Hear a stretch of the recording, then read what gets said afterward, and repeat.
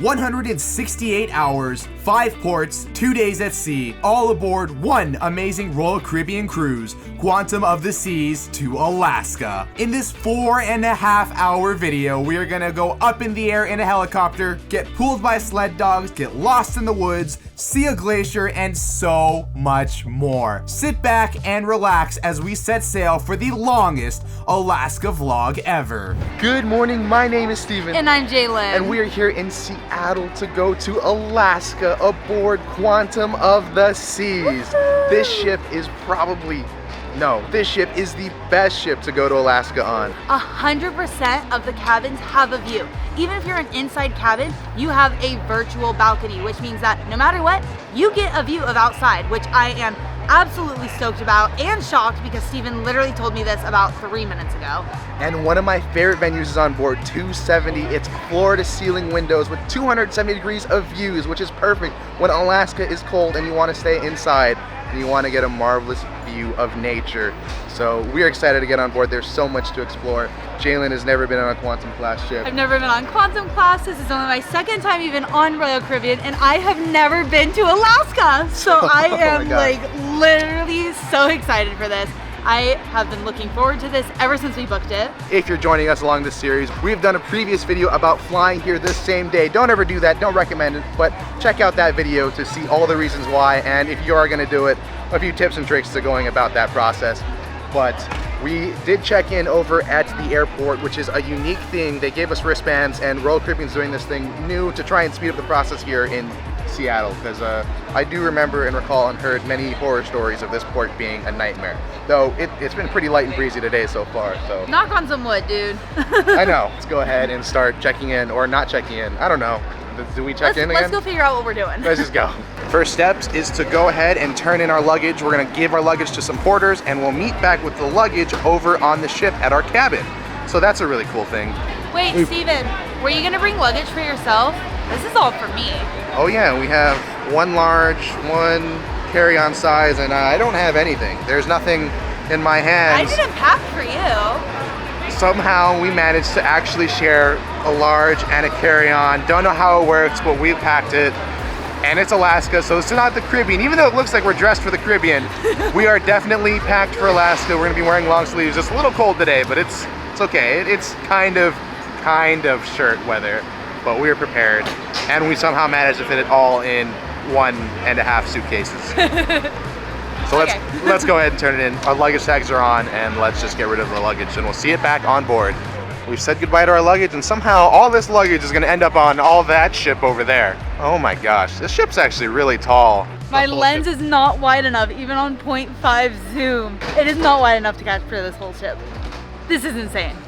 Oh my God. But we already saw them letting some people on the ship, so we're not gonna be the first ones on. But that's okay. It's okay. It's fine. It's fine. It's currently 11 a.m. So I think the first boarding time or the first arrival time is 10:30, so we're not that far off. But we didn't really have any control of when we arrived because we did the Royal Caribbean transfer. Yes. Though I think theoretically we probably could have gotten in quicker if we had done some separate transfer, if we would have done a taxi or something. But you know, I like the pain-free process. Awesome, thank you. All right, all we have to do is head through security. We don't need to check in. We're good to go. We're already checked in. They gave us a quick sticker. Yeah. That was so easy. We just skipped that whole line.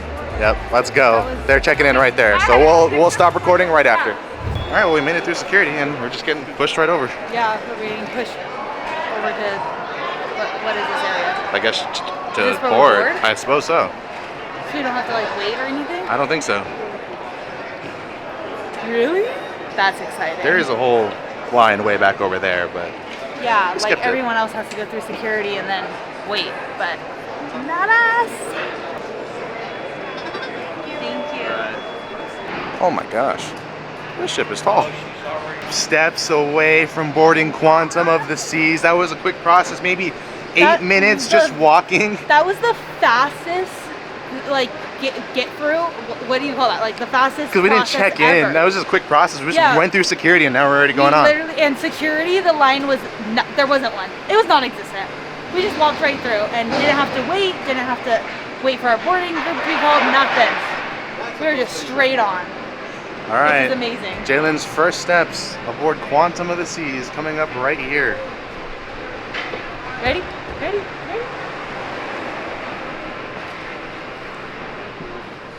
Ready? Oh, we're on a cruise ship. Quantum of the seas. Why am I so excited? I don't know. I don't know either. I just am. Oh, we're gonna get put right into the Royal Esplanade. Guess it's time to go do E-muster before. Our E-muster's before. Oh, I thought you were saying before, like before something. Oh my gosh. Is that? It's the Warner family. What are you guys doing here? I was gonna say the same thing. You're stalking it. It's I think you're stalking us. a little weird. This is hi. Oh hi, we finally get to meet you. The one who's never here. You're finally here. So we ran into the Warner family, which is a family that we are friends with.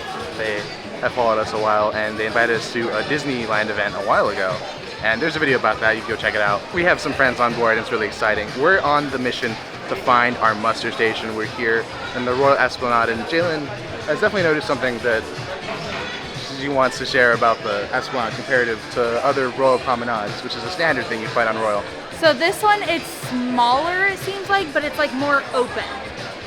So, and it's just the layout is very different. It's less like a city street and more like a outdoor mall. Interesting. Yeah, it is different. Usually Royal promenades go all the way from the midship to forward, but this one kind of goes halfway and then it kind of curves and it just keeps going. So. Yeah, because there's like stuff in the center instead of only being stuff on the side. There's stuff on the side and in the center along here. Yeah, so it doesn't give you that endless feel that you get in the promenade, but it also is still quite massive. It's a good walk. It's also way brighter in here, I feel like. Oh yes. The other one is kept very dark during the day. This is like, there's windows. This is very open and wider and brighter. Oh, B. I think elegant is the word that I would say. It feels a lot more elegant compared to other ships. For a Royal ship, I feel like it's more elegant, and I kind of like that a lot. I'm excited to go through every shop and every little thing. Anyways, we've made it to our muster station. Boom. E-muster. Well, it's actually, we gotta go B4, but I'm sure that it's somewhere close. You also have some reflectors right here, so you are safe. This is where you come in case of an emergency. Thank you and enjoy your cruise. Thank you so much. much. Yeah, the ship used to be in Asia, so in China specifically, so it has some of the Chinese characters still here. That's so cool. Written both English and Chinese. I don't know that Quantum's going back, but I'm sure it eventually will. Wait, does this mean that the dim sum place might still be here? It might be. I don't know. Want to go to We're the gonna top? find out. I guess we're Sure, gonna. might as well. We're gonna go head straight to the pool deck, I suppose. I'm so stupid. So Jaylynn decided to mention that we should take stairs, so we're gonna take stairs all the way up to the top. But I'll take this brief moment to mention that it is important and mandatory that you do your E-muster assembly drill. Do not skip Do not skip it. Don't make roller Caribbean get rid of it. Postpone it. Don't put it off. Yes, that. Don't make Royal Caribbean get rid of it and switch back to the traditional muster because they'll line you up, spend an extra hour that you didn't want to waste for no real reason when you could get the same information. Disney has quicker. gone back to that because people were not doing their e-muster, and oh my god, never again. I literally won't go on Disney just because of that. No, I'm kidding, but like it was awful. So hopefully Royal Caribbean stick with the e-muster, and you guys keep up on it. I think we should take an elevator the rest of the way. We don't want to burn ourselves out too quick on this cruise or anything. I'm doing fine. Shut up. 14. When I said, oh, let's walk, Steve said, okay, up 10. I thought he meant up to 10. No, he meant up 10 decks. What? Welcome to the indoor pool area, which is one of the many reasons why Quantum of the Seas is so perfect for Alaska. Because they can just keep this place like warm. Yep, it's temperature controlled, so you're Good safe thing we from packed our rain, bathing safe suit. from the cold. We've made our way to the front for the solarium. Ooh, wait, this is an indoor one too. Yep, fully enclosed. So there's 2 indoor pools. Yeah, one's basically. a pool for everyone, and then one's the adult-only area. But it's all indoor. That's awesome. That's nice, because then you're not like trying to get everyone in Alaska in one pool. At least they can space it out a little bit. Yep. This would be such a nice place to sit and like watch the glaciers and all of that stuff. Like, look at this view. It is gorgeous. Well, it's Seattle, but it would be gorgeous out in the sleet. I mean, not that Seattle's not gorgeous. Because I just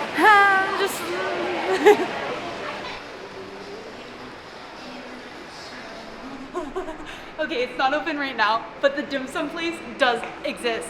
Steven told me about this. I don't know how I even remembered because I love dim sum that much.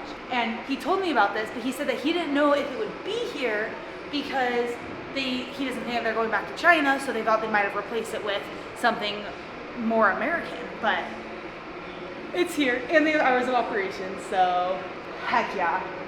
It's closed all day today though, so unfortunately no dim sum. That's okay, we had dim sum yesterday. We'll come back for tomorrow, noon to 5, remember that. And look at, they have noodles, dim sum, and milk tea. I love milk tea. We'll have to figure out if it's included. I'm sure it costs extra, but I don't know how much extra.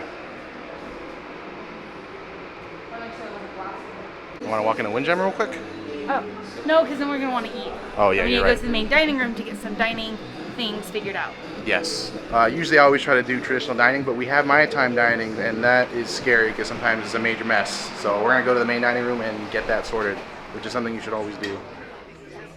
We put in requests for the same table on my time, so that way we hopefully have a easier time for dinner and not having to wait so long. In case you didn't know, we both have allergies. So we're both allergic to milk. I'm also allergic to peanuts and strawberries. And sometimes that could be really difficult during mealtime. So by having the same server every evening, that's what it helps out. So that's why we did it. Yes, and honestly, that guy was so nice. The head server that took care of us and helped us out was so nice. I think that's like one of the nicest head servers I've ever encountered. Yeah, he could be one of our favorites. I hope we see him again, but Yes. he looks like he's going to be a busy guy, so we'll see. But that's a good start. Good start. That gives me hope for tonight, but I'm trying not to get my hopes too high because what if then I get disappointed? I know. All right. We'll let you know how it goes. Welcome to 270. Look at those windows. You can almost imagine yourself in Alaska. Now, is this one of those venues that has shows in it? Yes. That they like pull down the curtains, right? Yeah, they'll pull down the curtains and then there'll be shows right here. That'll be like the stage and whatnot. And then those screens, they're articulating arms, so they move around. So it's kind of like it's a really cool feeling. We'll find it on a sea day where they do like a demonstration. They do those demonstrations throughout the sailing, I think. Really? Yeah, so we'll try and catch one. They're really cool. How do they like fit enough people in here for a show though? It's like, I mean, it's big, but it's not. Upstairs is some more seating. But that's why the shows have to be reservation. This is the only show on board that you require a reservation. Do we have a reservation? Anything in the main theater, yeah, we have a reservation. Anything in the main theater does not require one. It's walk-in. We're gonna probably spend a lot of time in here, I think. Right? Yep.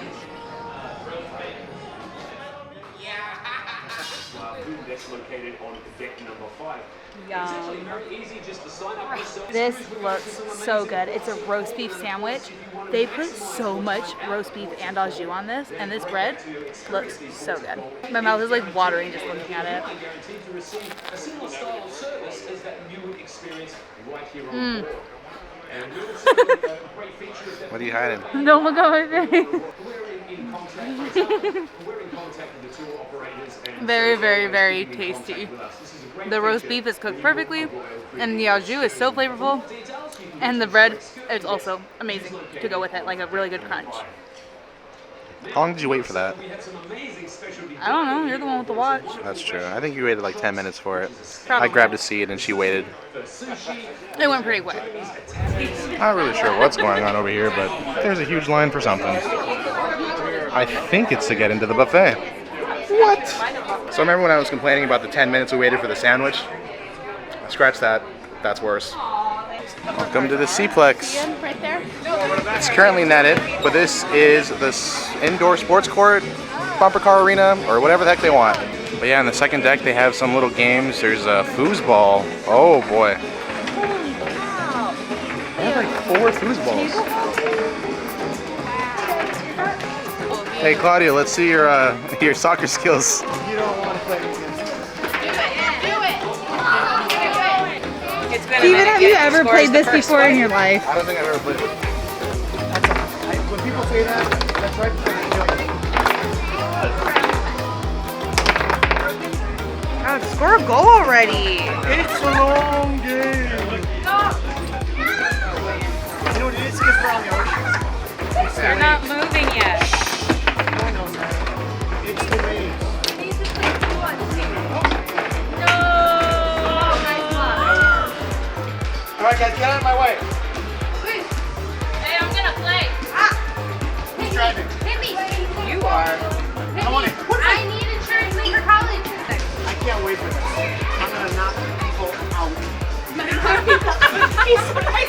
I'm not playing with you anymore. I'm sorry, did I say that out loud?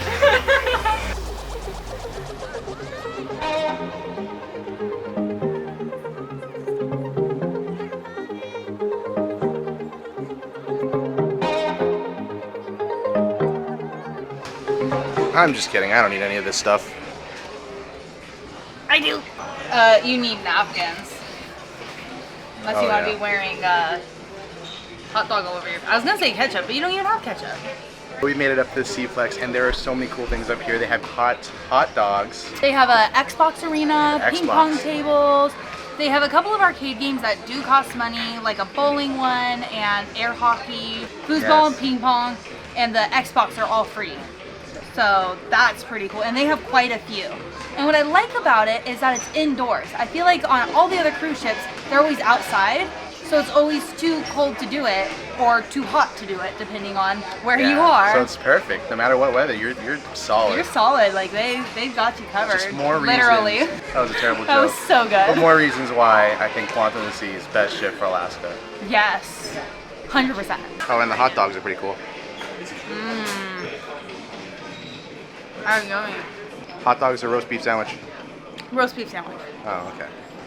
Well, worth a shot. Honestly, the hot dogs on Princess were better at Salty Dog. What? I don't care.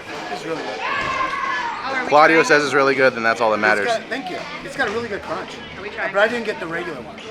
I got the smoked. You can tell, you can taste the smoke. This bun is really good. I asked for it. Everything bread. Alrighty, we are back after a little bit of time. We actually went for a live stream, which was really exciting. Thank you all of you who joined the live stream. Oh my gosh, this camera is so much heavier than my phone. It's unrelated, but the sun has actually come out right now, so that is really cool. The clouds have cleared. I was wondering why all of a sudden I was getting a lot hotter. So we had a really good stream, hour long. Thank you everyone who joined. It was so much fun. But now we're gonna go to rooms. Rooms have opened up. That was the whole point of the live stream, is to kill a little bit of time before the room so we could drop off our stuff. We sat here the entire time, had great conversations, and now let's go find our room, which is somewhere. Oh my gosh, where is our room? I don't know, we'll find it. While we're up here, I just wanted to showcase the North Star, which is already active and running. They're sending up people to the top, which is really cool. We got to figure out how to get on there. I'm not sure how to do it, but we'll get it eventually, if we can, if it's possible. We didn't grab reservations, but you know, lesson learned. Okay, we've made it to deck 10. I think But- we're on this side, but I really don't know. What's our room number? 179, so maybe we're on the opposite side. 179? Ooh. Oh, I see a 1 over here. 158 to 3. So we need to go that way. Oh, I think I found my room because I found my bag. Oh, that's a good one. Yep, 179. Here we are. You got her? Welcome aboard. Oh my gosh, I'm so excited to see our room. Good afternoon, ladies and gentlemen, and once again, welcome aboard the beautiful Quantum of the Sea. This is the final call for any remaining guests that have yet to check into their assigned assembly stations. Please do so as soon as possible. Oh my All assigned god. assembly stations This are room is so cute. Oh my god, look at the balcony. No way. Oh, I'm sorry, that's my background down. That looks so cool. Oh, we didn't turn on the lights. Can we do that? It's like, why is it so dark in here? That's the first time I've ever seen that. Oh, that's You don't have to interesting. put your own card in. They give you a card. That's so nice. Oh my, I want to open it. Like, that's so cool. I've actually never seen this in person. I don't know how well it looks on camera, but interesting. It's just a screen. And apparently it's like a live stream. This room, like, for being an inside cabin, I feel like it's kind of spacious, no? Look at how big this couch is. And it's got storage up here. There's coffee cups. There's a kettle in the room. I've never had a kettle on a cruise ship. Extra pillows. Wait. This isn't a room tour. I'm sorry. Let's start the room tour now. We'll start off here with the safety briefing. AC, you need a card to turn on the lights. Then there's a full body mirror. Off on the opposite side, there is the bathroom with the toilet, the sink, and then this shower is actually really big. Look at that. Jaylynn can fit all the way in there, has a lot of space to work with, and it's adjustable and removable. Over here on my left, there is a closet space with hangers in there, 2 bars of hangers. Kind of weird that it's slanted, but whatever. Here's the bed. There's actually more storage up there. You can open up that container or that cabinet up there. Then this cabinet on the left opens up, safe, bunch of shelves, drawers down below. Oh, by the way, there's a huge TV over here. Here's a mirror vanity setup, 2 plugs, 1 international, 2 USBs, and then this chair pulls out. Here's all the information you get with your cabin. This couch actually converts into a bed, more storage above, then a bunch of shelves at this dresser. Woo, look at that, and there's a mini fridge. Over here is a lamp, and the main attraction, the virtual balcony. Virtual balcony! And these curtains do close. Time. How do we do? How do we do? How do we do? We were at 104 when we finished, I think. If I didn't close the curtains, it would have worked. And we might have still counted. I was about to say end time too, but oh well. Oh well. It's fun. It's all good fun. If you want to check out the full room tour, we have one on the channel where we go in depth in this cabin. This cabin's actually a lot bigger. The use of space is One really thing done I well. do want to note is that when you first come into the entrance, it opens up rather than being a hallway of the closet and the bathroom. It opens up and it really provides the room to look a lot bigger than it probably is. Good job, Royal Caribbean, for doing that. Congrats. I don't know. Bravo. But it's emergency signal time. That means it's time to leave. Oh gosh, I'm not gonna wake up to that if that's actually really soft in this room.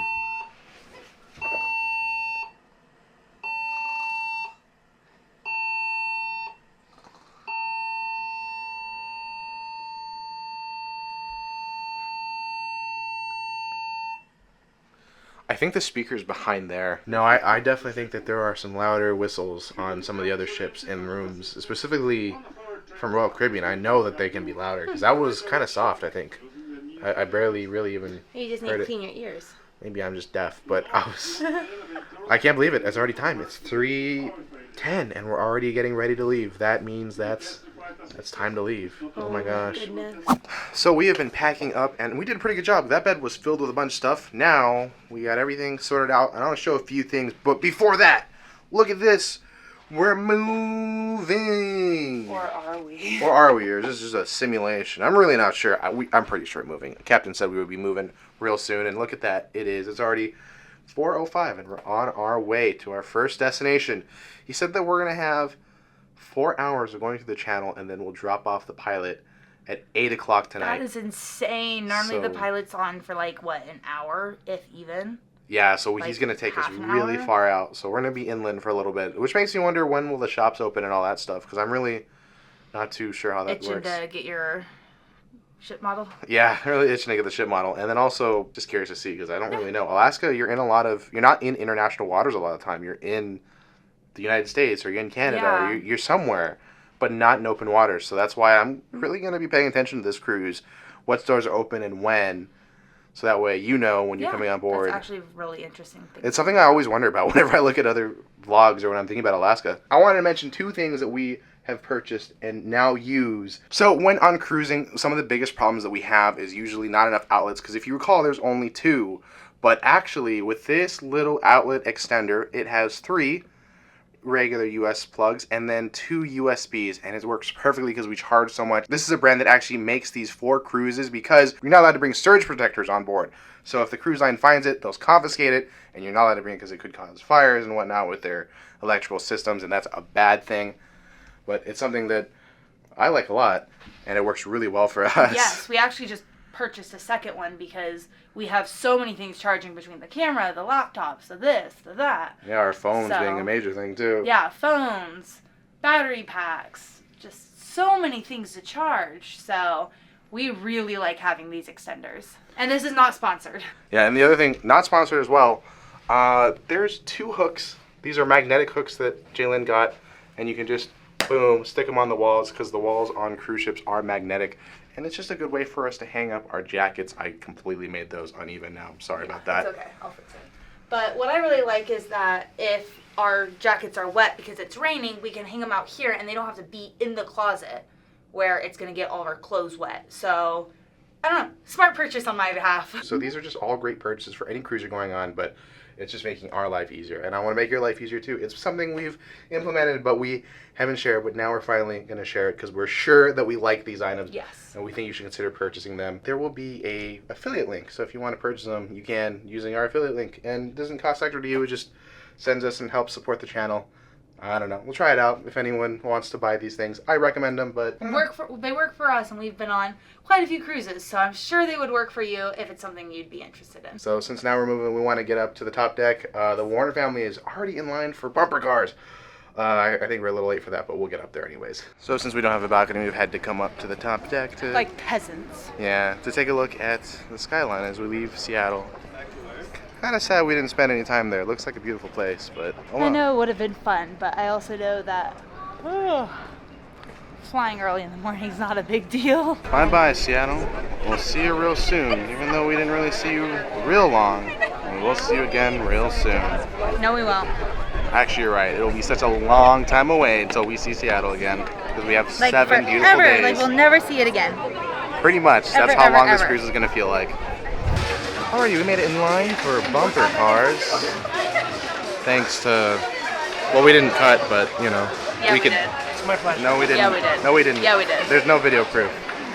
No, there's not. There's none. Are you sure? We just randomly appeared in line. Yep. No contacts. Wait, didn't the door say no teleportation? Oh, that's... Oh, no. That's so true. You're breaking rules. First day. First day. Why did you don't We haven't even left Seattle yet. There's no proof of that. All right. Watch your step. Jaylynn, go for red. I'm going to ride with Jaylynn because, I don't know, I don't like my life, I guess. I'm just kidding. That was a bad joke. Oh, gosh. We do not fit together. This is definitely a tight fit. All right. We're going to win this thing. I don't know if there's points, but if there are, we're winning all of them. I honestly don't know how to drive this thing. Apparently you're supposed to turn the steering wheel to reverse. Is that really a thing? Yeah. Wait, there's no reverse pedal? No. Oh. You just turn the steering... Oh, that's... I thought they were just making fun of us. No. That's seriously a thing. Oh. I slightly remember that from my childhood, but the last time I rode bumper cars was at like the county fair when I was 7. This is not a good start. I don't think this is advantageous. I don't want to do this anymore. Get out, get us out of here. Oh my gosh, the whiplash. There he is, get him. Come on! Come on! Oh my gosh, that whips. What are you doing? He's over to the left. He's right there, get him. Okay, we'll get her. And he's gonna get us. Run away! I feel like we need to sign a waiver.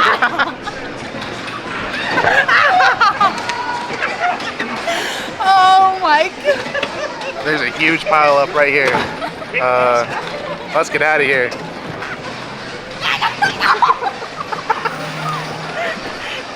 Get him! Oh my gosh. Oh my god. I got one more battle. That was fun, actually. Oh my god. That was awesome. My head kind of hurts though. I know my neck. I'll give you a little duck. Oh, you found a dog? Did you break something? I found a duck. Oh wow. You've been ducked. I've been ducked. That was so much fun. Oh wait, my neck hurts a little bit from the seatbelt though. It was like cutting me off. But we ran into some people at some pretty slow speeds. Highly recommend. Definitely worth the wait. And it's free. The wait was long and it's free, which is awesome. But it's only at certain times because sometimes it's the basketball court and the soccer court and all that stuff. So make sure to check the app to find when it is happening. So we have come down to the Royal Esplanade, and I didn't know this, but the shops are actually open right now. We are at sea, but we're not technically in international waters. There's still a pilot on board our ship navigating us out of the channel for Seattle, but we're still in US waters, so this is really cool that the shops are open. I don't know if there's tax, and I'm not necessarily going to test buying anything, but it's cool. That means I wonder, we'll go check briefly, and the answer right here, is the casino open? Boom. Oh my gosh. Because where is casinos the casino? are usually not allowed to be open while in water, or in US waters, so that's why I'm kind of curious about it. Casino on board. Yeah, but walking in, they have a ton of Alaska merchandise, which is really cool. Oh, I Alaska can get a new Popes beanie cards. since I forgot mine. Oh, you get a new beanie? $15 a beanie? That's not bad. Maybe even possibly $27 for 2. Whoa. Wow. Look at all of this. It's all Alaska stuff. This is so cool. Yeah. These hats. Actually, that cup looks really cool. Oh, look, they have Alaskan lanyards. Is this a blanket? It's only $15. No, I think I actually really want this. Can I get this, Steven? It's only $15. It's normally $25. I really want this. It's so soft. Feel it. Oh, wow. Feel it, you guys. All right, well, we're going to go broke. Okay, well, the casino is closed, by the way, and that's why we're down here, and we can record. We won't record during casino open hours, but we do need to hit open waters and get out of the Seattle Channel. Out of the channel, off the land, in order for it to be open. So, late at night, after you leave the ports, that kind of stuff.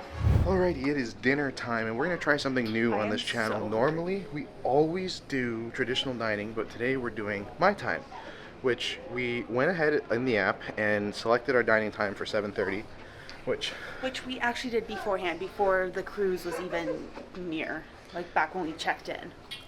Then we went earlier today to confirm the reservations and see if we can get anything set up ahead of time, but not really. I mean, they put some notes in for us. To try to get the same server. To try and get the same server so we're consistent and not hopping around. We'll see how it goes. The Warners are going to be joining us for dinner tonight, so this is going to be crazy.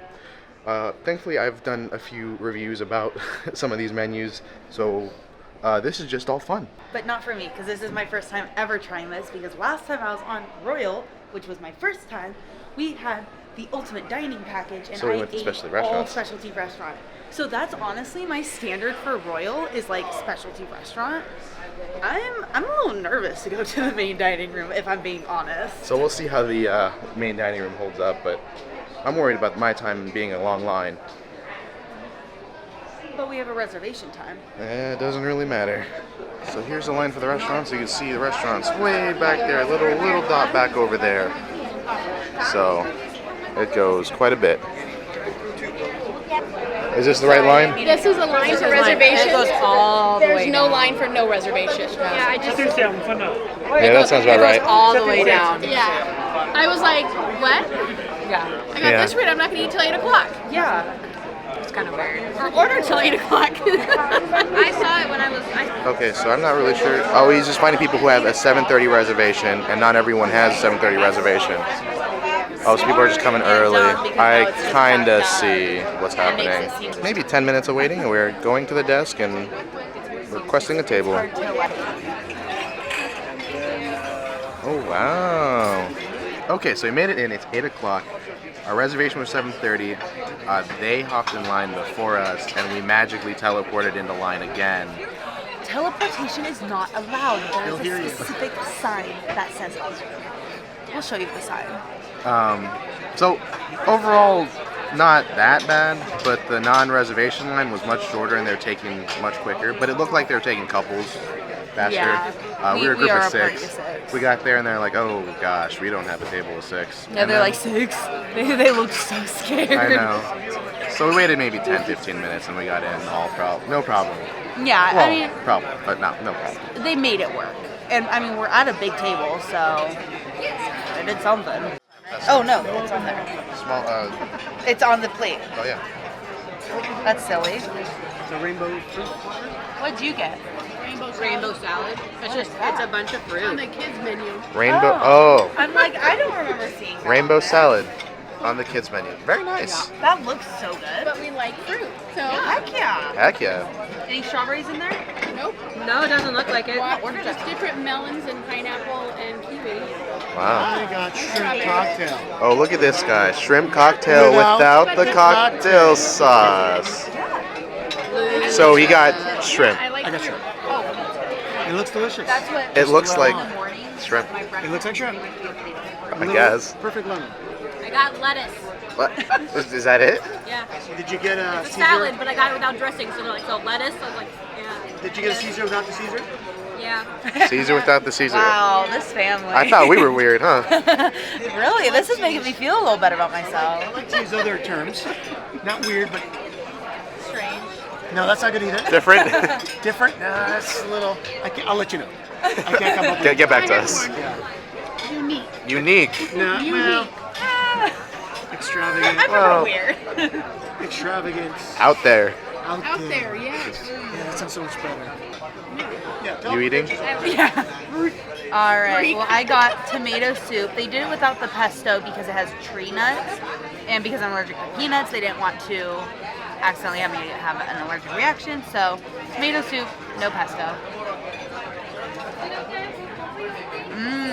That is really good. I don't normally like tomato soup, but I was actually craving it the other day. This is hitting the spot. Tonight we got prime rib, first dinner in the main dining room aboard Royal Caribbean for me ever. And this does not look like it's gonna disappoint. It looks cooked perfectly, looks delicious. If I could just figure out how to use a knife. That is so good. Flavorful. The meat is like super tender and cooked perfectly. Falls apart in my mouth. Great flavor. I think I already said that. It's amazing. I don't know what else to say. Is it better than specialty restaurants? No. No. I don't know. I thought maybe. Well, I mean, we never had prime rib in a specialty restaurant, so, you know. They're very different. Can't compare. We got vegan ice cream. I have no idea what flavor this is, but I'll find out in just a moment. I'm scared. It's okay. What is it? It's vanilla. This is a vanilla ice cream. Fair enough. Not bad. The bar? Oh. I got a Rice Krispie treat.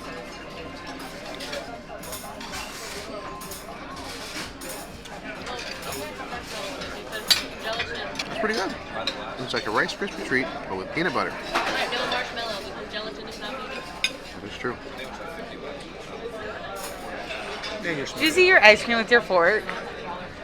I think you did. We just finished up dinner in Silk. That was the restaurant we were in. This ship has 4 different restaurants, so they're all the main dining room, all share the same menus each and every night, though the menu will change every night. Welcome aboard. I liked it. It was really good. My prime rib was way too peppery, so that was a little difficult to get down. But beyond that, the ice cream was really good, and the appetizer was really good. So It was a little slower than usual by like 15 minutes, so, and they were apologizing, so yeah, if our they're server apologizing for 15 actually minutes slow, came up to us and was What's like, "I'm so fast? sorry for the slow service," and that kind of reassured me that it's not. But should be like that every night. Yeah. Alrighty, well we've just had a fun night hanging out with the Warners, or half the Warners. The other half went to sleep, which I want to do right now, but we found out that at 10:45 the Seaplex does close for the evening for them to get ready for the next morning, which kind of sucks, but also it's understandable. understandable. You got to close at some point because it does have to be staffed. Then the other thing is that this ship, activities-wise for today, was really weak. We didn't Like really see nothing. anything on the itinerary There was that we could maybe do. one trivia. It was a welcome aboard trivia, and I think there was an evening trivia. And then, but there was no game show. No parties, nothing No, really. yeah. They had one comedy show which we missed because of dinner, and that was it. Yeah. That was just the entire day. So we ended up getting our entertainment from teenagers playing dodgeball. The guy in the green? No, he's The guy. No, you gotta follow along. You gotta follow along. The guy in the green is the one-man team. He's the best player I've ever seen. However, the dudes in the back, the kid in the white, and our gentleman in the gray, those are our boys. Those are the boys. I spilled it out. Oh, he got out. That's okay, buddy. We still love you. We still love you. It's okay. Next season. Next season. It's fine.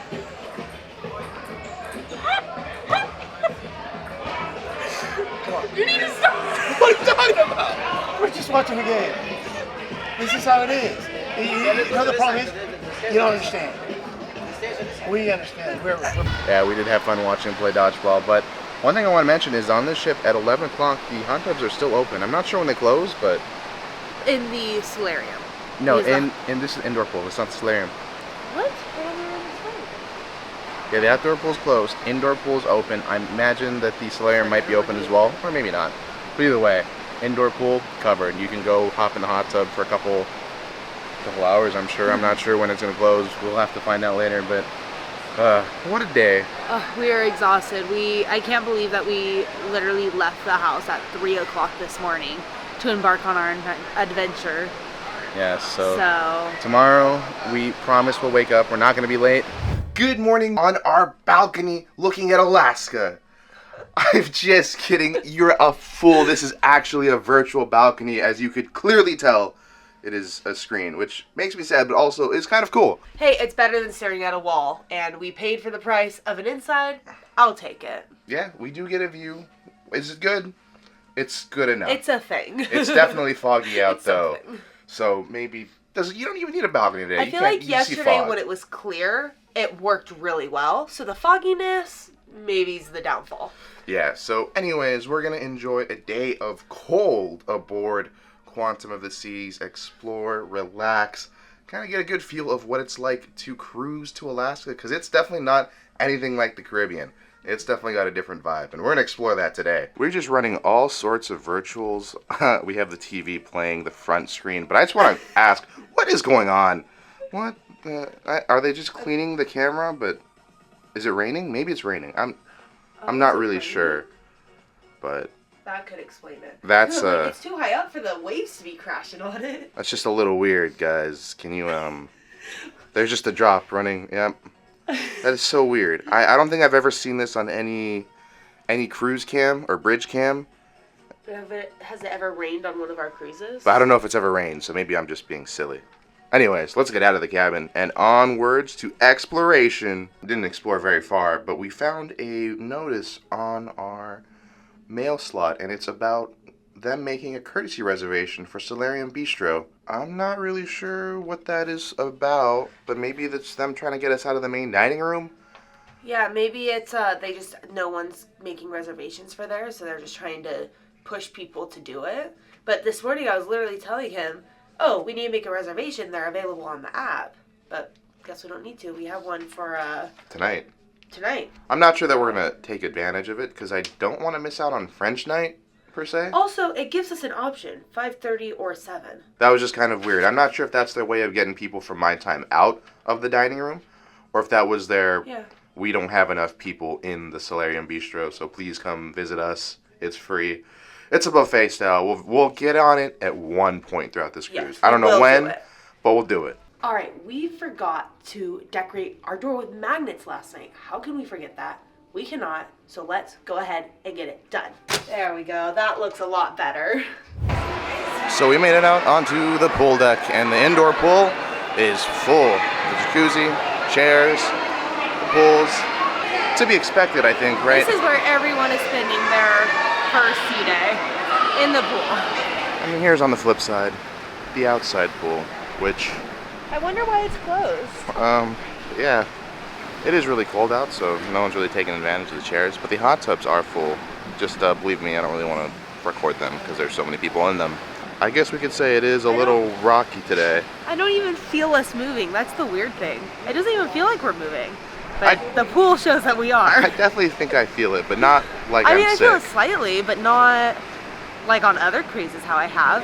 So there is this kids pool with a wave pool, and I don't think that this is going to ever open throughout the cruise. They don't even need the machine to make it a wave pool. Yeah, it's just automatically a wave pool right now. When you're in between Seattle and Alaska, it's going to be a little rocky, I think. That's just kind of the nature of things. The Pacific Ocean sometimes can be a little rough, and it's kind of showing that today. It's not the worst we've ever experienced, but then again, this is a pretty large ship, so it's going to do better than maybe some other smaller ships. But just as a heads up, it might be rough. Be prepared. If you get seasick, bring some stuff, sea bands, motion sickness, pills, or patches. I like the patches. Or prepare to drink a lot of ginger ale, because I feel like that helps a lot. Ginger ale. Or even chewing on ginger, I hear helps. Yeah, I need those tips. Be prepared to implement them. But indoor, busy pool. And when it comes to the outside, you're not really going to be using the pool. No one's going to be sitting up on the sun decks. Or on the sun chairs. On whatever chairs are there. On the fog chairs. How about No one's going to be sitting on the fog chairs. You're right. It's really cold out here. Definitely, this is sweater weather. Welcome to the Windjammer Marketplace. Our first visit of the cruise for breakfast. Hey, gluten-free allergies. Just giving you a heads up. On Royal, they take care of you. They have a whole gluten-free section. Oh, wow. Included eggs, rice, corned beef and hash, beans, bacon, all that stuff. This is kind of crazy. I've seen a gluten-free section where it's a little tiny spot with like pastries or something. I've never seen something like this. This is insane. Not that everything has it, but this one on the scrambled eggs actually says contains milk. I appreciate that. By looking at it, I knew that it did, so I wasn't gonna get any, but the fact that they say it, that means a lot to me.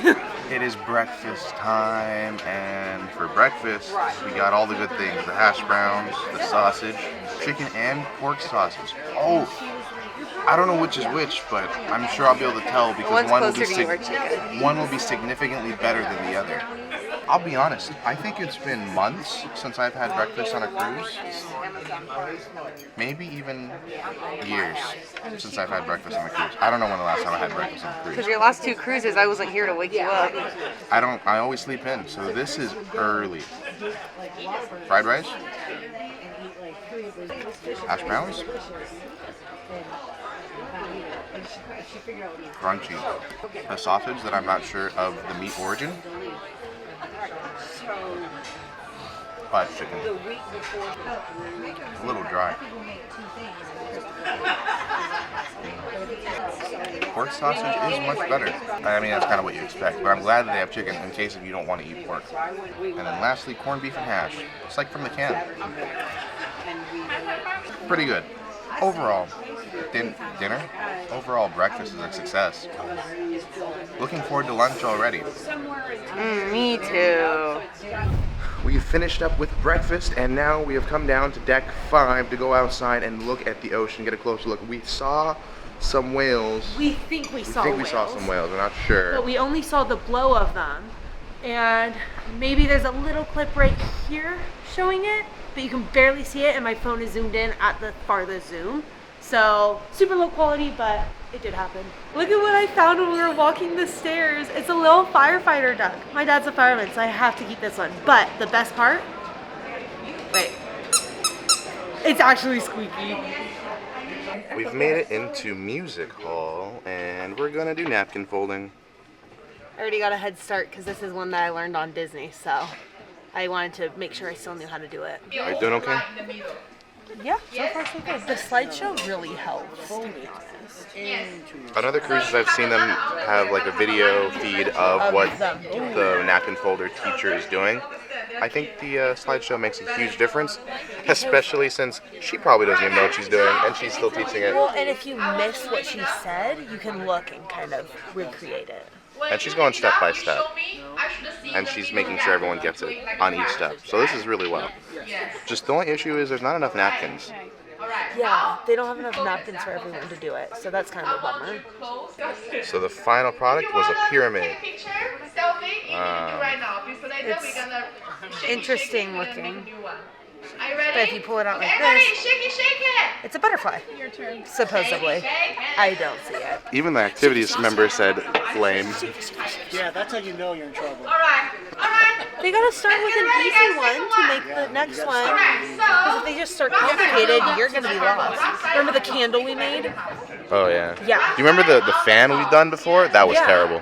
That was so easy. And that was like the first one. It's the first one. Okay, you do it now. Oh, here you guys. Catch. Item number 2 was a candle. How cute. Candle.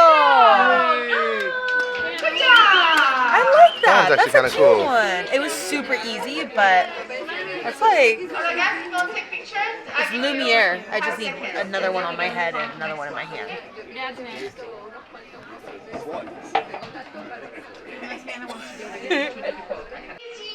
Oh, so the next one they made is a silverware pouch. So you can put Silverware in there. Can I do the duck? Are you ready? Oh, Nene ducky. Okay, so wait to pass it, yeah? You need to be Or a bed for a duck. Alright. I killed a lotus. That one's so pretty. That one was hard to do though, because you had to keep your hand on it. What happened? How did yours turn out? Claudio? It's not so hot. Oh, I'm so sorry. It's okay. And the final product is a rose. So pretty. That one's adorable. This is going with my boot. My boots, my go-to fold. This rose is not going to be enough go-to. All right, well, while Steven is using the restroom, I am running over to the Seaplex to try to see if there is availability for rollerblading or roller skating, because apparently on this ship they have roller skates, and that's super cool to me. They do not have an ice rink like some of the other royal ships, so instead they do roller skating, and I have to do it on this trip, so we're gonna see if there's any availability now, but they're just about to get started, so we'll have to wait and see. Okay, so I went to go check it out, and you actually have to reserve a spot on the app before doing it. And now all the reservations are full for this session and the next session, but the gentleman said to keep checking on the app, because as people just book sessions and then as they come up with other things, they cancel them and there's more availability. So not gonna be roller skating right now. We will do it at some point, but it's not like when we were on Freedom, you just go and sign up and sign the waiver.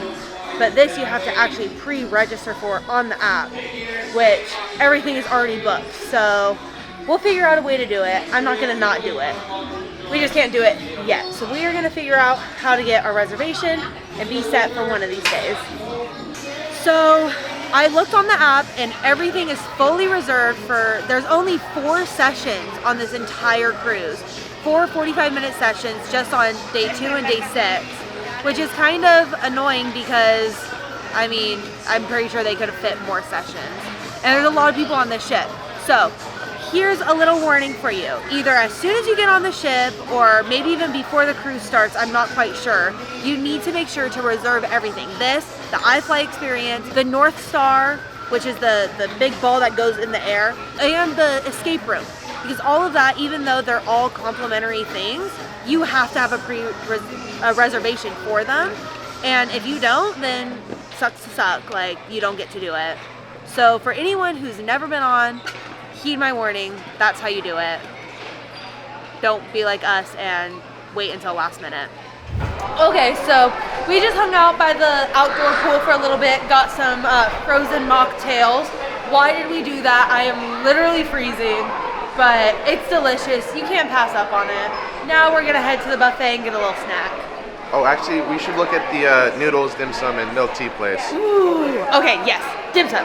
So actually, it's not the dim sum, noodle, or whatever place. It is Splashaway Cafe, meaning it's a lie. They have free chicken tenders, mini hot dogs, or chocolate chip cookies, which I don't think we can have any of those. But the specialty items, which do actually seem to be Asian, so kind of sticking to somewhat of the theme of the place and not taking on the Splashaway Cafe persona, they have some extra things for like $2 or $6, like beef satay is $2, kung pao chicken with rice, or a dry hot pot, noodles, or rice Yangzhou style. All these other things are $6, which not expensive, but not what I was hoping for when I saw dim sum. I wanted like shumai and bao. Or a dumpling would have been cool too. So we decided to come to the Windjammer and get fish fingers and french fries, so like a fish and chips day. Because, well, I don't think we really wanted anything over at the not dim sum place. Yeah, it's not even real dim sum, and Lame. Yeah. All right, so we got a little bit more than just fish and chips. We also found a Philly cheesesteak sandwich without cheese on it, and then these glass noodle stir fry and some fried rice. I'm really excited to try this glass noodle stir fry. It was like kind of a pain to get out of the pan though, because they all stick together very much. Okay, ready? It's 35 for the day normally. The flavor's really good, but it's spicy. Other than spicy, it tastes really delicious. And this fried rice. I also will just give them, like, this is a justified way for me to subsidize. Now it tastes pretty good. We've been in the buffet a lot. Don't mean to, but it's just happening. That's what we have done previously. Just got done from lunch, and that is why they don't open up the wave pool, because this pool's already a wave pool. I'm actually amazed that they're letting people go in the pool right now, but look at that. That thing is seriously crazy. These kids are crazy. I'm too old for this. I want to go in so bad. Why am I not wearing a swimsuit right now? Because it's freezing cold. It's like 50 degrees. So? Look at it. That is insane. Welcome to the music hall for Friends Trivia. What was the profession of Joey's imaginary friend? No idea. I got no idea, but don't worry. I'm here. We're at this trivia not for us. We're just here to ride her coattails. Yeah. We're here to go, I don't know. We're just gonna clap. Anyone remember? What was the name of Chandler and Ross' college band? Monica categorizes her towels into how many categories? I was looking at her during that question, and before the question even finished, she had the number written down. What the heck is going on here? What? The meat itself is so huge. And they're just talking about food. Steven, look at this. Good job, team. Chip Jr. and Doug Jr. got stuck in what? Jaylynn knows one. I finally know one. Chip Jr. and Doug Jr. got stuck. He still doesn't know I know anything. none. No, you knew one. Oh, I'm sorry, I didn't know one. Thank you. 1 out of 18. That's passing. Same that I got. That's passing. Make some noise. How many do we get? All 100. All of them. All 18. 18 out of 18. 10, 12, 14, 15. We're showing all of this because we rarely ever get to go through all the numbers. Actually, never. 18. We have someone with perfect score. We have 1, 2, 3, 4, 5 teams. 5 teams for 1 of 5. For all the teams with perfect score. Good job. Finally win, and others do too. Whatever. Dun-dun! Oh, that's upside down. There, Dun-dun! Look at that. A bottle opener keychain. It's focusing on Jaylynn. That's what we want. You won me. So if anyone wants it, you can't have it. I earned this myself. Yeah. By you had to answer every by question making right. YouTube videos, getting someone to comment on my videos, Absolutely then right. randomly getting invited to Random. a Disney event, and then somehow sneaking my way onto the same ship as them to only go with their daughter, who knows everything about Friends. Yep. That is earned. Thank you. We earned it Is that- out of a feeling everyone else cheated. We deserve this more than any other team did. Just wanted to say that. We are staying for romantic Love song. It's movie love song. movie love songs. That's it. We're staying for movie love songs trivia, and none of us are going to be any good at it. Specifically, one person, but we're here for fun. This one, we got this one.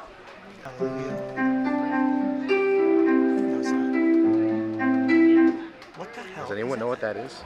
Alrighty, we just got out of those two trivias, Friends and love song movie something trivia, which we actually did pretty decent on. We only missed like what, 8 points? No, not even, less than that. We only missed a couple of points, so that was very good. We did much better than expected. Now there's the Hyperlink meetup, which is actually a newer thing that is put onto Royal Caribbean ships. And it is where 18 to 25-year-olds can all get together and hang out, meet each other, because sometimes with that age group, it's hard to meet people because you're too old for the kids club and some of us are too young to, meet at the bars and stuff. So this is just a really great opportunity. I believe it's still in its testing phases, but we want to see what it's all about. So let's go. We did go to the hyperlink thing. There was a good group of us there. We didn't really record too much, and we didn't really meet anyone. We're kind of nerds, and we just like talking to the staff for whatever reason. No Yeah. offense to anybody. We love talking to people. It's just, I don't know, we always just are so curious about what crew members are up to and what their lives are like. So we spend all that time talking just to the activities members. So I'm so sorry for us just distracting the activities staff that was there running it. But if you don't know, Hyperlink is for 18 to 25, and they run events once a day. It's something that is now officially on every Royal Caribbean cruise, or it's going to be. They're rolling it out, but by the time this video comes out, it'll be on every Royal Caribbean cruise, and it's just there to add some extra activities for that age group to kind of get together and meet up. Though 18 and above is adults and 21 and above can drink, it's just kind of a younger age that we don't necessarily match with everybody else. So it was really cool that we got to go to it, and nice to know that it's coming to all ships in the fleet. Yes, and there was actually a good group of kids there, so it wasn't like there was just 3 of us or something. There was quite a few of us, so that was nice. But then we went on to the Diamond Lounge because we realized the reservation stuff were a little lackluster on, and unfortunately she really can't do anything. Oh, I just found a duck.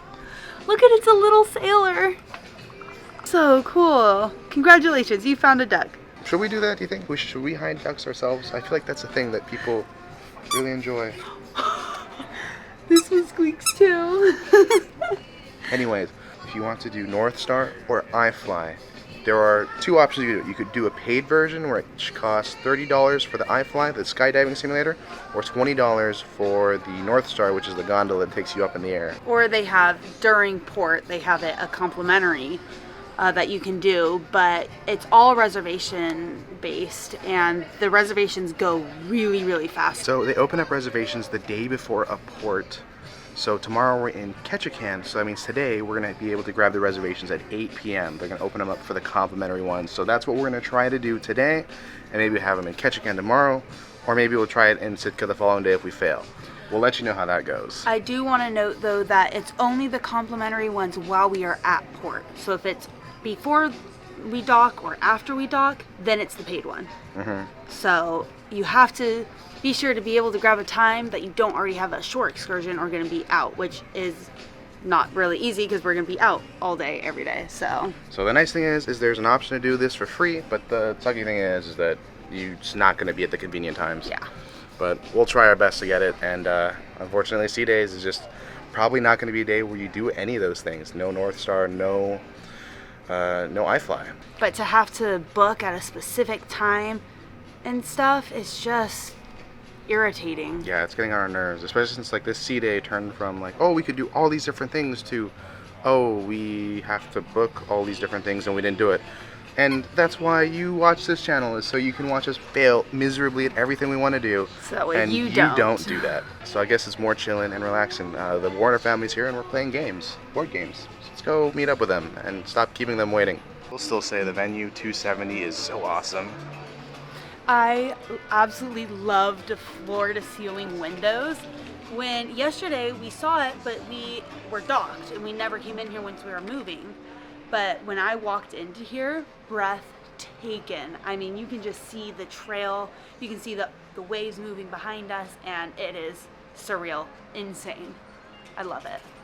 In Town Square, but we couldn't find it. We didn't have any, yeah. Made it back to the cabin to find a bear. Watching our TV with the remote. And we found our custom stuff for Canada when we visit Canada later this cruise. Oh, and we're going an hour back tomorrow. We're time traveling. So tonight is dress your best night, so we're gonna go ahead and dress our best. And now we're ready to go take a few photos and for dinner. Yes. We're not on dress your best night. We're not that fancy. Skirt.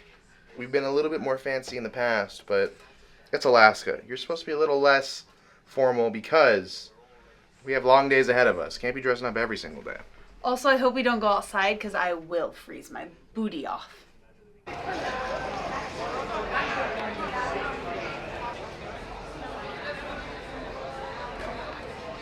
Got our one photo and we're on our way to dinner. So one thing we definitely noticed is that today's line doesn't really exist. So yesterday was a mess, but today is much better. Oh, tonight we're going to American Icon. Changing it up. I like it. Feels a little fancy in here. It's French night, which is funny because we're in American Icon of all places. The only restaurant that has a country, and we're having the opposite menu. Anyways, French night. Here's your starters. Here's your main course. And here's your desserts. And enjoy a bunch of lines that are just crossing through my camera because the lighting is really dark, but it's not red. And that's the important thing. Yes. Eyes, passes the eye check. Camera check, fails. I'm trying the vegan butternut squash tonight. And I don't know if I like butternut squash. I can't think of the last time I've had it, or if I've ever. I'm just kidding. I'm lying. I've already tasted it, so I know I like it. It's pretty good. It's not going to be a natural reaction if I try to fake it. It's a good soup. It's creamy somehow, even though it's vegan. But solid soup if you're vegan. Probably a okay soup if you're not. But Jaylynn got the French onion soup. No cheese, huh? No cheese. Yeah, I got cheese on it. French onion soup. You guys should already know I'm obsessed with French onion soup. I don't think I've had it on Royal yet because we never did main dining. So Yep, but just the onion soup part of it, not the French part. there's no cheese on it, but it's still French onion soup. That might be the best one I've ever had. I think I've said that about another one. There's not too much Worcestershire on it. There's always too much Worcestershire sauce. Worcestershire. This one's really good. Very flavorful, and it's got the perfect balance. I got salmon. Wow, it only took like 3 days to get salmon. Wait, this is day 2. Never mind. Feels like we've been on this ship a lot longer than how long we've been on it. Which is a good thing. Which is a good thing. Or a bad thing. Because I guess if you really hate it and you're... Never mind. Anyways. Fish. It's got a crust on it. It's cooked slightly over. Other than that, it's actually got a good flavor. I like the crust. It's crunchy. I always like crust on fish. If there's crust on it, it will probably get a pass for me, even if it's terrible tasting. I just like crunchy. All right, tonight I got the beef tenderloin. I love beef, especially in the tenderloin version. This is cooked perfectly. Oh my God, I didn't even have to cut it. That just like cooled off. That is so good. But I just want to ask, what is with the pepper? Last night my steak was so peppery. Tonight, it's all pepper. I'm serious. But the beef itself is really tender, really delicious. But if you don't like pepper, maybe stay away from the beef if you're on this ship because the chef just really enjoys it. Last night we pre-ordered our food and we ordered the vegan chocolate chip cookies. Well, they brought out this apple crumble, said it was non-dairy, so we didn't order it, but I said I would gladly take it. So let's give it a try because this looks amazing. Basically like an apple pie. That was really good. Beautiful. I don't. Flavor is amazing, and I love the crunch on top. Welcome to the Royal Theater for Sequins and Feathers. We are a little bit late because we kind of forgot about it, so we're gonna have to sneak in.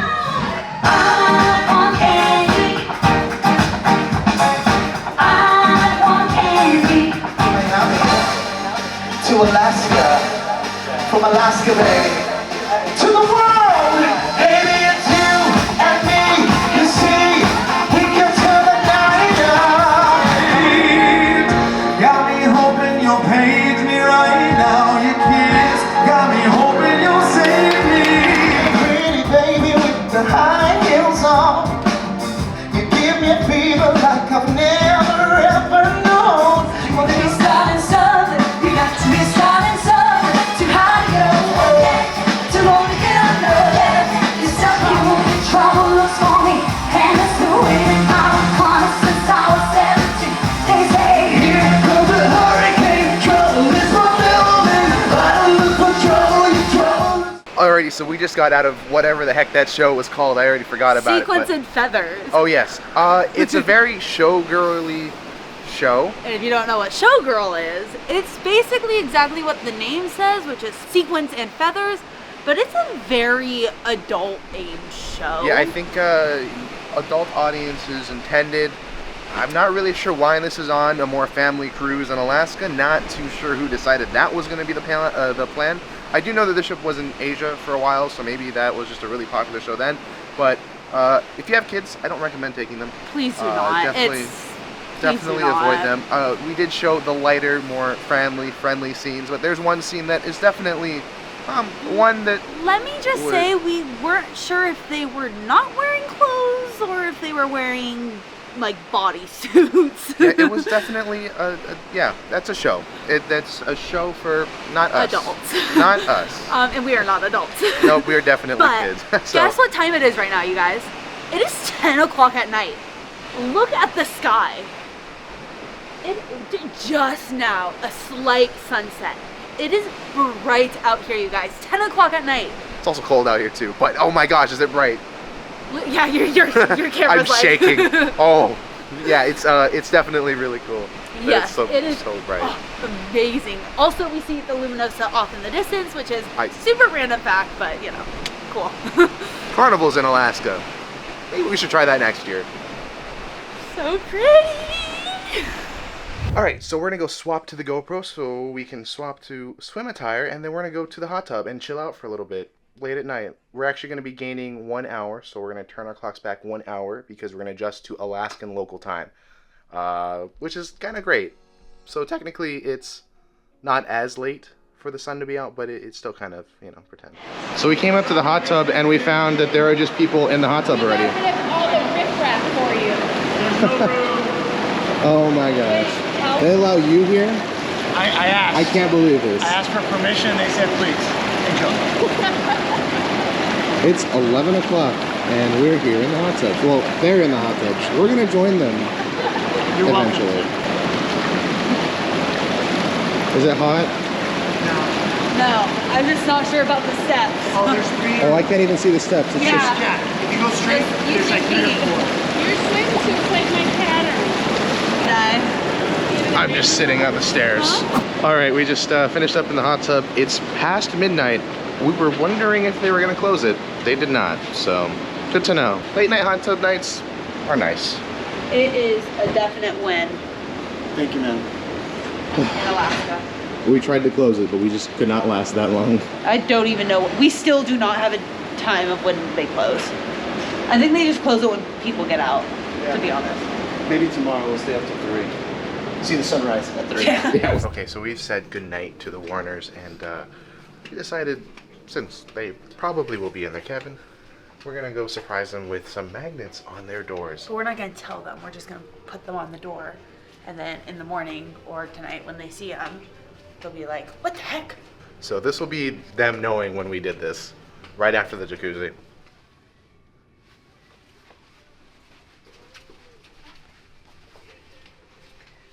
Do you think they're gonna love it? I think they're gonna love it. Also, I made all of those magnets at like 1 in the morning the night before coming here. So we have come to the promenade, and it is really dark after hours. I'm not really sure why. There's not a lot of people out. I expected there to be a lot more people. I mean, it's only like, I don't Midnight. even think it's 1 o'clock. Yeah, I don't think it's 1 yet. It's only 12:38, and there's like no one here. Yeah, This it's is weird. I think it's because everyone's getting ready for tomorrow in port, but we just didn't care, I guess. Hello. This looks yummy. We're going a little crazy tonight. We're a little wild. Alright, so we are at the pizza place in the promenade. They were able to make us a pizza with no cheese, which is so exciting. When we asked for it, she didn't even bat an eye. She was just like, yeah, of course. Which is amazing to me. We got pepperoni and veggies. In case you're wondering, yes, this whole thing is for me. Steven didn't get anything. Shall we try it? It tastes exactly how you would expect a pizza with no cheese to taste. It's good. One thing we learned unique to Alaskan cruises is that there is sound restrictions up in Alaska. So, usually when you go on Royal Caribbean or just about any cruise, I feel like there's always deck music, deck parties, and stuff going on outside. But, because of the sound restrictions in Alaska, they don't do any of that. So there's no movies, no sound ever on the pool deck. It's cold outside, so I kind of understand that part of it too. But that's why you won't hear any parties, you won't hear any music like a Caribbean cruise, which I think that's just the overall difference of Alaska versus Caribbean. Like, there's just a completely different vibe going on. Late night, not much is going on. I should have recorded it, but we didn't. Maybe I'll record tomorrow. We walked by the nightclub, and it was empty. There was only 2 people dancing, if that, at 1. And I feel like usually you can see the party going on all night on other cruises, not in Alaska. So it's definitely a little weird. But overall, a great day. Just issues with Quantum is the reservation thing. As soon as we can get past that, things I feel like will be much better. Dinner went better. The show was okay. Hopefully it gets better as time goes on with different shows. And then, yeah, can't wait for Ketchikan tomorrow morning. Good morning from Ketchikan, Alaska. And we are going to be taking you along for our helicopter tour over Mahoney Falls, which is a 1,500-foot waterfall in Ketchikan. Also, after, we're going to be exploring a little bit of downtown, seeing what kind of shops, restaurants, and any souvenirs we can find here in Ketchikan. Because I have heard this is a good place for shopping and also a good place for catching fish, salmon particularly. So we're looking forward to our day in Ketchikan. It is so beautiful, and this is definitely not the Caribbean. No, it is not, but this is my first time in Alaska, so I am so ecstatic. I woke up with the virtual balcony view, breathtaking, and just when we walked out here, I have no words. It is beautiful. So let's get this adventure started. Before we head down, we're gonna go ahead and go eat breakfast on board because so much adventuring. You want to have a good start with the most important meal of the day. So let's head over to the main dining room. Welcome back to American Icon for breakfast. I can't believe they sat us next to the riffraff. Man, They're the ones who got we told them to hold it, but for somebody else. Yeah. Thanks for the magnets. That was really a nice little surprise. Where'd you get those? I don't know. I thought I bought them online. I don't remember getting any payment, so it couldn't be from Etsy. you're definitely not gonna. Definitely not gonna. Okay, so after waiting for quite a while, we finally got our breakfast, and they made us special non-dairy pancakes. We pre-ordered it last night, so they had a little more time to prepare it, but I am so excited. We had no clue if they were actually going to do it for us. I lost a piece. Those are really good. I'm definitely going to eat these, and probably Steven's. Hey, wait a second. Hold on. That didn't sound right. Yeah, it did. Alrighty, we made it out of breakfast, and now we're on our way to the room, grab our stuff, and then we're gonna hit the town. Yes. Also, breakfast was so good. Those pancakes were amazing and hit the spot. I am so full and ready for a day of adventure.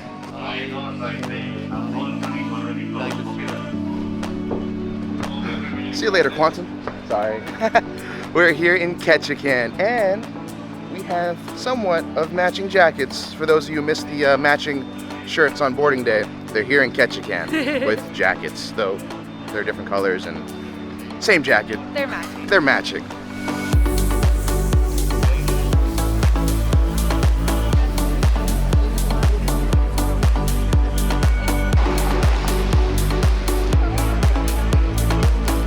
First thing we did when we got off the ship, we went to Diamonds International and got a free charm. Now, I will say that I have gotten that charm before on a cruise ship. I thought it was going to be a Alaska exclusive charm, but it wasn't. I think I want to say I got it on Disney before. So I don't know if we're supposed to get the charm from Etsy, if that's where the exclusive ones are, or shopping time. I already want to buy the whole store. I know we're going to be in Alaska for 2 other ports, but I want to buy everything here because it all looks so cute. We just got out of Tongass Trading Company, which is right across where our ship ported, and it was amazing. I'd say that this is probably the best souvenir shop to go to. They had everything you can imagine: t-shirts, sweatshirts, magnets, stickers. They had 3 stories to it, and it was amazing. We did not buy anything, but we might come back through and buy something. We'll have to wait and see.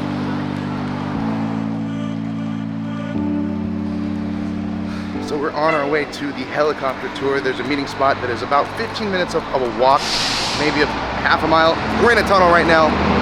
It's raining, so that's why we're recording in the loud instead of in the water. But Alaska can rain 270 days out of the year, meaning that more than likely you are probably going to get rain at least one of the days you're here. It's kind of drizzling on and off. It's kind of really hard to predict when it's going to start and stop. It's kind of weird. Also, right over there is Radiance of the Seas, which is the other ship that we could have gone for Royal Caribbean. They do north and southbounds, but I don't know. That ship looks way bigger and way better. Though one day I feel like I should try it.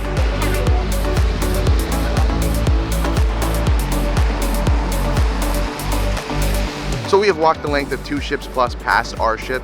So they said it was about a 10 to 15 minute walk. We're definitely on the 15-minute mark, and I think we still have much further to go. Yeah. So they do offer a ride, but I thought it would be nicer if we could walk it, especially if it was only 10-15 minutes.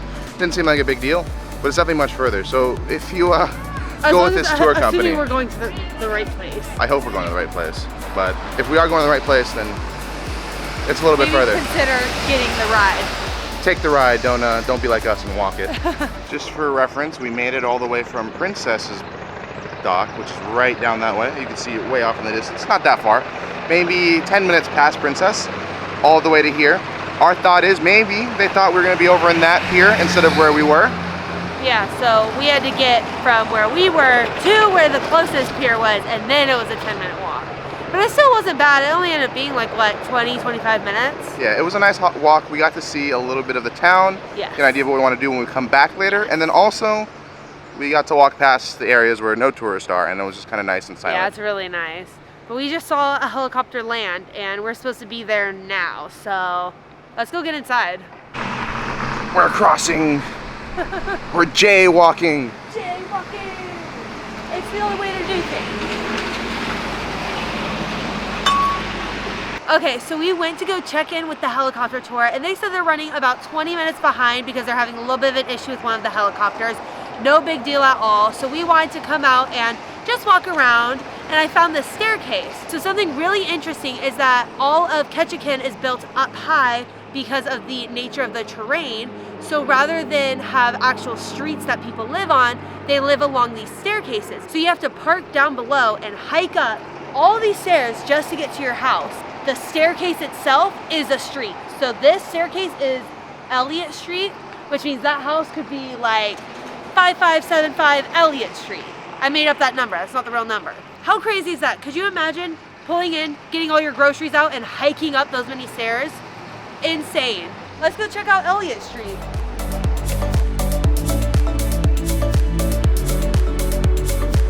All right, so we were walking along here, and I was like, this all looks like blackberry bushes. Then I said, no way, they can't be. I don't know why I said that.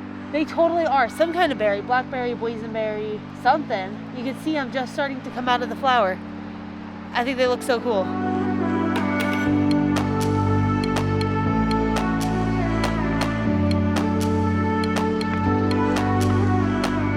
Could you imagine walking up that just to get to your house every day?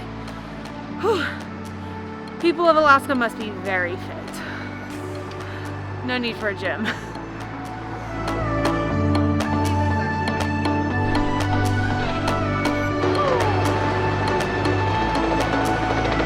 Alrighty, well, we've come back down from the mountain. It's really not a mountain, but we're on our way to the helicopter tour. She called us, we're ready to go, so we're gonna get aboard and fly as soon as we can cross, which is now.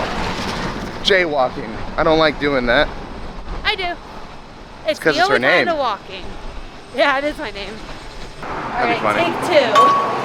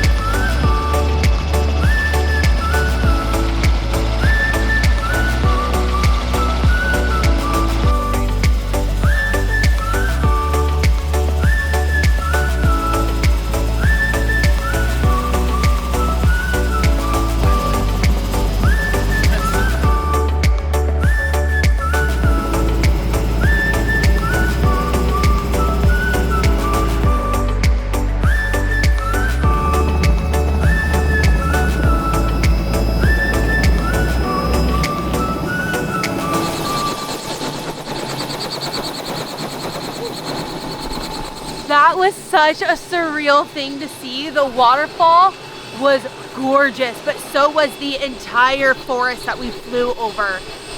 Was that 20 minutes? Because it literally felt like an hour. That was amazing. But I also did not want it to stop. All right, we have made it back to the ship, but we're not going back on the ship yet. We're gonna explore a little bit more of downtown, and we're gonna try to find some things to do. We also found some weird family We're walking here. that we can't seem to avoid for whatever reason. Yeah, it's from behind. From the front. Did you have fun? But we'll do a full review about the helicopter once we get back on board. So you gotta wait for it just a little bit longer.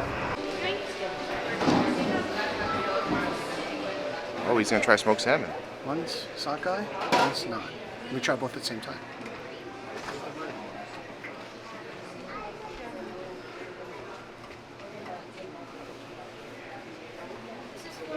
You gotta try it. So we have here smoked sockeye and get that lighter smoked. So there's two different kinds of salmon, so I'm gonna try half and then the other half.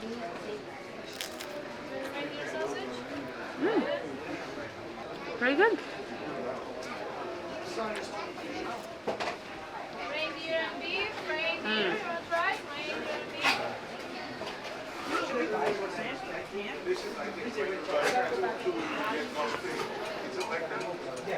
Crackers are very crackery. The sockeye is much better, but they were both amazing. Show me life, show me love, make a change, time is up, we can wait for. So along with fish, Ketchikan is definitely known for its totem poles, and we see a few walking around. This street actually behind me is called Totem Way, and we're over by Creek Street. Creek Street! I found it. You're welcome. Which we have been struggling a little bit with the GPS to find things. Basically, if you're at Dock 2, go straight back and you'll find Creek Street. And I don't know why it's so spectacular or what's so magnificent about it, but we'll find out right now. But that is highly suggested by so many people to go visit Creek Street. And I don't know, I'll let you know in a moment. Show me life, show me love, make a change, time is up. We can wait for better days, but the days won't come. Show me life, show me love, this is all we got. Show me life, show me love, this is all we got. I did not make that call. You're so I lucky that swear. it's just your daughter here today and mom went somewhere I'm gonna else. show it to her and say, there goes your freebie. If only you would have stuck around. Show me love, show me love. This is all we got. Show me love. This is all we got. We just got through Creek Street, which was beautiful. I like the buildings on the stilts above the creek, but it has a really deep history. It was the red light district here in Ketchikan, so I really wanted to come here. It looks really bad on me. I had no idea what this place was, but it does have a good lot of history, and there's a few signs that kind of explain some of the foundation of what is behind it and some of the women movements for, I don't know, something along that lines. I didn't read all of them, to be honest. They have a lot of good little gift shops to go to. They seem like a lot more mom and pop because they're so small and tight, but they have a lot of good things to buy. So if you're considering buying things, come out to Creek Street. That's pretty cool as well. But there's shops everywhere. You get salmon, you get t-shirts, wherever you want. But Creek Street's pretty cool. Yeah, and we only walked 7 minutes to get here. So, you know, that is worth it. And there's the cool totem pole to see. If you see this, you know you've made it. Just past there is where Creek Street is. Alright, we have made it here to the Tongass National Forest Discovery Center. We got our tickets for the Discovery Center. It was only $5 a person. My mom actually recommended for us to do it, so I don't really know what's beyond the doors, but we're about to go find out. Alright, so this is just like a little museum, and there's a 18-minute film to watch. He said it's really good, so we're gonna go see that. And just walk around the little exhibits. They said it's really slow, so we basically have this place to ourselves, so run amok. No, I'm just kidding.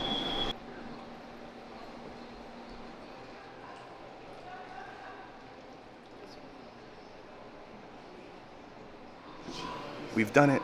Now we don't need to go to anywhere else. We've seen a bear. Tell me, if I line this shot up like this, does that look like a real bear? obviously ignore the sign in the corner, but you know, maybe. Just, does it look like a real forest? Views from our helicopter tour, but miniature version. No, this is what we actually saw. This is you seeing our helicopter tour footage randomly in the middle of a clip. Go! Wow! That looked amazing. So the first part of the museum was a Living with the Land exhibit, showing how the Native Americans lived on the land, how they used everything, how they smoked salmon, which is really interesting that they would just smoke a lot of fish and preserve it for them to have it later in the winter when salmon isn't as common. If you don't know, Ketchikan is a salmon capital of the world. Unfortunately, we are just a couple weeks before the salmon spawn, so there's really not much salmon to be caught. Not yet. If you come later June, maybe mid-June and onwards is going to be a better time, but early in the season of Alaska, not the best time, at least for salmon. But they do have so much wildlife here in Ketchikan. Whales, different fish, birds, other things that I recognize. Look how pretty this is. Whoop-pow! Did I scare you? No? How about now? Did I scare you? No? Still no? Yeah, me neither. Me neither. That was the Discovery Center here in Ketchikan, and it was only $5. Definitely worth the price of admission. We learned so much. There's 3 types of exhibits. One was about the living on the land, which talked a lot about the Native Americans' history. Then the second was just the different animals and species that live in Alaska, like the whales, which we haven't seen any yet, but we're still looking. Then the third one was kind of a more modern take on how things work, the fishing, the mining, the logging, very relevant to Alaska today, so that was really cool. Yes, they also had a short film that they showed. We didn't get to watch the whole thing, but we watched about the second half of it, and it was really interesting. I'm actually bummed that we missed the full thing. It talked about how they make the totem poles to continue representation of their culture and how they don't want to let that die out. The craftsmanship that people put behind the art is kind of just gives you a better appreciation, I think, is probably a fair thing to say. Yes, so I 100% recommend coming here. It was only $5 a person, right across the street from the cruise ships. You get some great history with it. Really enjoyed it. Definitely worth it if you're looking for something cheap. Definitely on the more frugal side of things to do. Yes. But yeah, if you're looking for not spending a lot of money, or even if you have an excursion and then you just want a little extra, definitely check it out. Yep. I'm glad we did this, Creek Street and the helicopter tour, but now I think we're getting to the time where we got to get back on board. Yes, so let's head that direction. Alrighty, so we just bought a lot. 3 pounds of salmon, of smoked salmon, because it was so good. We like the sockeye a lot, but we also like the kita. So we got 2 of sockeye, 1 of kita. 2 pounds of sockeye and then 1 pound of kita. There you go. That's the ticket. Yes, and she threw in extra jerky for us to make up the difference because we kind of almost mismatched a sale. So that was really sweet of her. She honestly, we would have taken that $5 loss, but that was really nice that she let us have a jerky. Yeah. Because she let us sample it too, and it's really good. Well, we've made it back.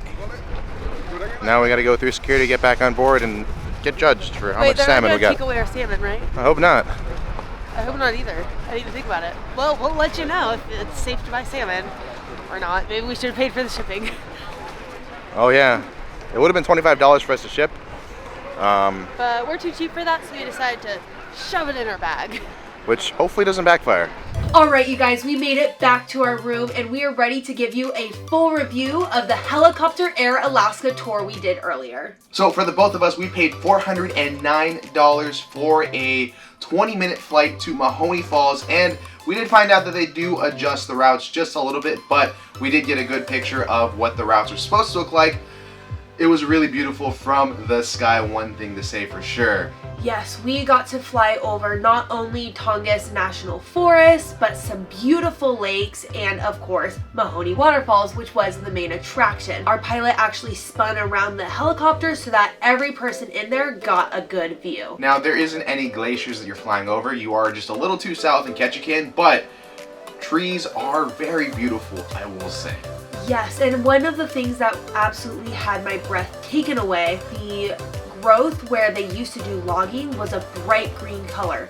So you could very clearly see where they used to do the logging and how it has grown back to be so beautiful. It was a sight to see. Now, if we were to do this again, we would suggest maybe stepping up into the combo tour, which is an extra 10 minutes. It takes you and lands you on a spot. It, I think, is $100 more per person, so a little bit more pricey, but it would have been really awesome to land on the beach. Or there's a little platform that they would have landed, but today it was a little foggy. So like I said before, they do adjust the routes based on the weather and what they can see. So they're gonna keep things pretty safe. The staff was so nice, and our pilot was also extremely nice and knowledgeable. We all were wearing headsets, and throughout the entire flight, he pointed out specific things, told us some of the history, and just what we were looking at, which was amazing because we weren't just aimlessly looking at trees, but we were seeing the Native American Reserve and the specific types of trees, the cannery, all of that stuff. We even saw a mountain goat that he pointed out for us and hovered for at least a minute and a half just to allow everyone to get the chance to see it, which was definitely an extra step he did not have to do, but I am really appreciative for it. Overall, would do it again. 10 out of 10. Helicopters are just so much fun. This was Jaylynn's first time helicoptering. This is my second time, but it doesn't get old, I don't think. You can't ever. No, it's so much different than flying in an airplane because, I mean, it doesn't have the wings out. It's the helicopter, and I don't really know how to describe it, but it's definitely a must-do. Do not miss out. And what I love about this one is that it is a great bang for your buck. No, you're not going to a glacier, landing on a glacier, but you are also spending at least half the price, which for me is a steal. Would have been double the price for us to go on a glacier tour on a helicopter. Where we don't even land on the glacier, just flying over the glacier. And then even more beyond that to go ahead and land on the glacier, which I'm sure is all worth it. I've done a video on it before. Feel free to check it out if you want in the top right of the video. It's well worth a look and see if you should consider it. But this one, it's a good, well-priced one. And, yes, and a good beginner one as well. A good beginner flight. And then the distance from the port was actually extremely close. Even though they offered to pick us up, we decided to take the time to walk.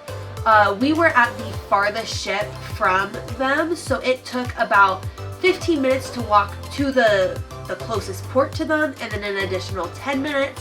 But 25 minutes altogether, that is not bad. It is also right on the water, so you land and take off right from the pier, which was so cool. If you are taking Norwegian though, you will be over in Ward Cove, which is a 20-minute drive away, but I don't know what they offer as far as services for driving, but if you book ahead, call, explain that you're coming on Norwegian, they might be able to offer you a free trip over. It was complimentary to get that ride, and I'm kind of happy we didn't take it because it was nice to walk around. It was so beautiful. So beautiful, as you have seen. Hope you enjoyed the review. We're going to go ahead and enjoy the rest of the evening. Dinner is coming up after a quick nap. So we're gonna take our virtual balcony and go ahead and turn it into a real balcony. Obviously not our balcony, but it's someone else that we know's balcony. They've been like following us around this whole ship. I don't know why, but they invited us on their balcony and we didn't have one, so we said sure.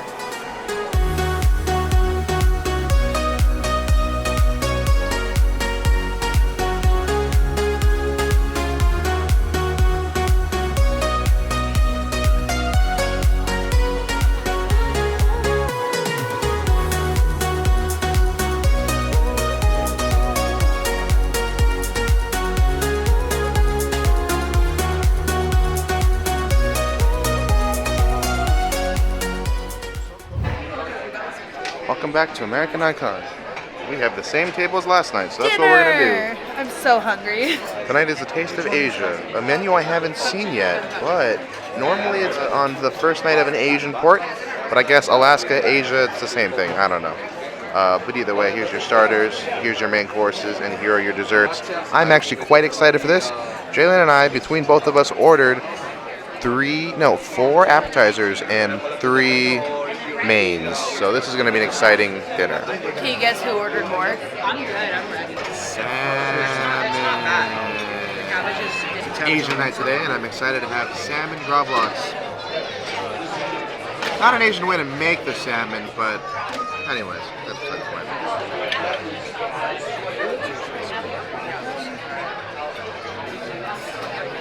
Wow, that's really strong. That dill, it's very strong in dill. Sadly, Jaylynn would not enjoy this whatsoever. She hates that. I like it, but this one might be a little too strong for me. But I'm just happy that we get to have this for dinner. It feels fancy, and I don't always feel like the menu is fancy. So, thumbs up there. So I got two appetizers tonight because I could not possibly decide between the two. And what I love about cruises is that you don't have to decide. So we're gonna start off with the spring roll. Looks delicious. That is so crunchy and crispy. Holy cow, I think that's the crispiest spring roll I've ever had. And the vegetables inside, wonderful. Definitely get this if it's available to you. And then we also got the dumplings, which are one of my favorite foods literally ever. So, holy wow. The flavor in that and the texture, magnificent. I wish I ordered more of these. I have never had Kung Pao chicken on a cruise. 20-something cruises, never once. So need I say, Royal has a lot of weight on its shoulders to perform today. I'm actually a little scared. It's good. I just a little too much ginger on it, and that's the issue. I don't like ginger that much, and that ginger flavor wouldn't do it for me. But I know people who love ginger, so it'd be great for them. It's not spicy though. That was the thing I was wondering. Not spicy at all. It does have the peppers in it. These, the dry peppers, but it's not spicy. All right, so today I got the shrimp pad thai noodles. Unfortunately, it normally has a peanut sauce, and because of my allergy, I cannot have that. So they made a special version just for me. I'm so excited to try this. I really like the flavor of that.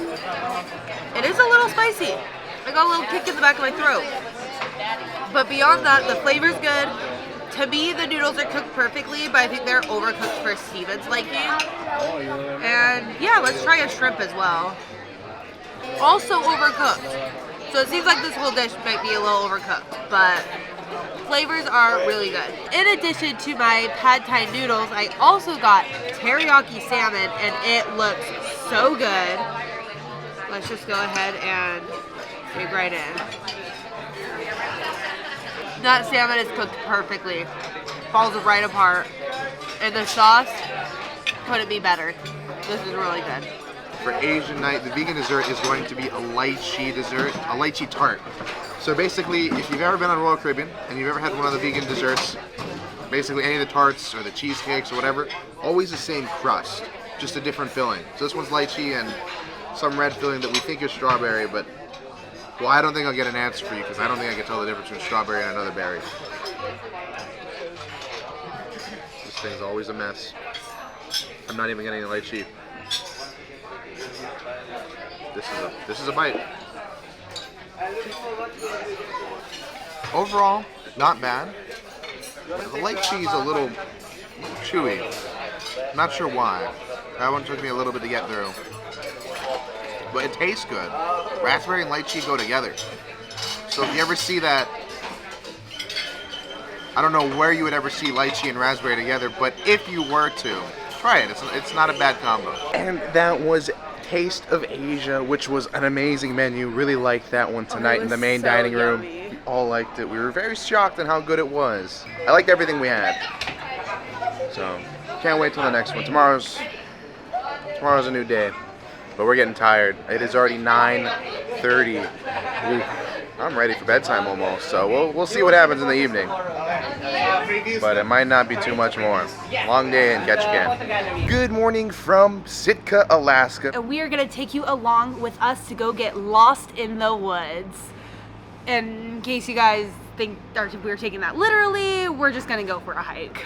And also, we are going to go ahead and start the day off with North Star, which is the really cool thing on Quantum of the Seas that we're going to go show you because I don't know how to explain it. You'll just see in a moment. Let's go. All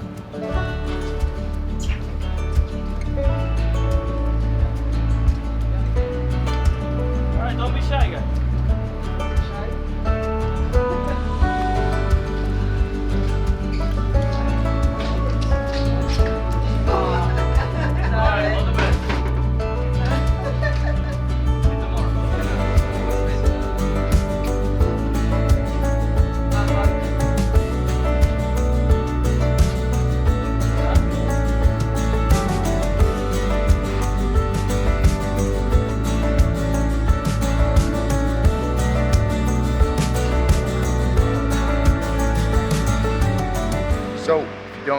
Quantum class ships have North Star, which is that thing that we were just up there on, and we get a good view of the surrounding area. It was quite a spectacular view.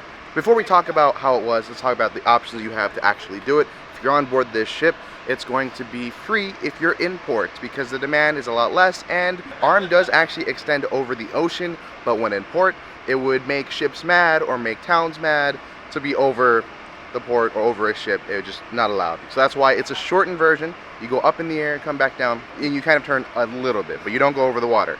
If you want to do a paid version, then that costs $20 a person, and that will allow you to do it at a sea day and go over the ocean as the ship is traveling, which I think is a really cool thing. Yes. I don't think I've done it before, but it would be really fun to do if it wasn't $20 a person. Though I would say, if we were to do it on the Glacier day, when we go into a glacier, I would pay $30, well over $30 to do that. But that one was sold out so long ago, so it's not even an option to us. But other than that, how was it? It was so amazing. The views that you get from 300 feet above sea level is spectacular. We could see the mountains, we could see the ship looking down, we could see over the ocean. It was just beautiful altogether. You were free to walk around, so you weren't stuck in one spot. You were able to get a view from 360, so that was really cool. Yeah, definitely a lot of fun. I'm glad we did it. Good way to start off Sitka, but we got to get down there. It's already 11 o'clock, so let's hit the town. Let's go get lost in the woods. Quick rant. The gangway button doesn't actually work. 9.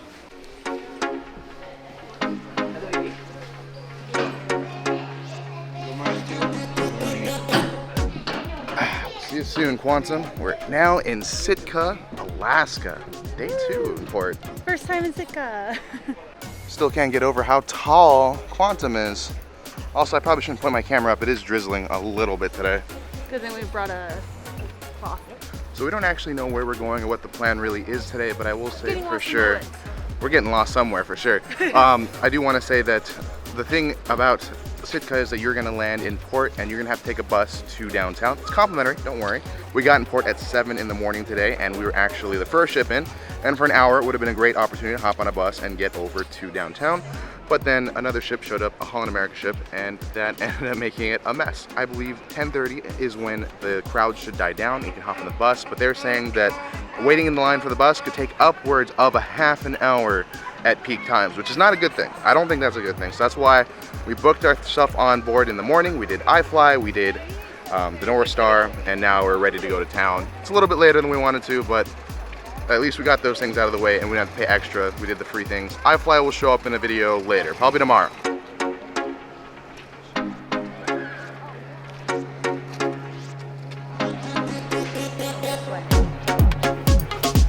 We grabbed a map at the information desk, and I think we have an idea of where we want to go. 2 main options for a hike. We can either go up here and get lost, we can go down here to a more perky area and do a loop. My vote's on the lost one, but she said to stop by and pick up some bear spray if we're gonna go that way, so that'd be cool to see some bears. So I don't know I want to do that. But I do. Also, just a quick look. This is how long the line they're prepared to be. So. Yes, because we're coming out so late, we don't have to wait in a long line, but if you come out early, especially when both ships are in kind of at the same time, you might be running into some problems, so be prepared for that. Last shuttle returns ship at 4 p.m. Don't forget that one.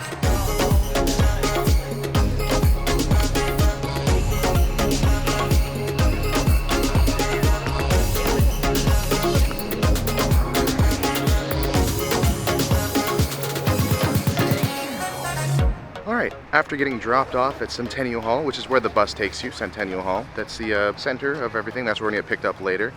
Had to pull out on the hat just to feel cool, or feel warm, actually.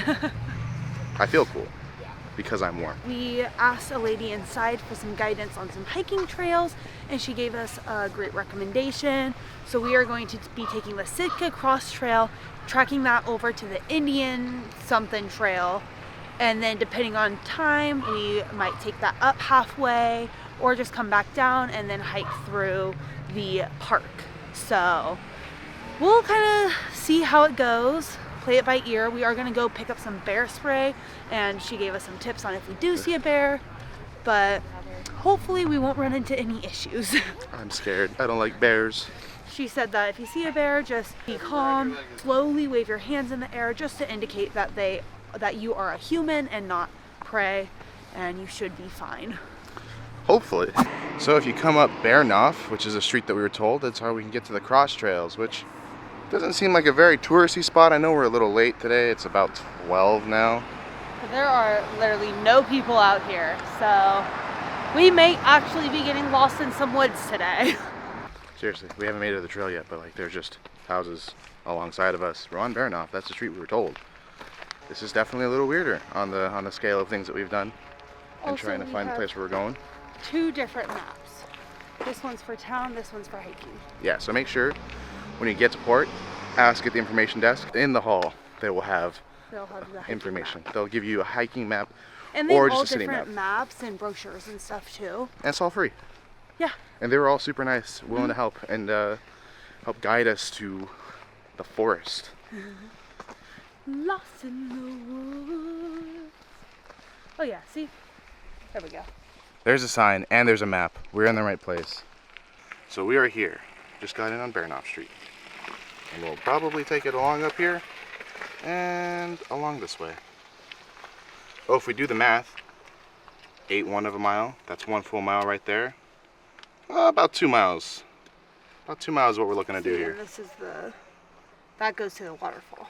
Yeah, Indian River Road will take you to the waterfall, which we're not looking to do because that's, I think, 7 miles out. But so if we have, you are wanting to go find a waterfall, which I didn't even know that was a thing because I literally did no research. I just said hiking. I would definitely figure out a quicker way to get there and go do that hike if you're looking for waterfalls. But make sure you get off the ship early. Get off at 7 or 8 or whenever you arrive and not when we got here at 11. So we got to go along that trail. It's about 0.81 miles to the cross trail, and then we can do our hike. Yeah, so when she said 20 minutes, I was like, that took us maybe 5. Oh, that's why. The cross trail from here is going to be 20 minutes. So we'll check back with you. We're not the fastest people in the world, but we'll keep pace and we'll try our best. Oh yeah, see, my map doesn't even say that I'm there yet. Not that I was mapping it right now.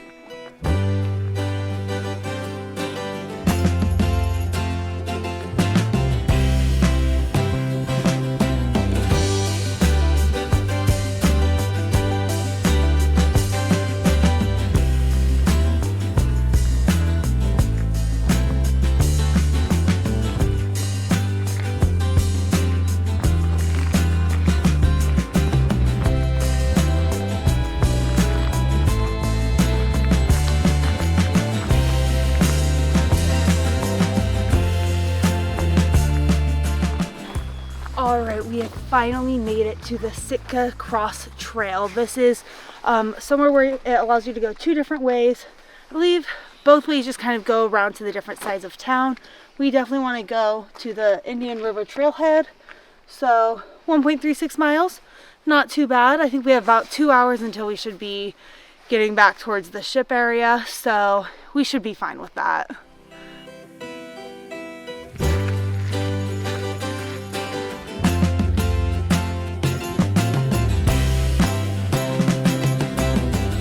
Alright, so as we've been walking the trail, we've been seeing a ton of these plants everywhere. So this is actually skunk cabbage.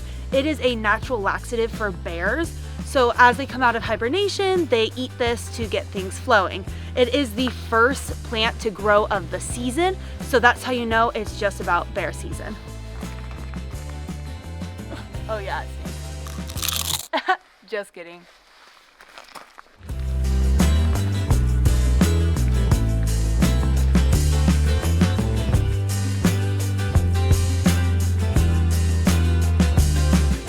Alrighty, so as we were walking along the trail, I started to see these plants. Now they're leaves that are in 3s. They look a little shiny. I know that that's the symbol for poison oak or poison ivy. So I originally was just like, stay away. But then I remembered Snapchat actually has this unique filter where you can scan the plant and it will tell you what it is. So this shows 100% match for California blackberry. So not poison ivy. California blackberry. They are all over the place, but I recommend getting a scanning app like this or a book or something so that way you know what is safe to touch and what is not. but probably stay away from it anyways, in general. Better practice to stay on the trail. Don't come off the trail like I am. I'm a bad example.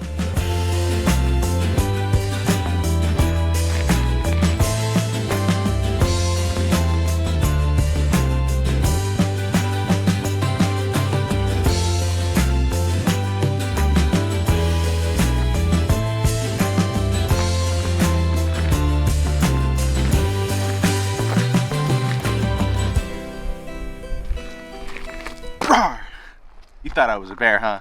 Got you for a second. Roar!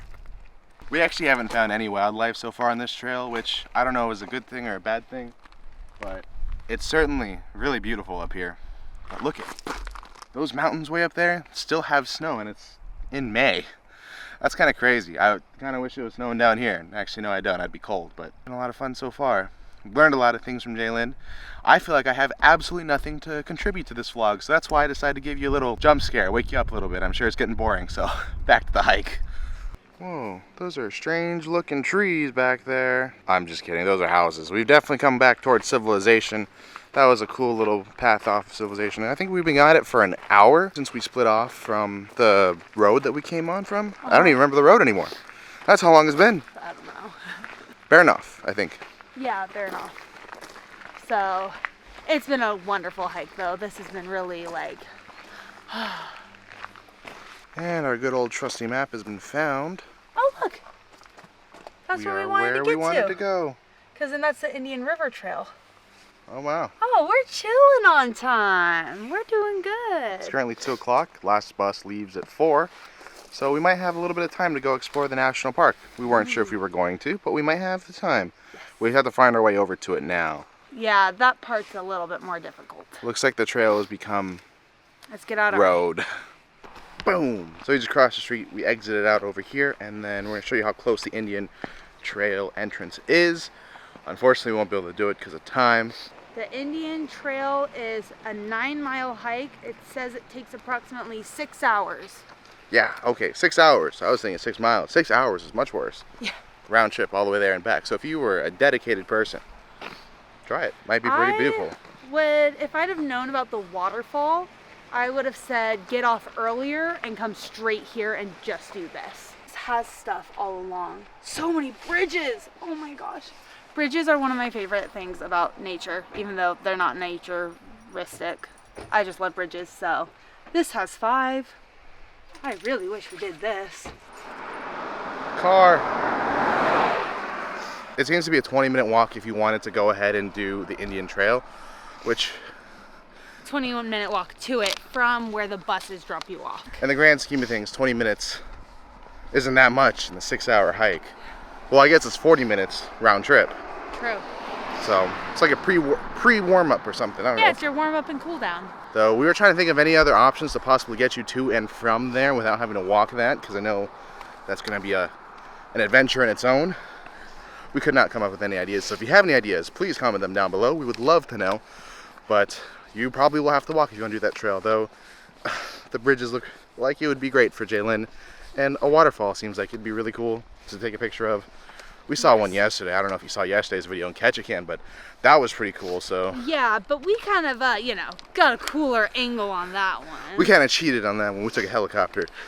Today was much more grounded, I would say, in reality and on the ground. Eventually we'll make it over to the national park and we'll update you once we get there, but for now, enjoy the view of the houses.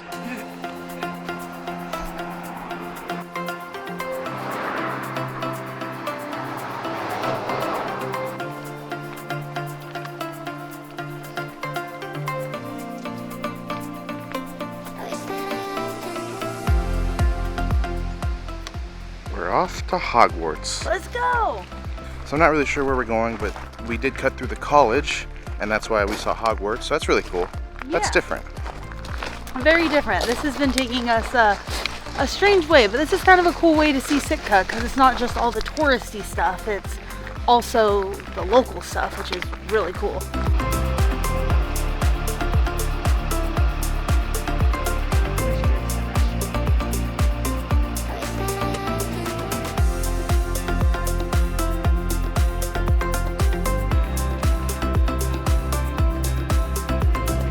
So we have made it to the National Park Visitor Center, and we're gonna do the totem pole trail, so it's gonna be a little quick loop, hopefully not too long. We've already seen some totem poles on the way in, so that's really cool. The guide, when we first got off the bus this morning, told us that it only takes her about 30 minutes to do this loop, so should be perfect time for us to do that and then head back.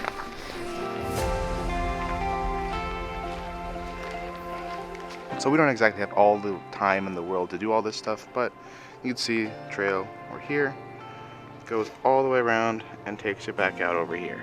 We're gonna try our best to get it done, but we are getting closer to time where we need to get back.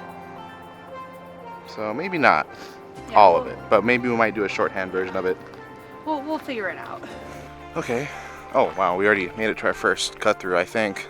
We're not gonna take that one. No, we're not gonna take that. That's too much of a shortcut. We're gonna try to power through this whole thing. We'll take a look, show some quick shots of totem poles, and then just power through just so we can see it for you and explain it to you later. Totem pole. Tree. Can you tell the difference when we're going this fast? I can't.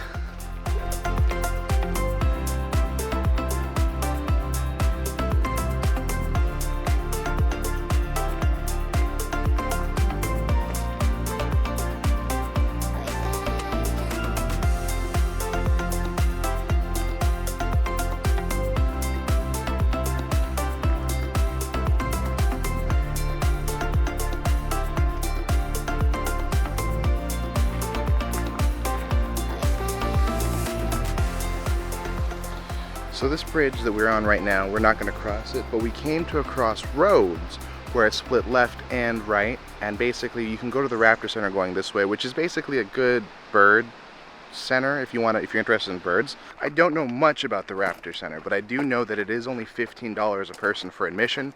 I did see a bunch of tours that would go out there or maybe come here to the national park, then go to the Raptor Center. We elected obviously to do it on our own, and if we had more time, we had it in our back pocket to go up there and visit. So that's why I think it's going to be a trip for next time, now that we're kind of a little bit more aware. No, waterfall next time. Apparently she wants to do the waterfall though. Not sure how that's going to happen, but maybe. Alrighty, we made it through back to the entrance, and my timer is stopped at 20 minutes. So we only stopped and looked at maybe 3 of the totem poles on the way because we wanted to trek our way through. So I'd say that if you're stopping to look at totem poles or just wanting to take more time, it would take closer to 30 to 45 minutes. But if it's something you just want to power through and look at the totems while passing, 20 minutes, plenty of time. So thankfully Sitka does have these info signs that point out where you are, gives you the map and what's around you and just basically overall town look. And then it also shows you what direction is what, and it shows you how long it's going to take you to get there. So Centennial Hall, 17 minutes is seeming like what it's going to take. So I think we're prepared for it. It's currently 3:15. We have some extra time, so we'll stop a little bit along the way. All you have to do is make sure we're back at least 15 minutes before 4, because that's when the last shuttle leaves at 4. Yes, and we do not want to be like not make it on that bus. So we are currently walking the Sea Walk, which is another great option if you want to get off and walk around without doing a hike in the woods like we did. This is a great option, right along the water, some scenery. The sun is out, so it is actually quite warm. I do like to acknowledge that so far in our Alaska experience, we have found that in the mornings, very rainy, very cold, but then as time goes on, the day gets brighter, the clouds kind of clear out a little bit, and the sun comes out, and it gets super nice. But yeah, the mornings are a little tough, I guess. On the Sea Walk, we're passing along the Science Center, which does have a gift shop and whatnot. We're not going to stop here. It might even already be closed, but have heard that this is a popular spot to kind of check out. They even have chowder here too. Oh, here's the real building, the Sitka Sound Science Center. This is the real place you want to visit. I guess that was just the gift shop and maybe a place to eat. $12 for adults, 3 to 12 children are $10. Children under 3 are free. Open 9:30 to 4:30 daily. It is open, but we just don't really have the chance to do it this time around. Yeah. I guess part of the Sound Science Center is going to be the Sound Playground. That is on the map for some reason. It is on the map along the Sea Walk, so if you do have kids, take them there, let them play. So on our sea walk, we just happened to find 2 girls selling lemonade. So I had to buy some. They were so cute. I had to support them. I don't know that you'll necessarily find them when you're here next, but They also had cookies that looked super yummy, popcorn, and then homemade or handmade coasters and stickers. once we get back on board, we'll talk a little bit more about some things that we kind of learned on this adventure and what we would do differently next time. That way, if you decide to copy us, you kind of have a better idea of what to do instead of being as lost as we were today. But it did work out, so we'll share with you what worked, what didn't, all when we get back on board. Now it's a 10-minute shuttle, and I can't wait to get back. My feet hurt. I want to go sit down. The lemonade, that lemonade was really great, so I'm glad that we got it, but oh my gosh. I'm so tired. Welcome back to Centennial Hall. It was a long walk. It took us about 17 minutes, as the map said, to get here. And we even stopped for lemonade and some pictures. But the huge line that we were expecting really isn't here, so kind of glad that it's kind of like this.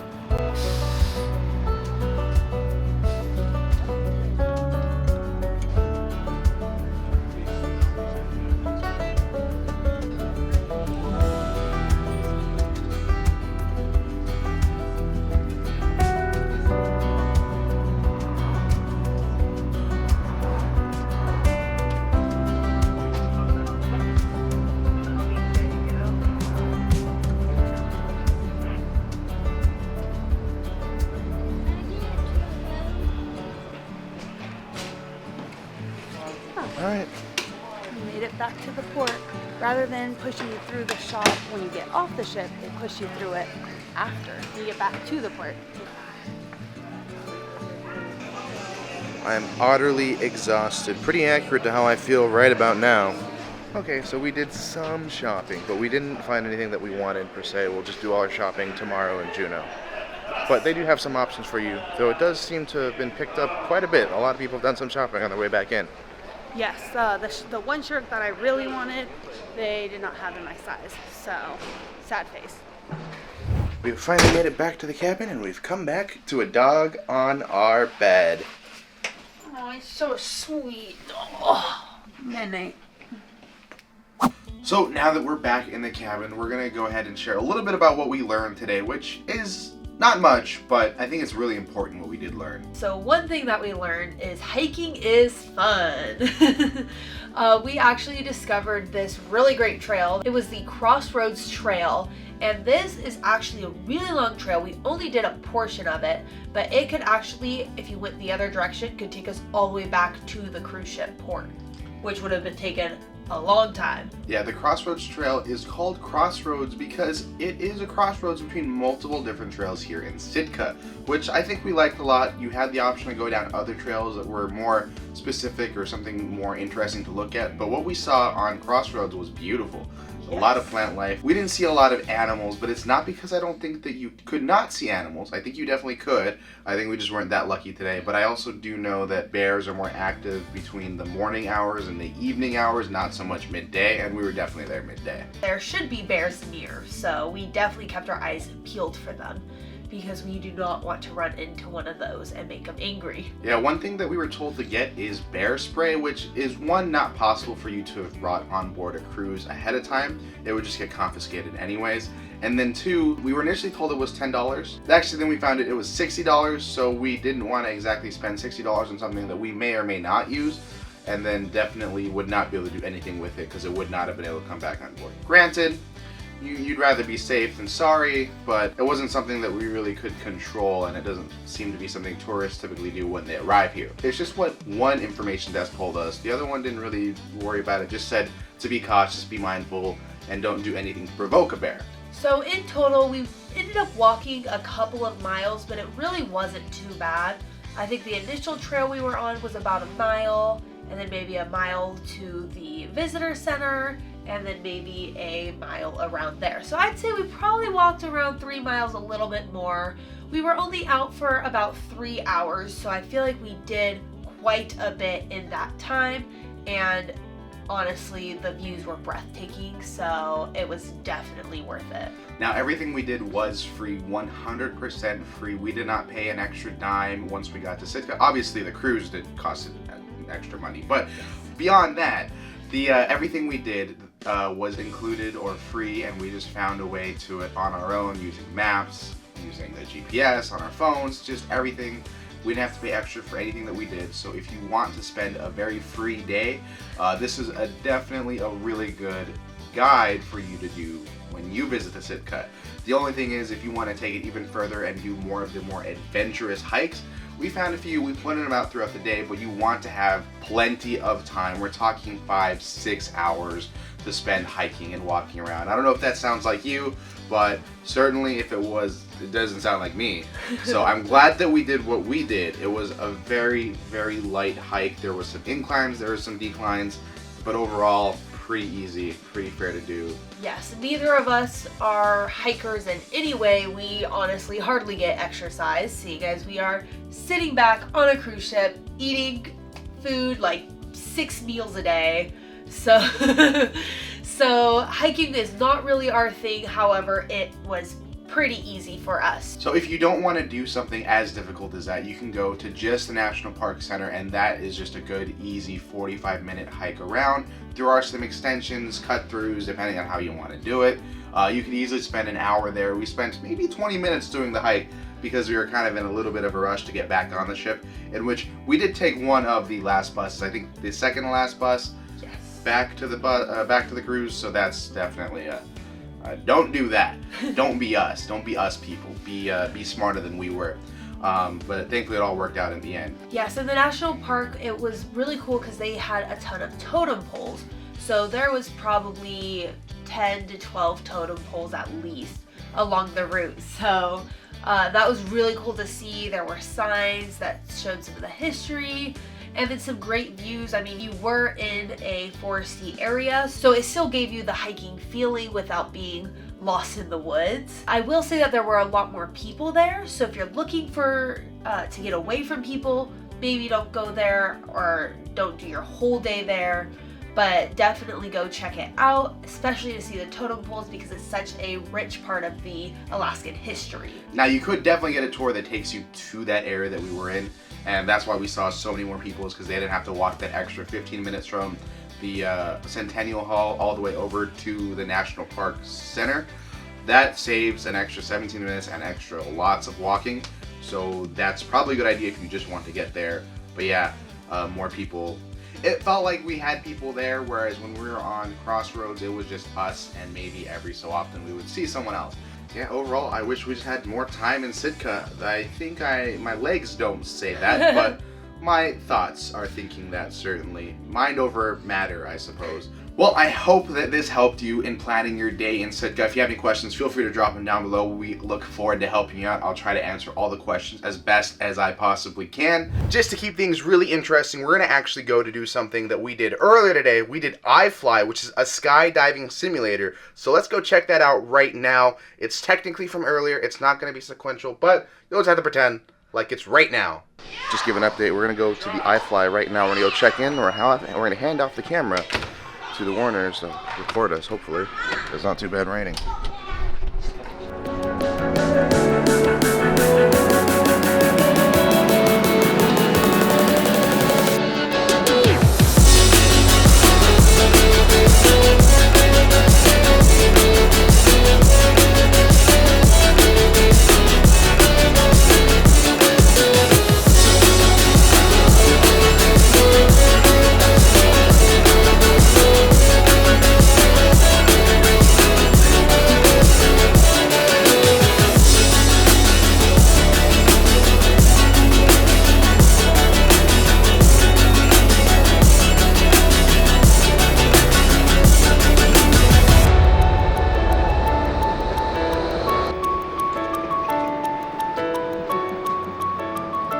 Okay, so we just got out of iFly, the skydiving simulator.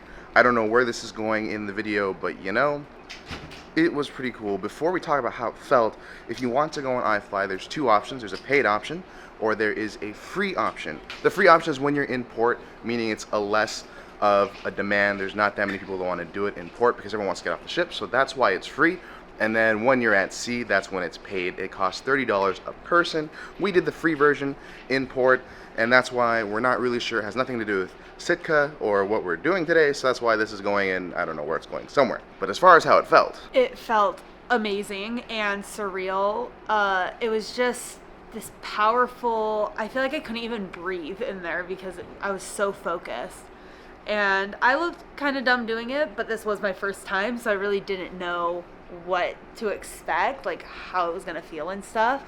But it was crazy, like spinning around and flying and hovering, insane. And then coming out of the tube, I just, all of a sudden my whole body was just like, whoa. It felt so weird.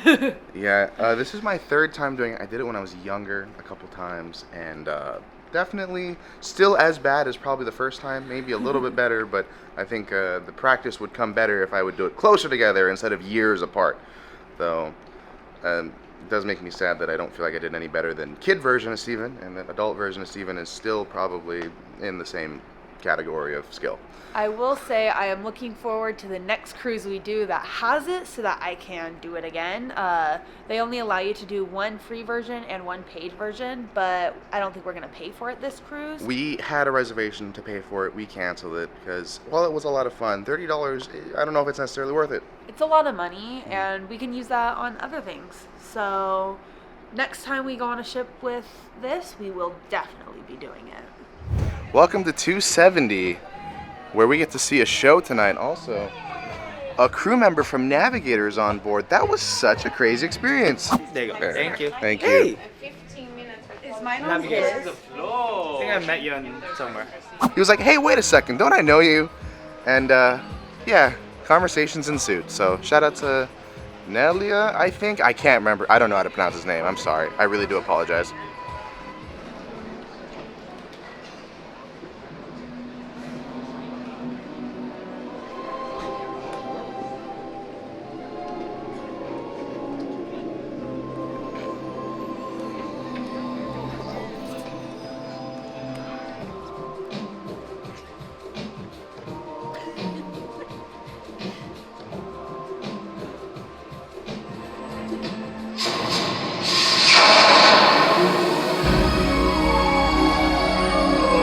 Strike the post.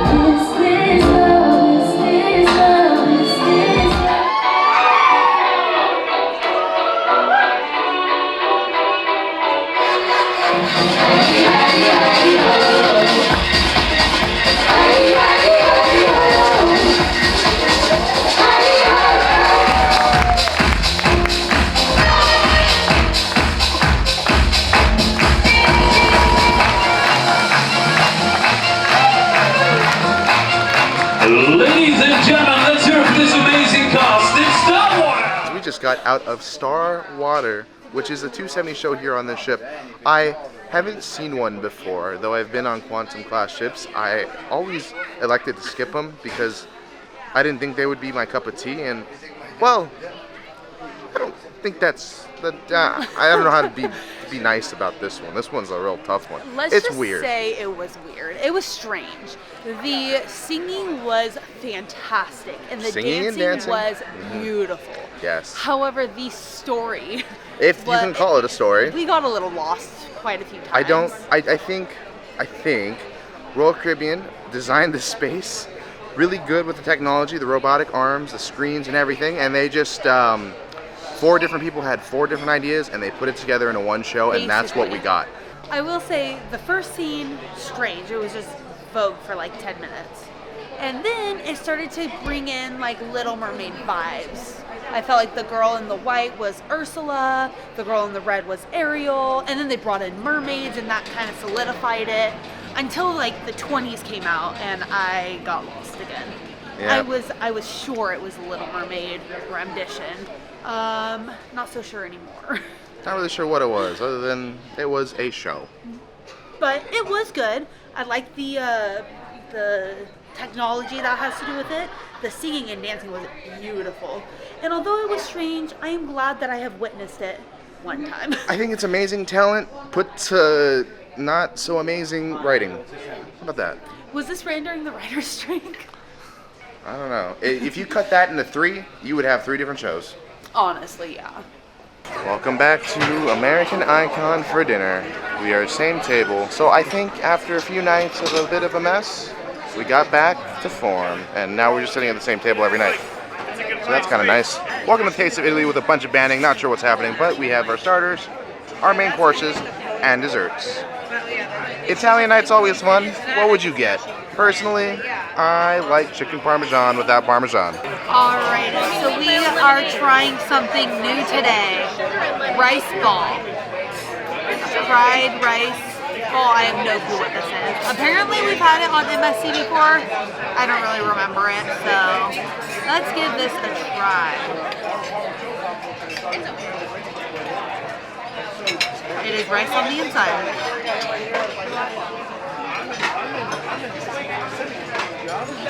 Pretty good, but quite strange. I definitely don't remember trying this before. I like it. I think I'm going to eat all of them. Now soup. Minestrone soup. Way better than Olive Garden. Me too. He brought you one more. I didn't even see it. Oh man, I love our assistant server. Shout out to Dustin. He brought me 2 to begin with. I downed them. And he brought me 2 more. Doesn't get any better than this. No. We're living life. And he drank 1 out of the 2 that he brought for him. And the second one's been filled. Should I? Hashtag I love life. Anyways, chicken parmesan without the parmesan. So chicken. A little bit of tomato sauce. This is very good. If you were to get it and you had the cheese on it, because you're not allergic like us, it is much better, I'm sure. Is it much better? Yeah, I'm sure it is after I take my face.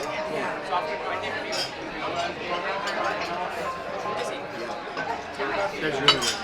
Everybody got it on the table. And we wanted to feel like we're included. So we got it without cheese. I got it without sauce. Wait, She got it without wait, sauce. I touched something. Okay. Do it again. It was so good, everybody got it. It's definitely.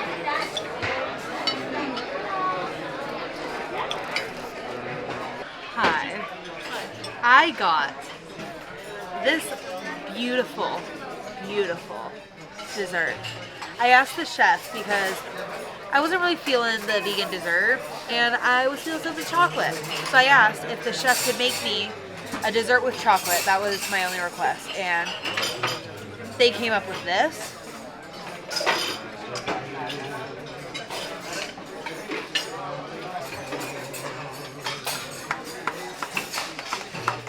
Oh my god.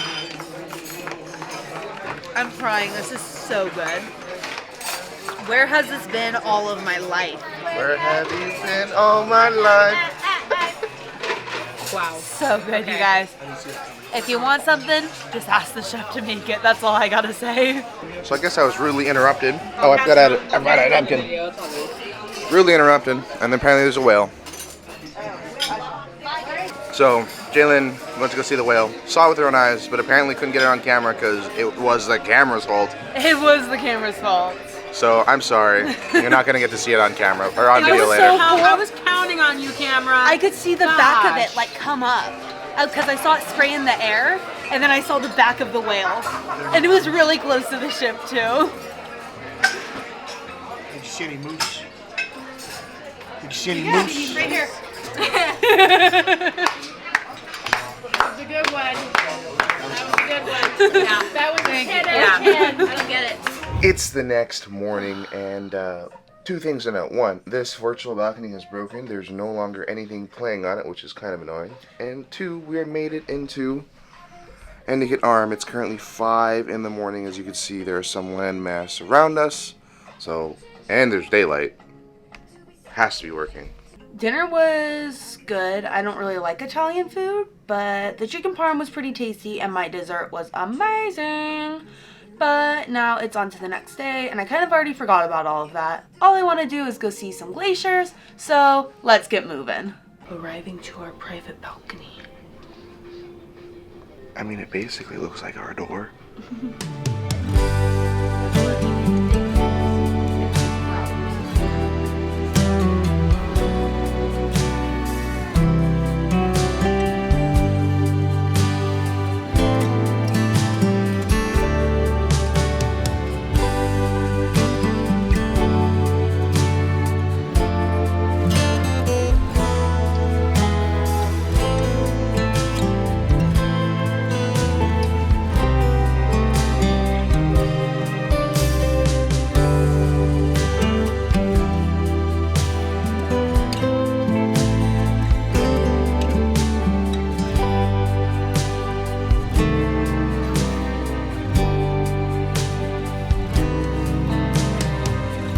So for those of you curious on why there's a difference in watercolor, it's where the fresh water from the glacier meets the ocean water. That's how you know you're near a glacier, because the water melting is fresh and the ocean is salty. They don't mix together. They do come together to make a pretty pattern.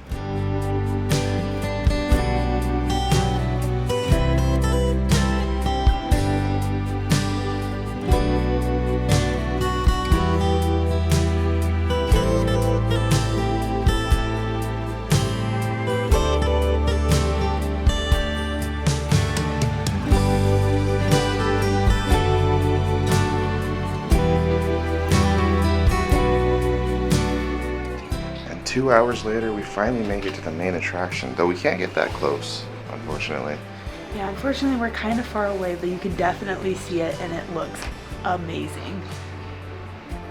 As you can see all the way back there, there is a lot of ice in the water.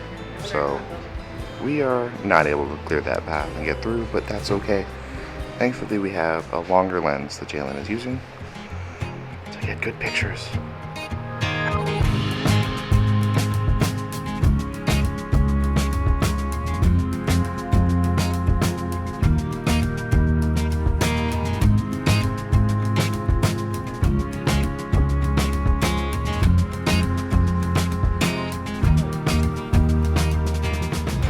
.180-degree spin, we're already on our way out. That was really quick. I thought we would have spun around to both sides. I'm not really sure why we didn't, but we're already leaving. So goodbye, Glacier. I guess we'll see you next time.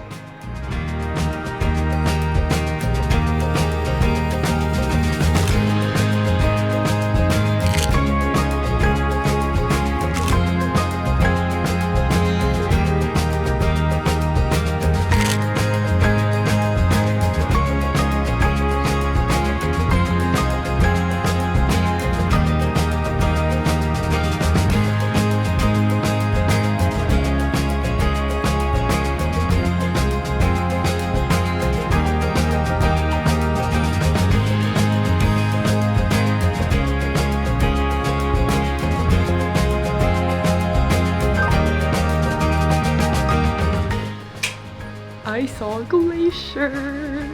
It was so pretty. I do wish we could get closer, but I also know that the chances of even getting to see it are super slim because of weather and stuff. So I am so grateful that we actually got to see it.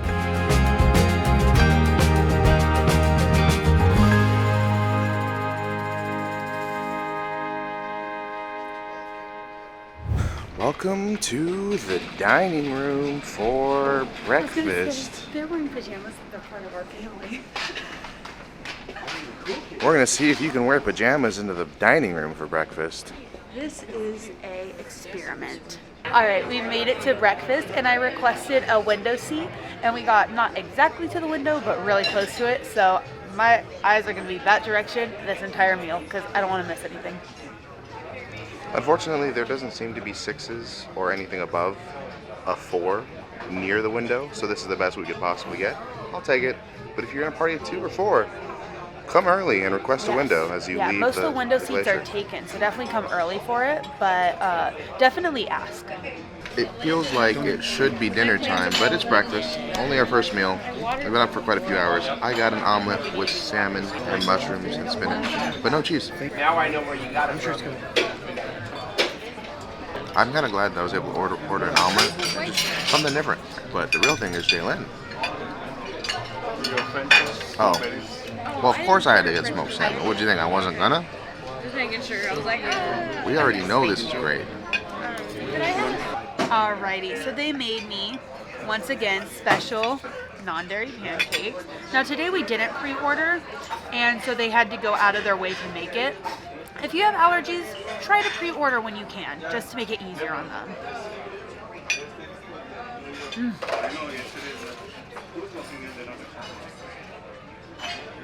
Yummy. And I do want to try the potatoes, because they gave me potatoes. Very good. Alrighty, we've made it back to the cabin, and I just want to mention this is still broken.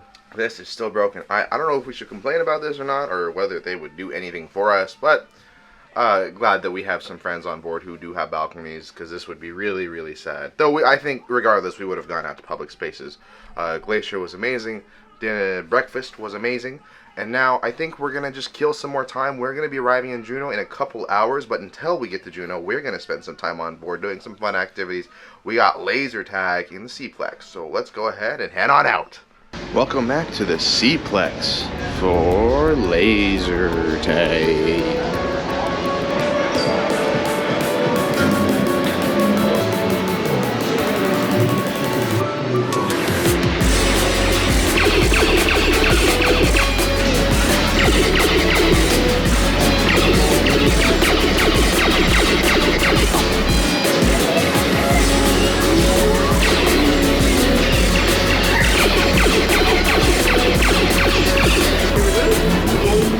4740.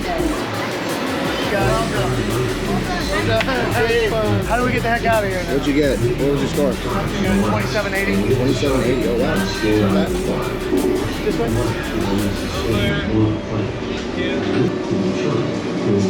I had 23. 4740 was me. Want me in it? Yeah. Go ahead, Steven, who were you?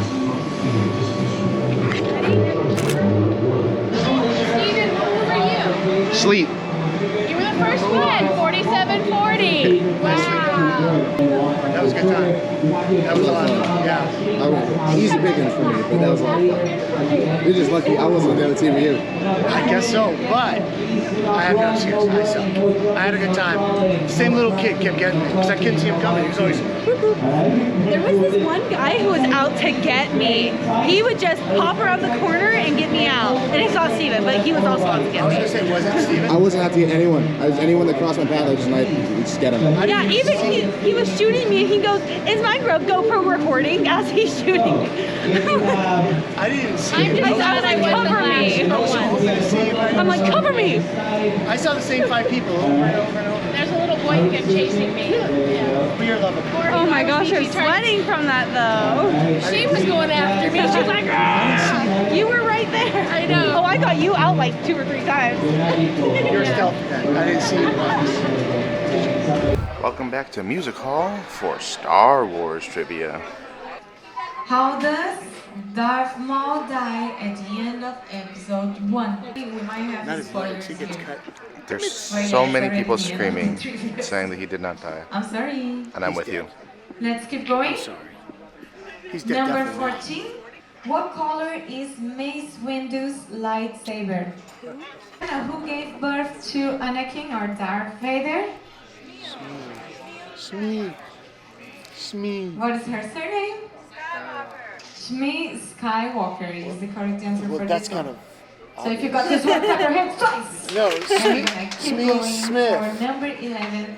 Well, after Star Wars trivia, we finished up with a 12 out of 20. I don't know what our score was. It was a little rough. There's a lot of questions there that we just had no idea what the heck was asking. Very hard. Definitely one of the harder Star Wars trivias that I've ever experienced. But hey, it was fun. We all worked together to come together and get a C+, maybe even a C-. We have landed in Juneau in the meantime, and we are actually going to be heading out on port. Our shore excursion is going to be starting up just right now, so we gotta go grab our stuff and hit the town one more time. Let's go sled on some dogs. No. Let's go dog sledding.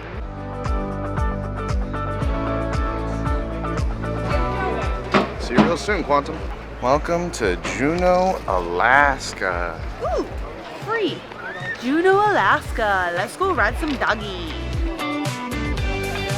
So we've gotten off on the pier and there's just a bunch of people with Royal Caribbean Excursions, signs, bunch of different numbers, so many tours going all different ways. We're on one of them. We're group number 13. Yes. We gotta Do you find guys out. see a 13 anywhere? Try to find the 13. Can you help me find 13? That's right. It's right there. If you wanted to, right behind us is just a bunch of whale watching excursions you could hop onto last minute if you didn't book one. Whale watching seems to be a really popular ticket item since there's like so many different tours to do it. But I'm glad we kind of have ours picked out already. Dog sled.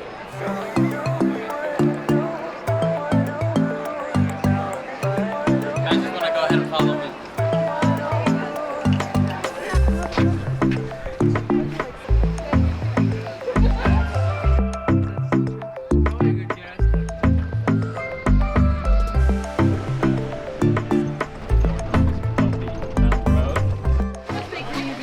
We've made it to the dog summer camp.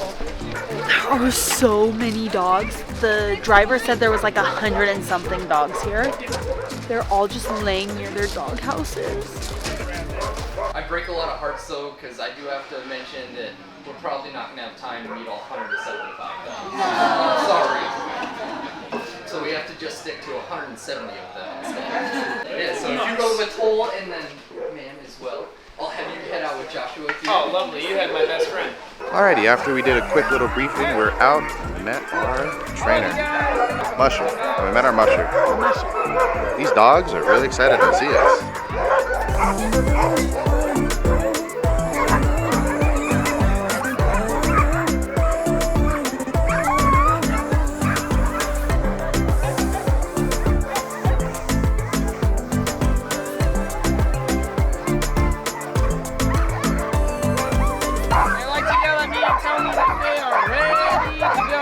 Once we get on the trail, then we'll get a lot quieter, a lot calmer. While we're on the trail, I want everybody to stay on the cliff the whole time, right? The only time you'll have to get off the car is if there's a black bear. And I'm just going to choose one of you to get off the car, okay?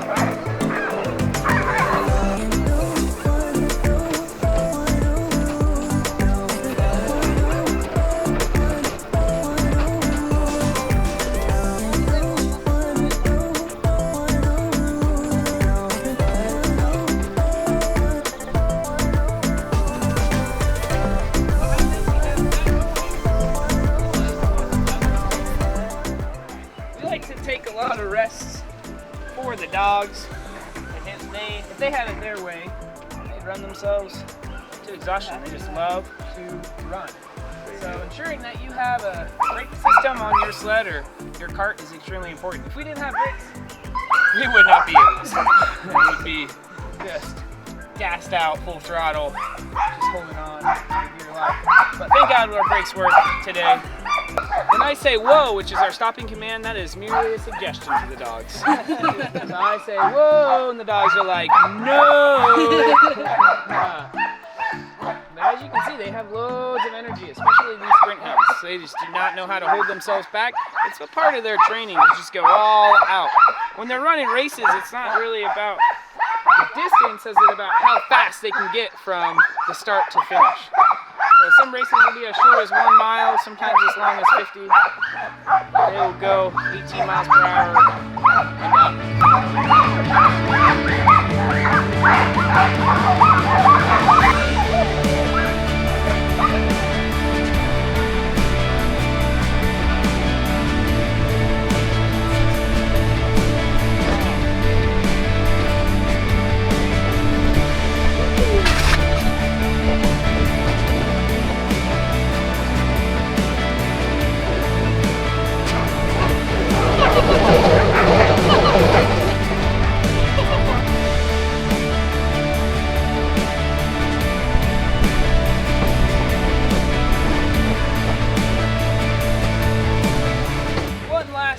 for the dogs.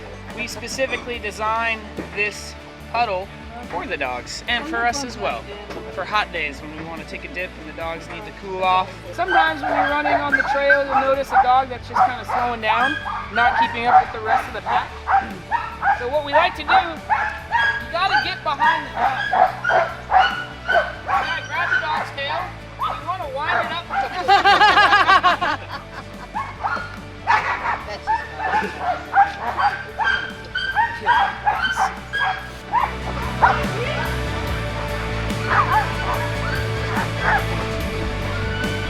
Never got the opportunity to be in Bend, Oregon. Highly recommend looking her up and watching these dogs.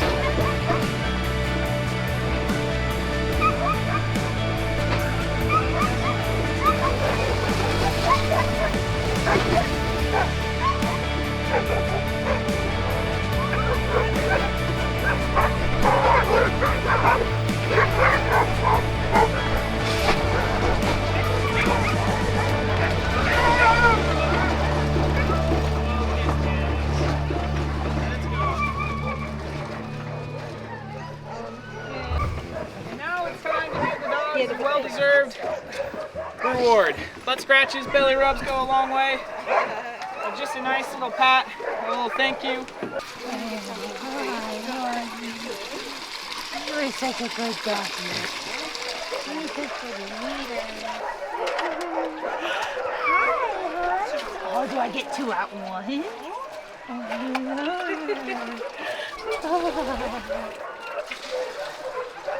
guys have such muddy faces. Yes, you do. Your faces are all muddy. You have fun? Yeah? Good. Dogs. There are literally so many dogs here. Every colorful dog house you see has a dog. 175 is how many they say they have. I don't believe it. It's got to be more. The ride was phenomenal. We went so fast, like at the beginning and end, and then when we took that sharp turn, I thought we were gonna fall out of the cart. It was insane, but it was so much fun. And then we got to learn a bunch of stuff about the dogs and about like how they train and what each position is, so that was really cool. And it was overall such a fun ride. Definitely would do it again. So the dogs that you see outside are definitely not what you had expected. A lot of people expect to see these type of dogs, like the Alaskan That's what I Malamutes. expected to see. Yeah, and the thing is we don't really use those dogs as much anymore. That lineage has kind of become more of a show dog, and so they stopped really breeding for traits and started breeding for looks. We have a saying, pretty faces don't win races. And the dogs that we have out in all of our yards, they're all considered Alaskan Huskies. It's a term that we use. It's not or a type of dog. It's not a breed, and it's just a way of describing a mutt, pretty much. So these dogs have been bred with other types of husky breeds as well as with other types of dogs to produce a really high-performing distance dog. And these dogs still have, ancient lineages in them, and they still have that inherent drive to pull. You can't force a dog to run. You can't force them to pull. It has to be in their nature. And so whenever I'm going out and picking dogs to go and take on a run, I would like to see them, eliminate or emulate certain behaviors and like excitement. I want to see them jumping up and being like, yeah, let's go.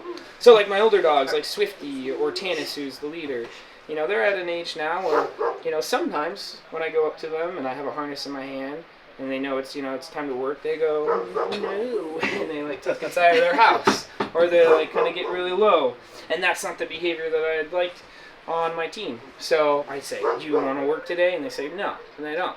You know, they get a pick. You know, sometimes Tanis, I've found out she likes to sleep in, so she's not really a morning bird not anymore. A morning person? Yeah, she'd like to sleep in, and then you know later in the afternoon I'll go check in on her again, and she'll be like, let's go. And that's what you look for. You know, that's one of our many rules. Is, you know, as being a trainer and being a guide and the musher is to ensure that we are checking and observing our dogs and making sure that they are ready and capable to run. So with that, even though we could have dogs that are showing me that excitement, they might have a little bit of a sore leg or a sore paw. They're showing me the excitement. I wouldn't take that dog and put them on the gang line, right? Because you know they don't know how to rest, they don't know how to stop. So you're always monitoring and ensuring that they're getting going and ready to run. So this is our race tent. We like to call it the Iditarod tent. Is anybody familiar with the Iditarod? And it's a 1,000-mile race. It starts in Anchorage and it goes all the way to Nome. It can take anywhere from 15 to 10 days to complete. On average, people are completing it pretty quickly, around 10 days. The fastest it was ever completed was in 8 days and 4 hours. It started in 1973 as a way to kind of preserve the history and heritage of running dogs. At that time, snowmobiles became really prevalent as the main means of transportation here in Alaska, and so people weren't really running their dogs as much. I plan on racing, and hopefully 2028 will be my year, an even year. It's the even route, or the northern route is a lot easier. But when I do complete it, I will get a sweet belt buckle at the end of the race. And I will say I completed the Iditarod in the year, $20,000 belt buckle. Can't beat that. So yeah, but I mean we all work here, and a lot of people will run tours just to, you know, provide for their dogs and allow their dogs to run, as well as for them to compete and participate in races. So it's a big hobby sport, pretty much. But it is exhilarating and one of the greatest things that you can do. It's just taking your dogs out on a race or out in the snow. Oh yeah, do I taste yummy today? Do I taste yummy? Oh, so cute.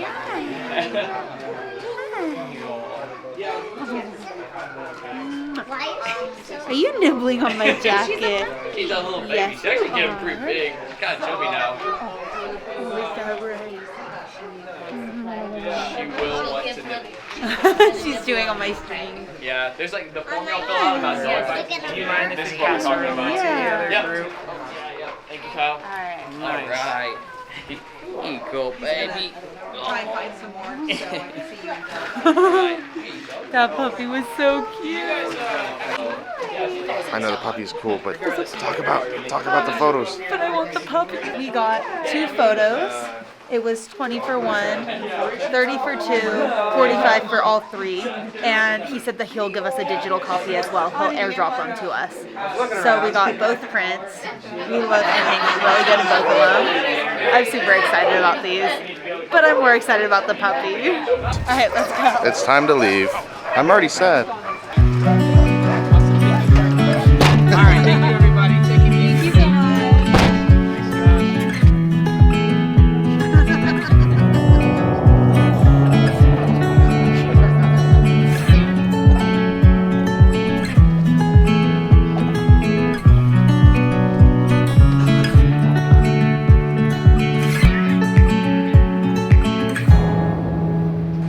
We just made it back from the Sled Dog summer camp, and oh my gosh, was that so much fun. They had so many dogs, 175 to be exact. All Alaskan Husky type. It's not really a breed because basically it's a mutt. So each one is bred a little bit different to have different attributes. Now, we did do this tour directly through Royal Caribbean, meaning that we booked it on board. It's actually to make up for another excursion that did get canceled. It cost $279 a person to book the excursion. Thankfully, because of our canceled excursion, though, we actually got 15% off. So I believe it's actually to match that of the pre-cruise sale that they usually run. Make sure as soon as you book your cruise to check out and see if there's any sales or what deals they're running, and book it as early and as advanced as you can, because sometimes they run better deals before the cruise than what you'll find definitely on board. We did get the 50% off, so that ended up being $50 off, and it made it a little bit more worth it for us, because $600 total for both of us would have been a little steep, so that extra percentage off really made a difference for us. Yes, now I highly recommend doing this one. Along with riding on the sled and petting the dogs, we also learned the immense history of the Alaskan Husky and all of the procedures they go through, training and everything to get them ready for their races. Now, I don't think you realize this, and we definitely didn't realize that dog sledding actually dates back thousands of years. There's even history and evidence to point towards it coming from before us riding horseback, so that's kind of a crazy thing. Dog sledding now is just more of a tradition that they try to keep up and try to preserve that history. That's a lot of what Alaska is, which I think is really cool, and one of those things that are just, for sure, Alaska is dog sledding. Now, they're not going to be dog sledding on the snow or any glaciers. That's not what this tour is.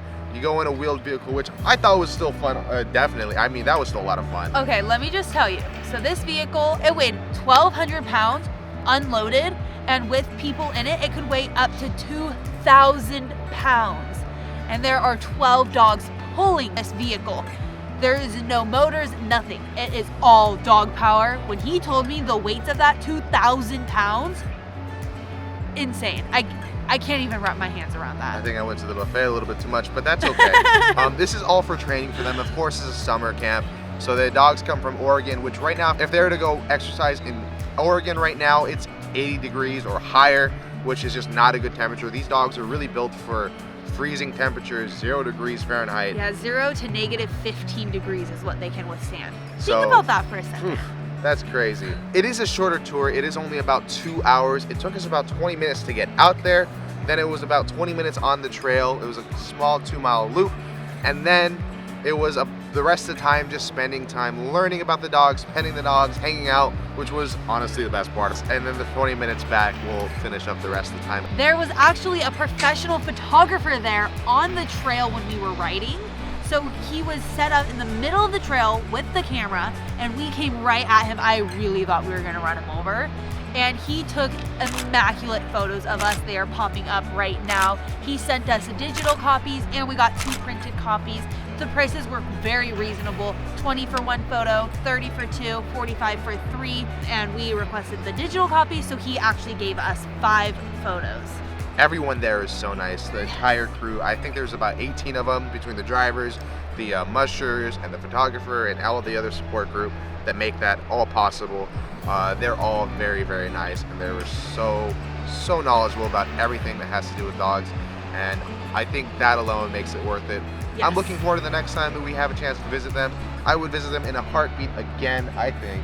We might, in the future, visit other dog sledding camps as well, because there's quite a few of them up here in Juneau, so I hope this helps you kind of decide whether or not you want to do this, because yes, you do. We definitely really enjoyed it. Yes, you do.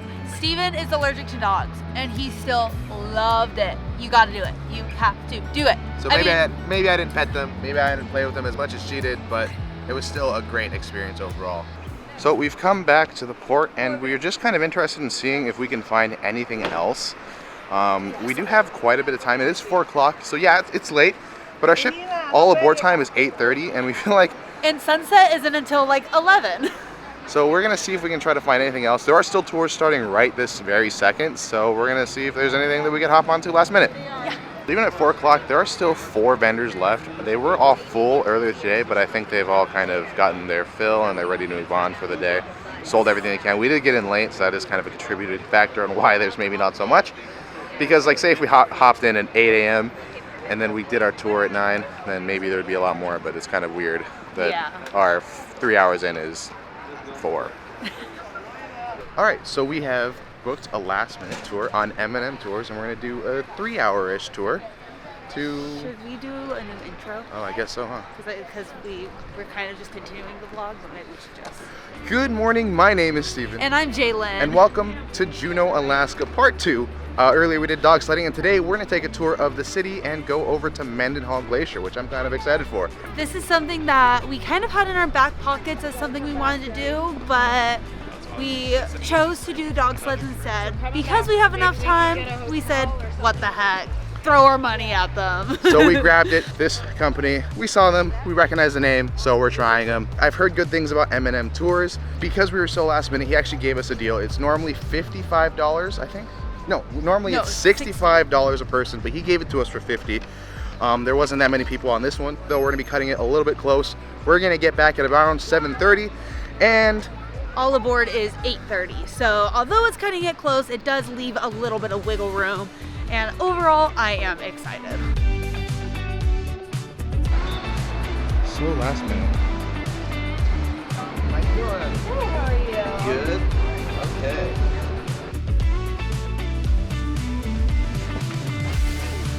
All right, we made it just in time. This bus is pretty empty. And we're the furthest back, and there's still a few rows in between us. So Or getting the price down. I think maybe they were kind of more desperate to get more people, so that's why they gave us the deal. But maybe we could have gotten it down. yeah, but I'm still happy at what we paid. Oh heck yeah! I would just like to say, I told Steven, hey, we're getting off at 1 o'clock. We should run by the buffet and get a little snack before we leave because we're gonna be hungry. And I knew that we were gonna walk around Juneau or hang out or whatever after the dog sled tour. And he said, no, I'm not really hungry. I said, I know, but maybe just a little snack. He said, no. I said, fine. Guess what he just said to me? We should have eaten before we left. Dang right. Who's right? Who's right? You know it. Your girl is right. That's all. Alright, well we're heading off on the last tour of the day. So when we leave here, I want to just point something out to you. There's a store across the street here. It's called the Alaska Shirt Company. I've been in every one of these shops. This one right here on the right, they are the fairest people when it comes to their pricing on t-shirts. They go and they look all over Alaska to start their store.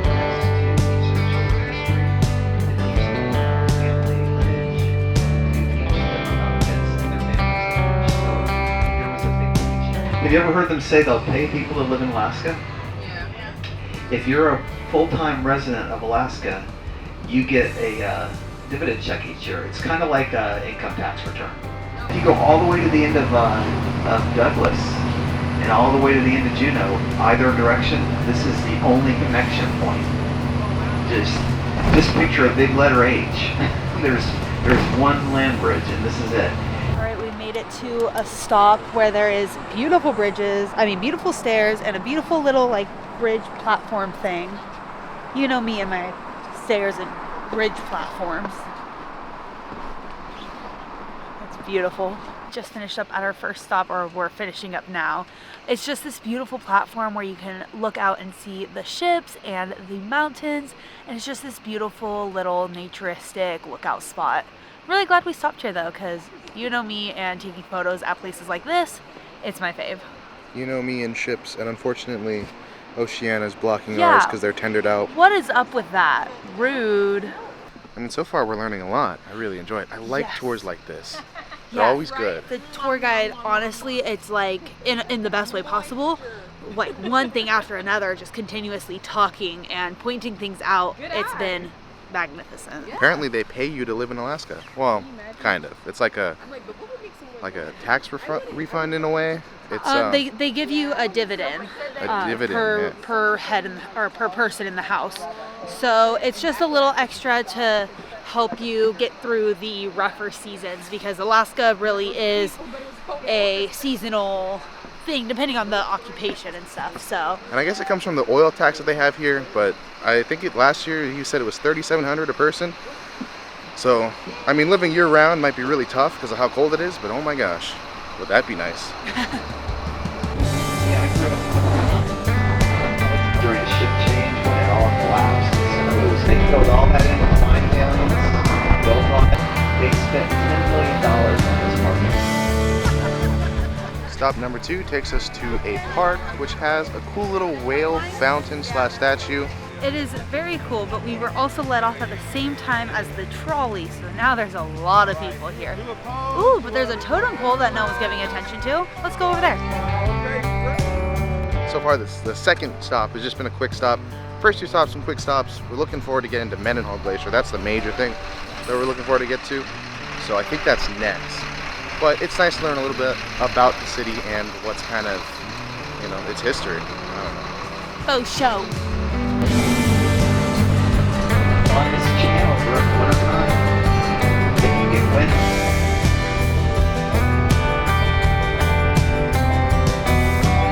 See, that's what's so cool about it. It's not like all concrete.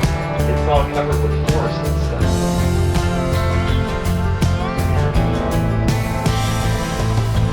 Take your picture. Don't approach them. Just let them have their space. What I'm going to do is I'm going to turn the boats.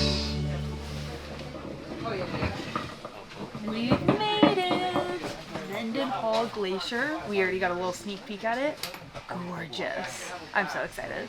Alrighty, well we made it to Mendenhall Glacier, which is the main attraction of this trip. This is a city and Mendenhall Glacier tour, but the city part was maybe, I don't know, about 20 minutes? Well actually I guess it was more closer to 40 minutes. Well, but we had to get out here. Yeah, probably 20 minutes to get out here and then maybe 20 minutes of the actual tour with like 2 5-minute stops. Not that big of a deal, the city part. Honestly, this is the great part about it, but I really did like the information that we got from the tour guide. Yes, I think I saw bald eagles on the way. So that's really cool. Because he pointed out, he said, look for white balls in the trees. And I did, and I saw like 7. So much nature. I'm actually so excited to be here. This is where we want to spend most of our day. An hour and a half is not that long, but this is our second tour for the day. So honestly, it's enough. And yesterday was a long day. Yes. But Jim, he's great. He's our tour guide, or he's our bus driver. He's doing fantastic. Nothing against Jim. Just a really short city part of the tour. The real part is just about to begin. Thankfully, they have a little bit of a map for us to kind of figure out where we want to go. They do have a visitor center in case you aren't too interested in walking a lot. Okay, so we got 2 options. We got Photo Point, which is a 15-minute trail. Should get us a good photo. Or we got Nugget Falls, which will be about a 55-minute trail. And I Goes think there you and can back. see the falls and be able to see the glacier. So, Nugget Falls Trail is about an hour. This one's about 15 minutes. I say since we have an hour and a half, we do the falls, see where we're at, and then depending, maybe get a little bit of the photo trail. One thing to mention is there are other trails as well that do take a lot more time that you can consider doing if you have more time than we do. Steep Creek, East Glacier, Trail of Time. Those are other ones. They're depending on which one it is. There's one for 2.5 hours. There's one that's 30 minutes, one that's 20 minutes. But I think we know which one we want to do. So let's go. Waterfall. Since we didn't get to do the waterfall one yesterday. Okay, so we discovered something new about Mendenhall. So there are some areas that require you to buy a pass, others do not. Photo Pass is actually one of them, so we probably will not be doing it, or we'll talk about how much it is if we do end up doing it. Let's see. Day pass, $5. $5 per person. Oh, so that's really not too bad. Yeah, so if we decide to do that one, $5, not bad at all. Otherwise, we want to do the waterfall first anyways, so, and that one does not have a fee. That one was highly suggested by our driver, so that's why we're going to do it. Yes, and we should have plenty of time, so let's get it started.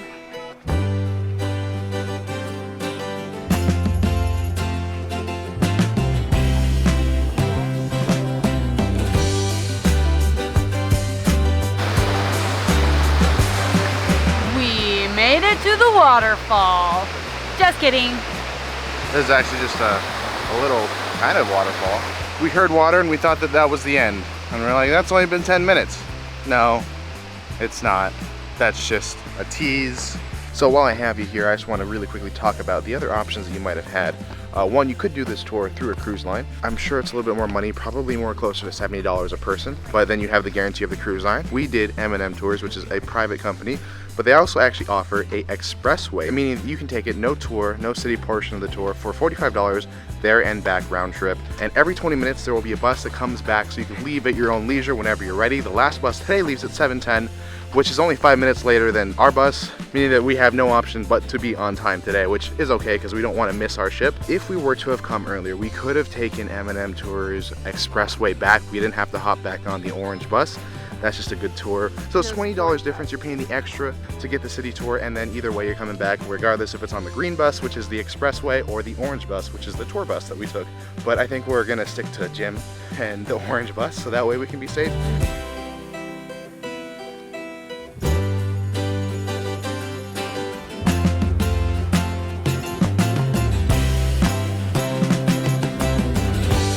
Alrighty, so quick update. I actually, I'm kind of embarrassed to say this. I lost my key card. It was on my hip that I always keep it on. I saw Jaylynn put hers away and I was like, oh, I need to do that. We have some pretty intense stuff going on today.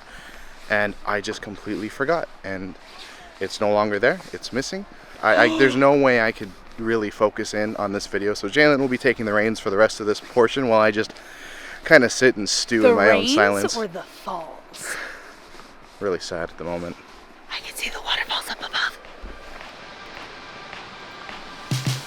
All right, we made it to our first viewpoint of the falls, and it is spectacular. This is a higher up view. You can see quite a bit of the falls and just a sliver of the glacier. However, I see people down on the beach down there, so we are gonna go check that out. Oh my God. This waterfall is the biggest waterfall I have ever seen. It is huge. Love and try to make it new. So true, so true. You got me crazy like no one else. The final moment before I lose myself. And it's no use working 9 to 5. So although the view of this waterfall is immaculate, and I highly recommend you making the little walk out here, the glacier is a bit farther away. You can see bits and pieces of it, however, you cannot see the whole thing or a large part of the thing.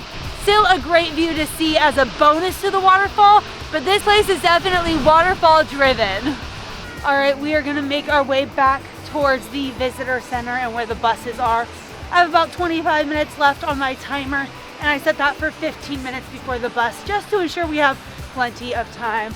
It'll be about a 30-minute walk back, and then maybe we'll pop onto that Mendenhall Glacier Trail or find a little side trek here that will show us the glacier a bit better. So we actually found this little side trail that leads us out a little bit further out and further back, which shows us a beautiful view of the glacier. Probably can't see it on this camera, but we're gonna, you know the drill.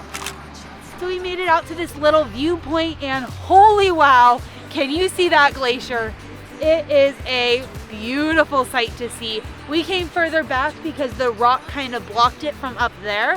So although we were closer up there, back here is a way better view. And it's a view I'm enjoying.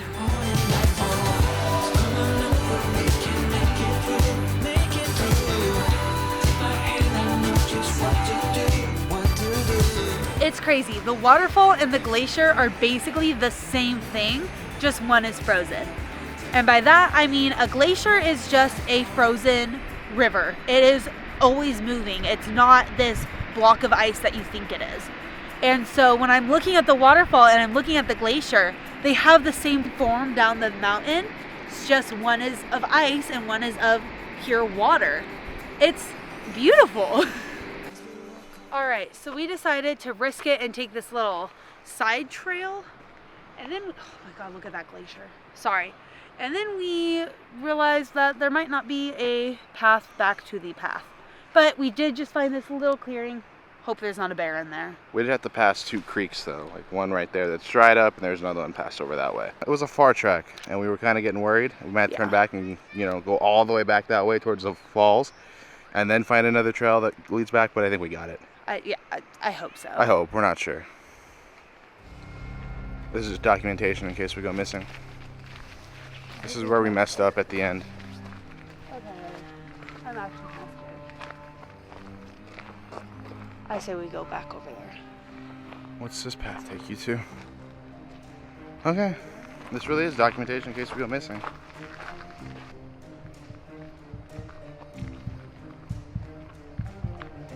you guys hear my heart racing?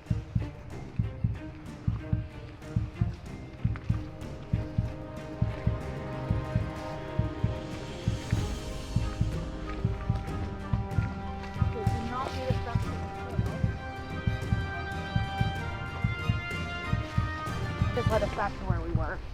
Not to the trail we needed to be on. Look, there's a kid. A sign of wildlife. It's the majestic child. Okay, I saw a person. I see the bridge right there. Oh yeah, we crossed that bridge and I just saw a person walking her child. So I thought it was a dog at first. Turns out it was a kid. Bird. So I think, if I'm not mistaken, we are finally back on path. You know, actually, this was a side path I wanted to take on my way there. And I said, no, we're gonna go to the falls and then maybe we'll come back and do it if we have time. So for those of you a little confused, this is the path that we took on the way in. Boom, boom, boom, boom, all the way over to the falls. Then we walked along this beachfront and we ended up right here. With a little detour through the bushes. It does work out in the end. You just gotta have faith. Trust. It's just a little bit of pixie dust. Time constraints is what worries us. Because if, say, it didn't work out and we had to walk all the way back, we'd be done. Yes, but it worked out, so we're fine. And now you guys know how to see a magnificent waterfall and gorgeous glacier all in one little walk. So last minute thing, we came off this little path that's right near the entrance to both those trails. And actually there's a little beach area where you can walk down. And it's actually also gorgeous. You don't even have to go on that hike to see the glacier, but the waterfall was definitely worth it. Here's a few pics of what we took on selfie mode and of ourselves in the brief amount of time that we did have, because now we have 5 minutes to get back to the bus and it's right there. We are fine. we're right there. Chillin'. I know. But still, Chillin'. we've made it back. And we've made it back before the bus got here, which is ultimately the goal. And you can still see the glacier and I just can't get over it. So pretty. All right, the bus is pulling in now, so it's time to hop aboard and get back to the ship. We will talk about more of this area later in kind of a review. And we're also gonna talk about how Steven lost his card and what we do to fix that situation, because we do not want to be waving him goodbye from the Warrener's balcony. That would not be very fun. There he is right there though. The orange bus. Time to go home. Amazing time. Hey, I lost my cruise card. Did you happen to find it on the bus, or did anyone turn it in? Are you Pong? Yeah. I found it. Oh my gosh. Thank you so I was much. back there looking to see if anybody left anything. Just like 10 minutes ago, I'm like, Pong, and I've had a lot of Asian names. And I kept thinking, now what group was that in? All right, so I know that you guys were excited to see what happens if you lose your cruise card, but unfortunately, you're gonna have to wait a little longer because we found it. It was on the bus. That's all. But the big differ is the big glacier, for example. That big.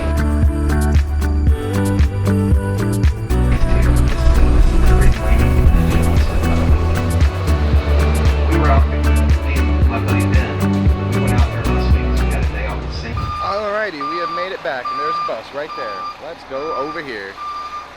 Goodbye to the orange bus. We'll see you real soon, but I am so happy we made it. It's currently 7:30. Dinner is at 7:45. I was just about to say the rest of that. the family is going to be waiting for us. It smells good right here. Oh my gosh. Did you say weird or good? Good. It smells Okay, good. I'm like, because this smells good. There's I am starving. There's a place that he suggested. I think that place right over there. Yeah, Grizz Bar. Grizz Bar. That's recommended by Jim. We're gonna get back on board though, because we're cutting it close. So I just wanted to give a quick shout out to Patsy Ann. This is her statue. She was a dog who would greet all the cruise ships coming in back in the day. The one who always greeted all the ships. I believe she was deaf, so she couldn't hear. But as soon as the ship would come into the harbor, she would know, and she would greet them no matter what she was doing. And if they were docked out in the ocean, then she would maybe even go swim out to them. Yeah. So we're gonna get back on board, eat dinner, because we are starving. We haven't eaten since this morning. It's hard to believe that we woke up at 5 in the morning to do Endicott Arm to see Dawes Glacier. Then we did a dog sledding tour right before this tour, and we hopped on this one last minute. We'll talk all about this tour that we just did. Do we have 3 different videos for today? We have 3 different videos for today. Wow, be sure to check all 3 out if you want to see how Juneau, Alaska went, because that's insane.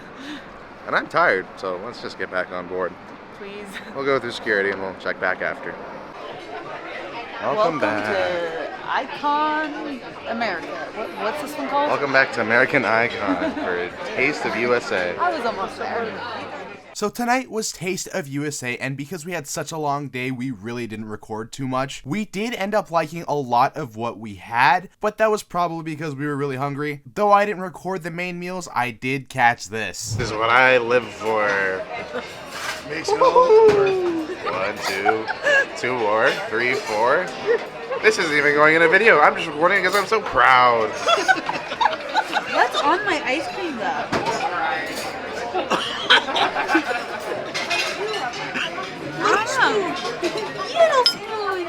Okay, so we have made it back to the cabin, back on board, all safe and sound. I know we're going to be a little tired during this review. Give us a break. This is after a glacier day, 2 excursions in Juneau. It's been a lot. I'm kind of trying to just gather stuff. So we did a city tour of Juneau, and we went to Mendenhall Glacier with M&M Tours. It was a $65 tour. We actually got it for a little bit cheaper, so that all worked out because we were on the last bus. You saw it was empty. It was just pretty much us and 8 other people. It was a fantastic experience, by the way. But not normally how that experience would be. It was definitely worth the $65. I'm glad that we got it for $50. Maybe if you're one of the last tours of the day, you might be able to get that deal. Or maybe they're just really kind and you can negotiate and work them down on depending on how demand is doing. So what I loved about the city tour is we learned so many facts. It was really fun. And we even got to make 2 stops, which I didn't know was going to happen. So that was a really exciting little thing we got to do, and we learned so much history. I really thought it was a great way to wrap up some of our time in Juneau. Yeah, and then Mendenhall Glacier was the best part of it. It was a breathtaking view of a glacier. Endicott Arm and Dawes Glacier was nice, but Mendenhall was just that much more spectacular because we were able to get, I feel like, a lot more closer in that national park. Yeah, what I really loved too is that you really didn't have to go on a hike to get a great view of the glacier. Just from the welcome sign, you got a wonderful view. Then you can walk down just a slight hill to almost this beachy area. Also a great view. You can also go to the visitor center, see it from there. None of those require a lot of walking, which is super nice because if you don't want to go on an hour-long hike, you don't have to. I think that this tour is fantastic for anyone who just loves nature, loves scenery, loves the glaciers themselves. It's just a tour where you get a little bit of everything. You get the city tour, you get the glacier. An hour and a half, I didn't feel like it was long enough, but the cool thing that they do, unfortunately we weren't able to utilize it since we were the last tour, they do let you hop on their express bus to return back to the port if you wanted to spend longer than an hour and a half. An hour and a half was probably enough for us because of how tired we are, but I definitely think we want to go back to Mendenhall Glacier just to spend a full day, go on one of the earlier buses there, and enjoy the park. There just is so many different trails and so many different things. We didn't even go to the visitor center in this video, which makes me sad, but that's all for next time. I feel like there's so many different options you could do, or you could spend a full day there. I'm definitely glad we decided to go on a hike to the waterfall because that was absolutely spectacular. It only took an hour or maybe even less, so don't let timing scare you because if we had enough time, chances are you have enough time. Yeah, and we aren't the fastest people in the world, and we do love taking pictures and videos and just getting distracted all the trail long. So we think that most people can do it. It was a very easy hike, definitely worth doing. I'm sure the videos convinced you otherwise whether you should do it or not. If you're not in love with the video, get out of here! I hope that this review helped you in deciding whether it's worth it, and this video in general help you decide what to do because Juneau has so many options. It was extremely hard for us to narrow it down, which is why we did 2 different excursions.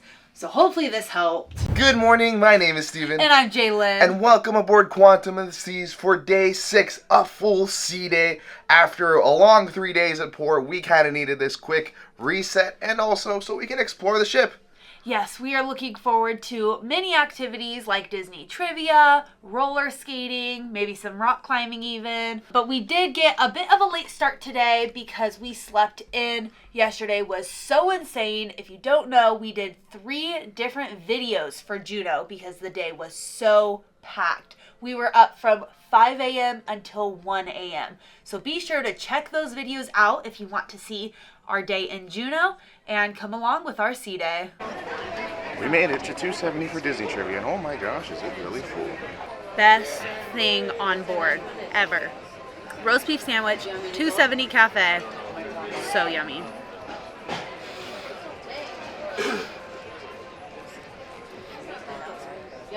This is so crazy. So they just put out the sheets for the trivia.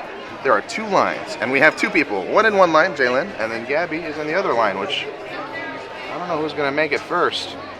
Looks like Jaylynn won. Gabby is walking back. The walk of shame. And Jaylynn's right behind. The walk of success. Doesn't matter. We're all on the same team anyways. And we're all gonna lose together on Disney trivia. Alright, question number 1. What is the name of Wendy's dog in Peter Pan? Question number 2. What is the name of the toy store in Toy Story 2? Now, Julie Andrews made her feature film debut in which Disney movie? What are the names of the 3 good fairies in Sleeping Beauty? We have Flora, Fauna, Merryweather. There you go, Flora, Fauna, and Merryweather. So we finished up and we got 25 out of 28. 25 out of 28. We only missed 3. And the people who won got 27 out of 28. We were literally second place. No one else had 25 or more. We almost won. So close. So close. We made it over to the Schooner Bar for Queen trivia. And well, it's packed.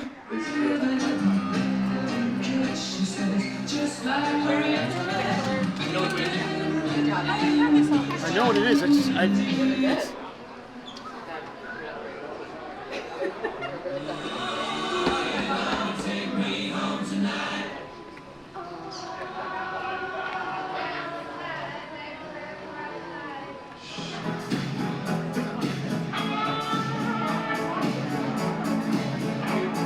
Oh, I know this. This is Norwegian's trailer song. Is it? Yes.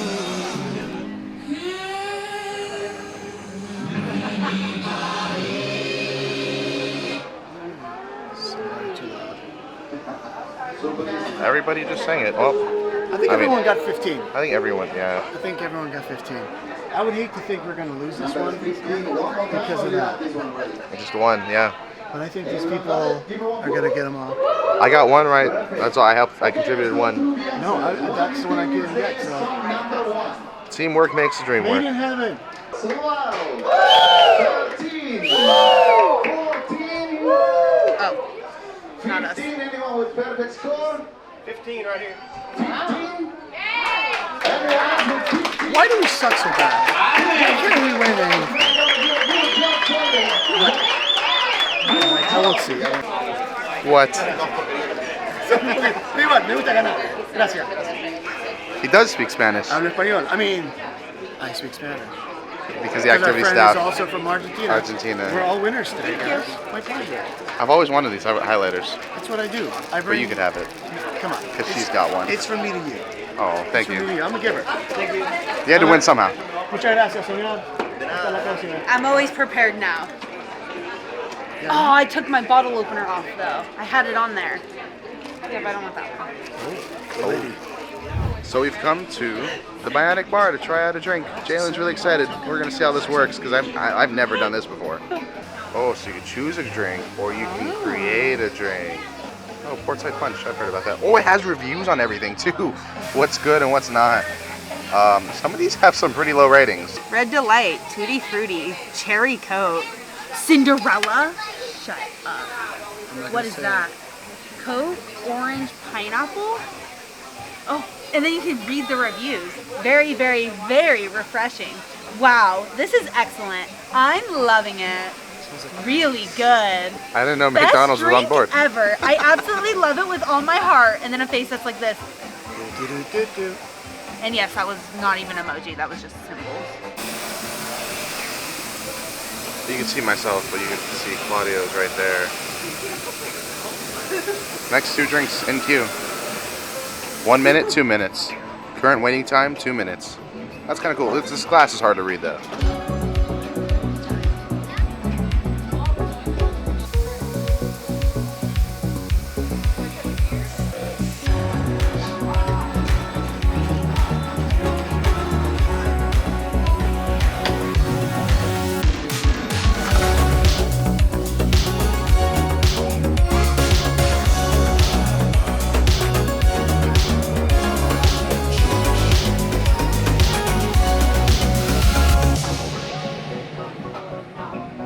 Alrighty, we got the Snow White mocktail from Bionic Bar. That's pretty good. These robots know what they're doing. I'm pretty sure this one's pretty much just, yeah, this one's just like pineapple and Sprite, I'm pretty sure. But we also got Cinderella, which is, I think, Coke and pineapple. Let's see. Interesting. Kind of good, but interesting. I'm not the biggest fan of pineapple. That's pretty much all they offered on here, though. And a Shirley Temple. Yeah, they wouldn't make Shirley Temples too strong. They had a couple of fun non-alcoholic drinks to try. However, you do have to be 21 or older to order on here. But yeah, the coolest part is just watching the robots make you a drink. That's what you're here for. 5 stars. Welcome back to Seaplex. For roller skating.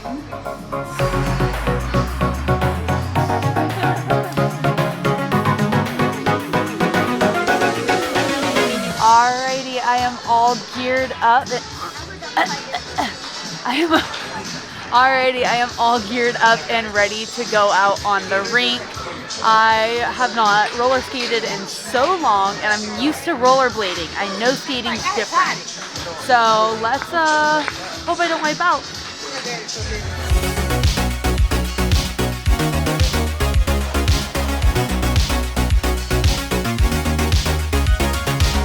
This is fun. It's also just skating in circles, and I have no one to do it with. There's plenty of people who don't know what they're doing. Actually, one thing that I really like is they have the fences for you in case you don't know what you're doing. For the A lot of kids people are or using them. adults. Yeah, there's quite a bit of everyone using it. One of the things that I don't know how to do on these roller skates is stop. I know it's with the toe, but I feel like I would totally face plant if I did it. So, using the wall it is. Okay, bye.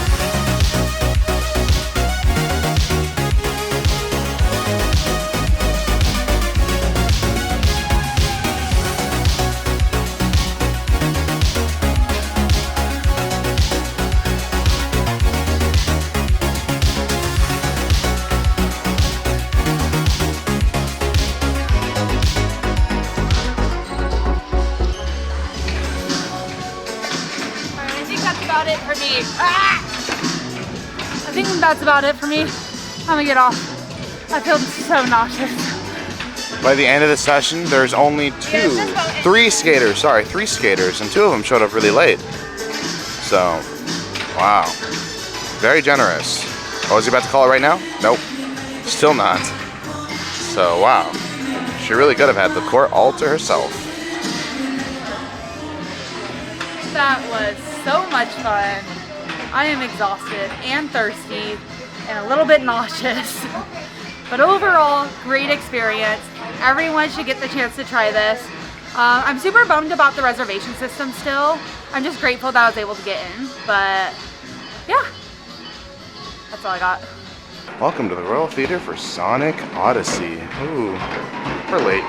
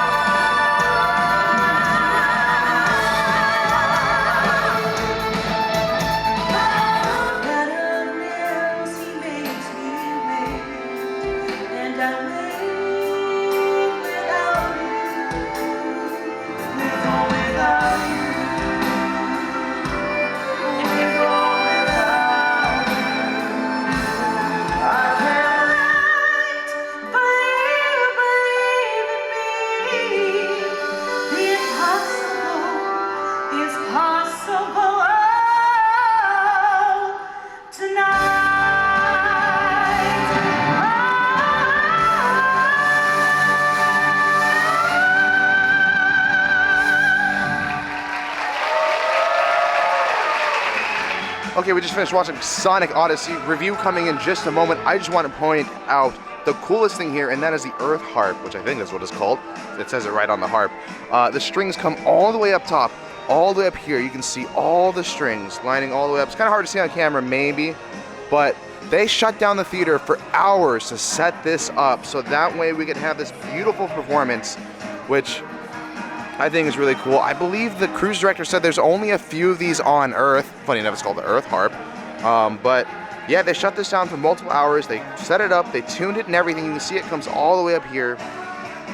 Totally different perspective on a show. We'll talk about it in just a moment as we walk out, but I had to give acknowledgement to the Earth Harp and to the entire team and cast for putting this spectacular show together. We'll talk about it in just a moment. So it's basically, it's not copper, but it's basically just a string. And these blocks in the back are how we tune it. So right now I'm about to make sure that it's staying in tune.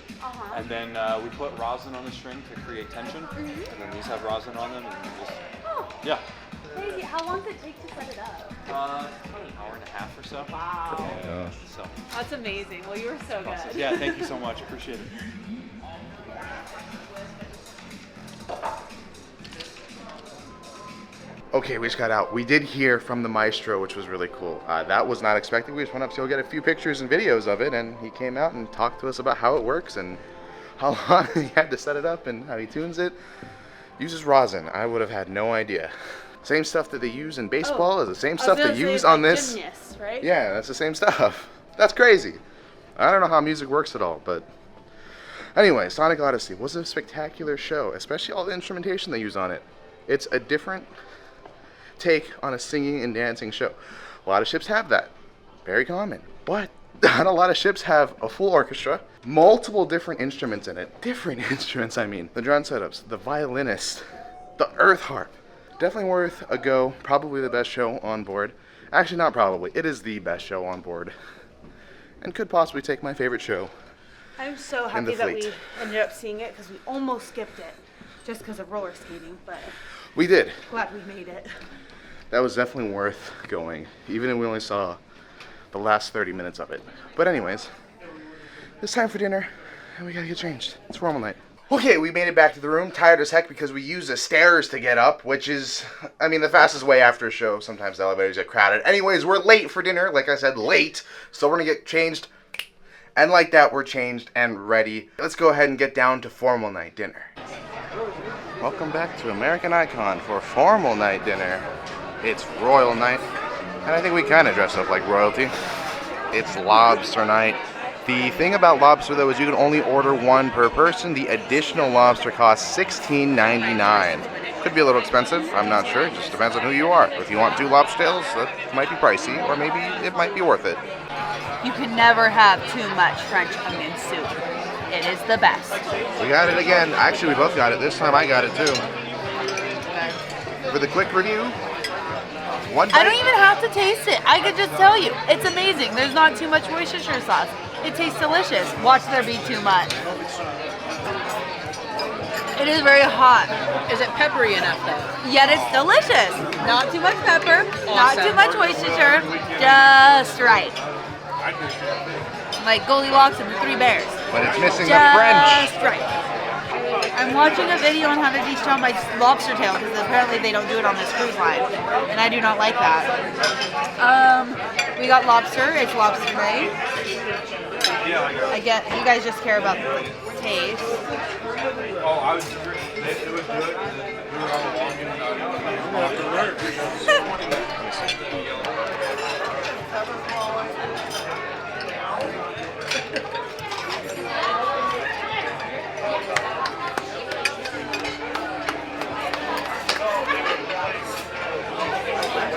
I did it. Okay, now try it.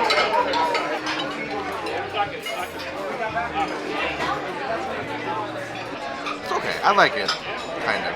I'm still getting used to lobster. I get it because it's on the menu and it's free. And I know it's expensive, so I'm trying to make myself like it. And as time has gone on, I have liked it more and more. But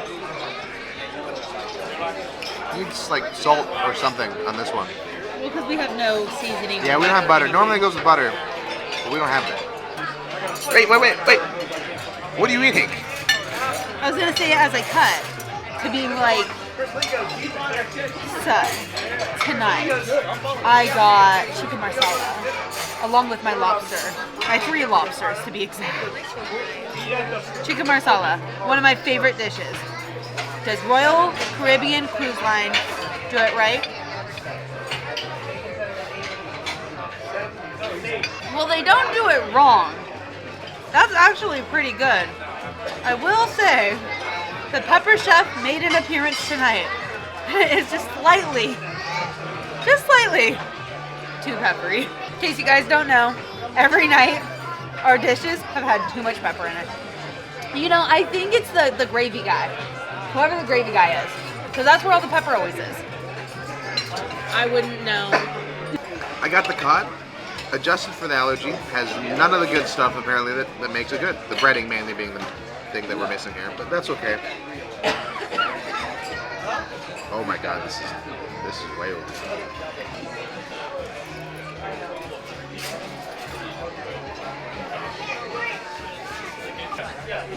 They seared that thing to oblivion, and then the inside is mush.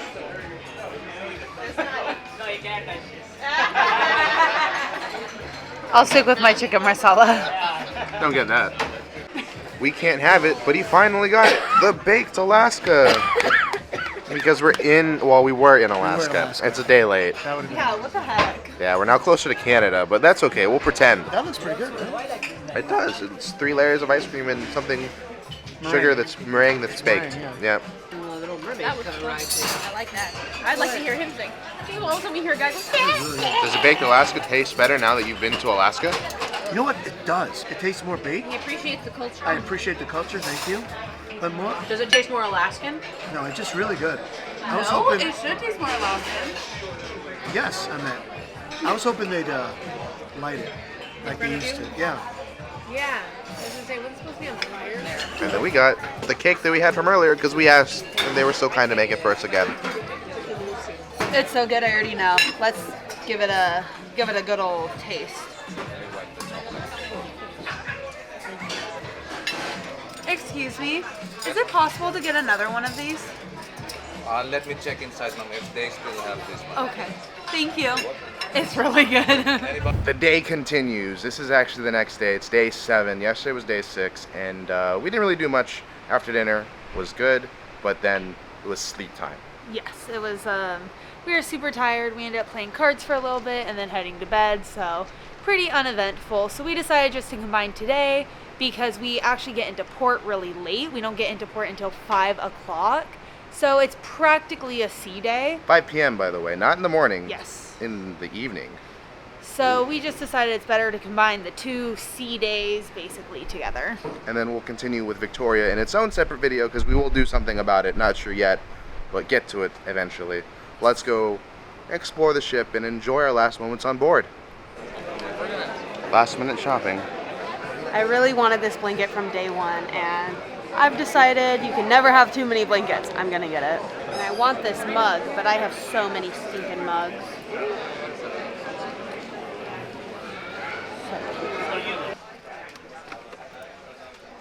Oh my gosh. I think this is the first time that we're actually like, should we get a ship model? Because this price is getting ridiculous. But look at, there's a little bear. Alrighty, so we've made it to Schooner Bar for Royal Caribbean trivia. We are all prepared. We got our Royal Caribbean t-shirts, our Royal Caribbean windbreaker, and of course the trusty Royal Caribbean cup. Oh, I wish we could show the back of the shirt. Has all the ship's names in case we need it. Don't worry, we know every ship too. All of them are on the back of the ship. Or on the back of the shirt. All the ships are on the back of the shirt. Not all the shirts are on the back of the ship. Anyways. That'd be cool if they were. Just a line of shirts flapping in the wind.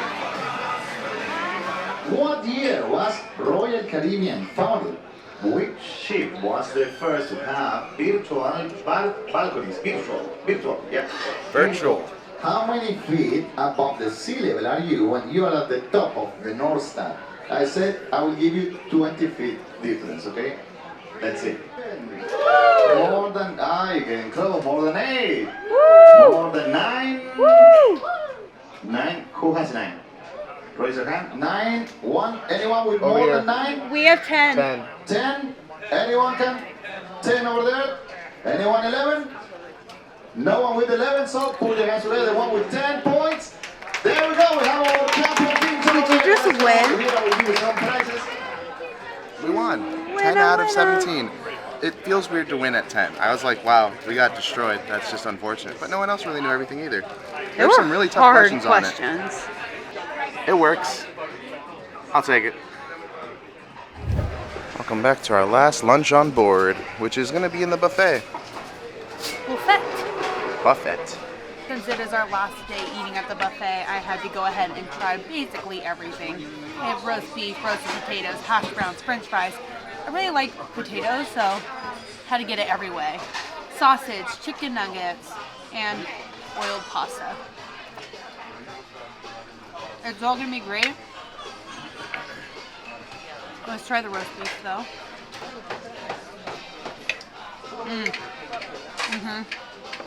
Very good. And the chicken nugget.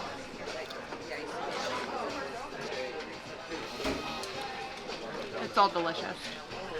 For those of you who don't know, Wonderland is a restaurant here on board. It's an Alice in Wonderland theme, which is weird because it's Royal Caribbean and it's not Disney. Though, if you don't know, Alice in Wonderland is just a regular story that's not necessarily owned by Disney, but Disney does make a movie about it. Neither here nor there. We're not eating there. We're just sitting in the, she's just sitting in the chair. No, we are. That's so little space. I don't think I'm going to fit there. Too bad. You said we. Anyways. We are sitting here. Okay. This is what we actually came here to talk about. We just got over from the shore excursion desk and decided to book a last minute Victoria tour. We were super undecided what we wanted to do because we get in at 5 p.m. It's really late. Although it stays, does it say later here? It stays lighter later, but not as late. Say that 5 times fast. Now, because we don't get in until 5 p.m., we were wondering, what do you even do in Victoria? Well, you're gonna have to wait for the next video to find out because we are gonna make a completely separate video on that. But you do know that we have a tour through the cruise line. But for now, we're gonna continue on with our sea day since it's a port night sea day. Let's go. It's that song, right? Yep. Welcome to 270 for Kazoo That Tune. Seemed like a silly game show and we wanted to check it out.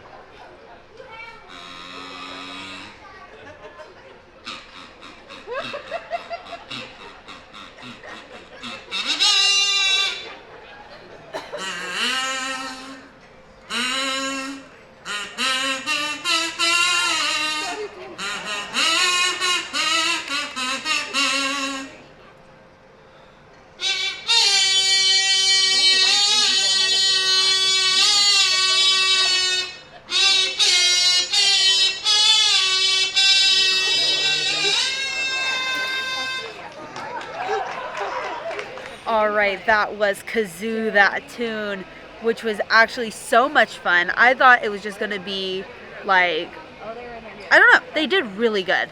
It was pretty easy to name most of those tunes. The winning team I think got 22 out of 25, so not bad.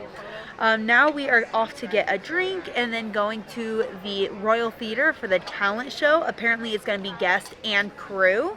So I'm super excited to check that out. So many of you here, thank you for joining us, as today we're going to be showcasing 3 of your fellow guests are going to be performing, and a couple of our very talented crew are going to be performing for you as well.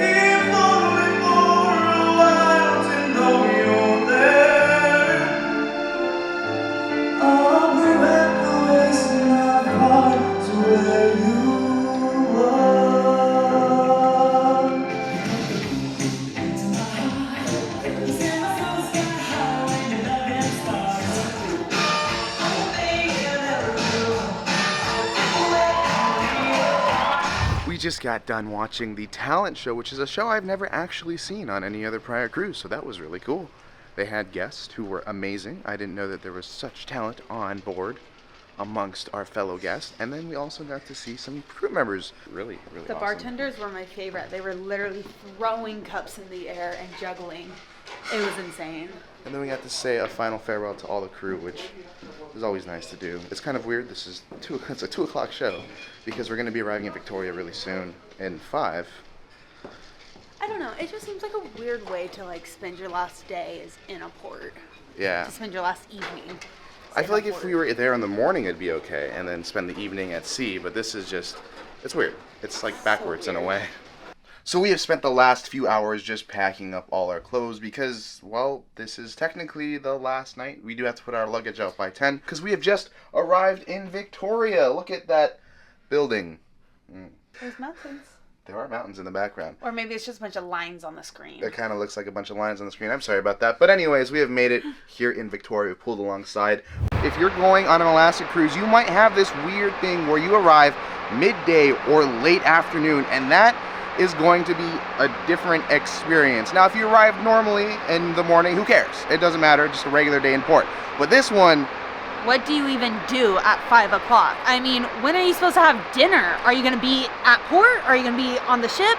What is going on here? and then also you have to pack. Tomorrow's the last day. Victoria always ends off the cruise, so if we leave later at 9:30, that's like no nighttime. So this is gonna be weird. We're gonna answer all those questions in this video. Come along with us as we figure out how this nighttime experience is going to be in Victoria and on board. So when you arrive in port, it's late, so that means everybody's already up, I assume. I mean, that's just one thing to assume. I'm usually up late, so I usually miss arrivals in the morning, but it's in the afternoon, so everyone's up, everyone's running around. One thing that this ship is doing is they're not allowing anyone to go down below deck 4.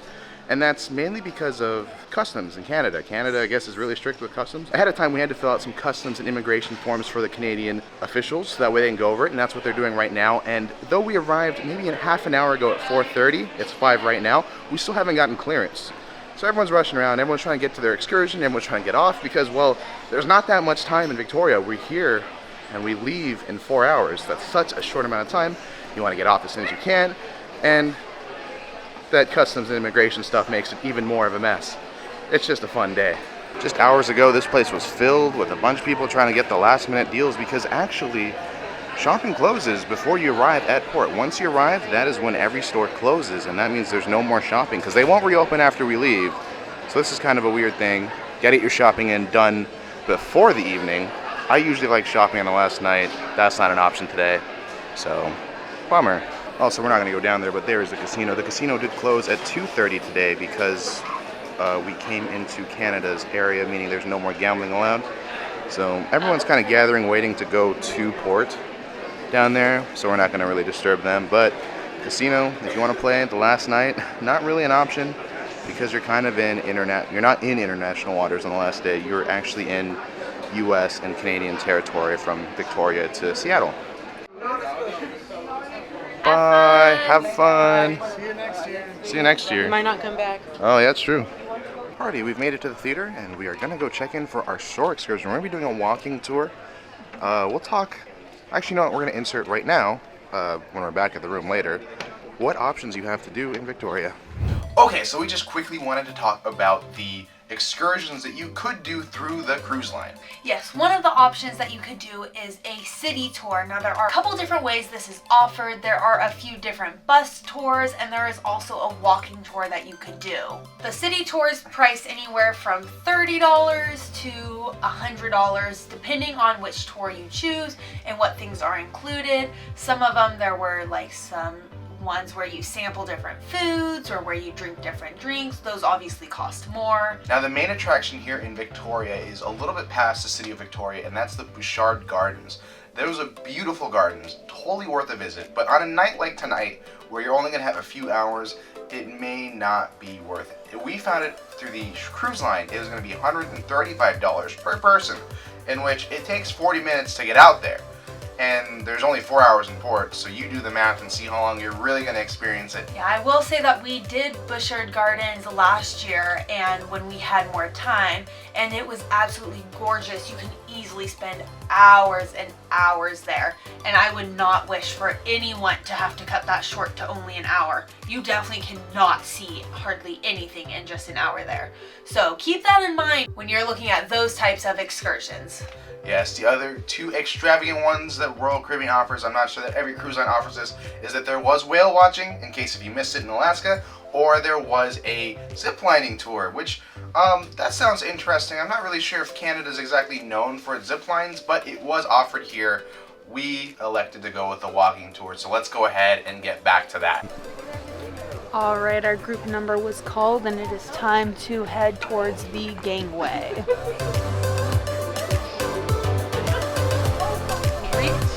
We'll see you later, Quantum. We'll be back on board in a few hours, hopefully. Welcome to Victoria, Canada. Our first international country on this trip. That's so weird. We've been in America this entire time. You don't really think about that, but it is true. Alaska is the same country as where you leave when you leave out of Seattle. Now this was the first ever port that I had gone to in Canada. The first time I had ever been to Canada was here. And now I have been to Canada a lot of times. Wow, Quantum, still standing tall. Can't believe we were just on that ship. Now to come to Canada.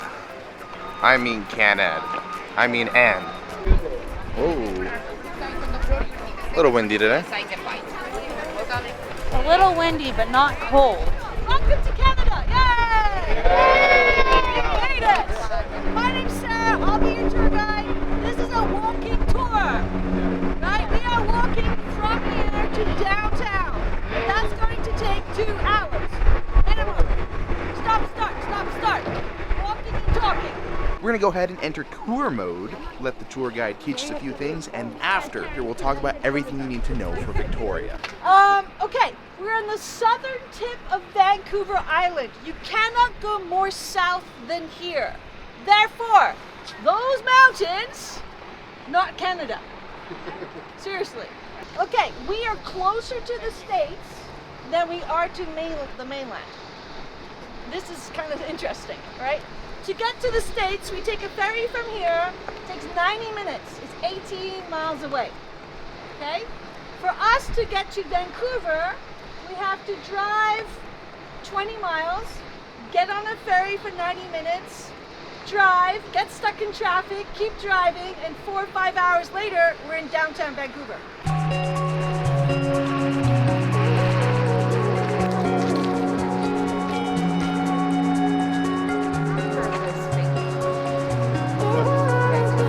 First stop, Fisherman's Wharf. Only a 10-minute walk to here. How many of you been to San Francisco? Fisherman's Wharf there? A few. Okay, I am biased. However, this is prettier, less seagulls, doesn't smell as bad, right? No sea lions. We have some commercial fishing, pleasure boats, restaurants, and then a bit further we have the float homes. So I'm going to be showing you those. These are residential homes, float homes, right? What do float homes not pay? Property tax. They're not on land, right? But they have to pay for the sewage, for the water, and for the electricity to be moored up, right? Tied up. So that's about 700 Canadian a month. Is that a good deal? Eh. This is a busy waterway. This is a gorge. This is not a river. So the ocean is coming up. Right? It looks nice. However, because this is open to the Pacific, sometimes we get those black and white large mammals swimming up here, chasing their dinner, which is seal. Right? So the orcas can swim up here. And what happens when they do? Shut down. Silencio. No planes, no boats, no traffic, no nothing. Because we need it quiet for those whales to figure out how to get back into the ocean. Right?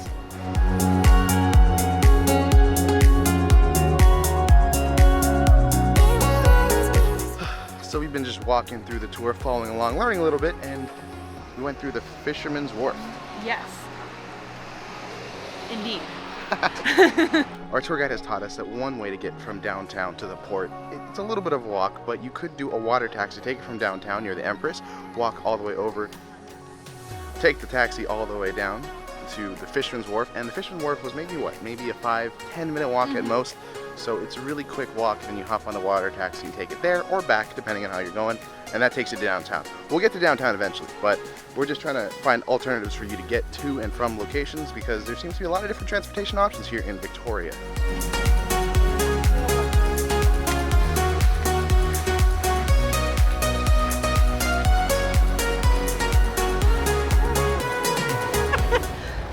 Enjoy some landmarks here. This is a nice view, right? I'm going to explain what we're looking at. The domed building with the green roof. That is what? What do you think? Capitol building? We don't say capital, we say it's our provincial government building. So that's our legislature. Our legislature building. The big brown building with the Canadian flag behind the coho. The Empress Hotel. Quite nice. We're going to go in front of that. That was built, so legislature built 1896. Empress Hotel built 1908. Quite majestic looking, right?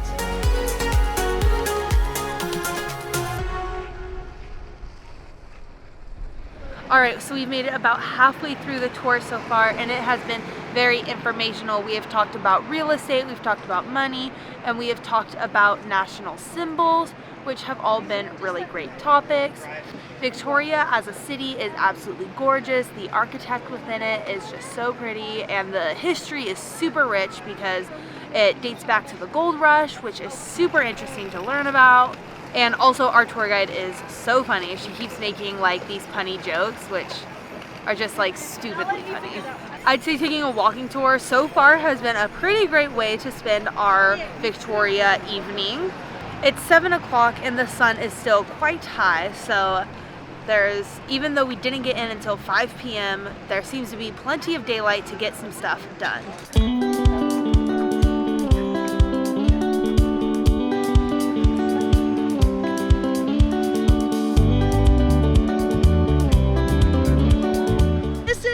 Legislature provincial government building built 1896, right? This city is named after the Queen. Therefore, we want a building that's majestic, that's royal, that looks impressive, and hopefully to keep the American South, as we say, yeah, we know what we're doing, right? The domed green originally was which color? What's it made out of? Copper, right? Copper changes with time, oxygen, oxidized copper.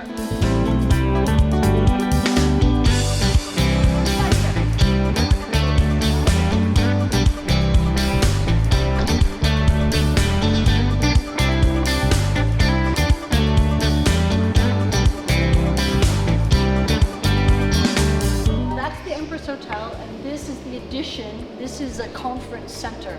So, being the provincial capital, many conferences are held here, and in the hotel, many guests come. There's lots of weddings and conventions, so it goes well together, right? I'm just going to talk briefly about the totem poles. Who saw them in Alaska? Yeah? Okay, so briefly, normally what type of wood or tree is it made from? Cedar, right? Cedar because the grain is fairly straight, so it's easier to carve. There are lots of cedar trees on the northwest coast, and it rots from the inside out, right?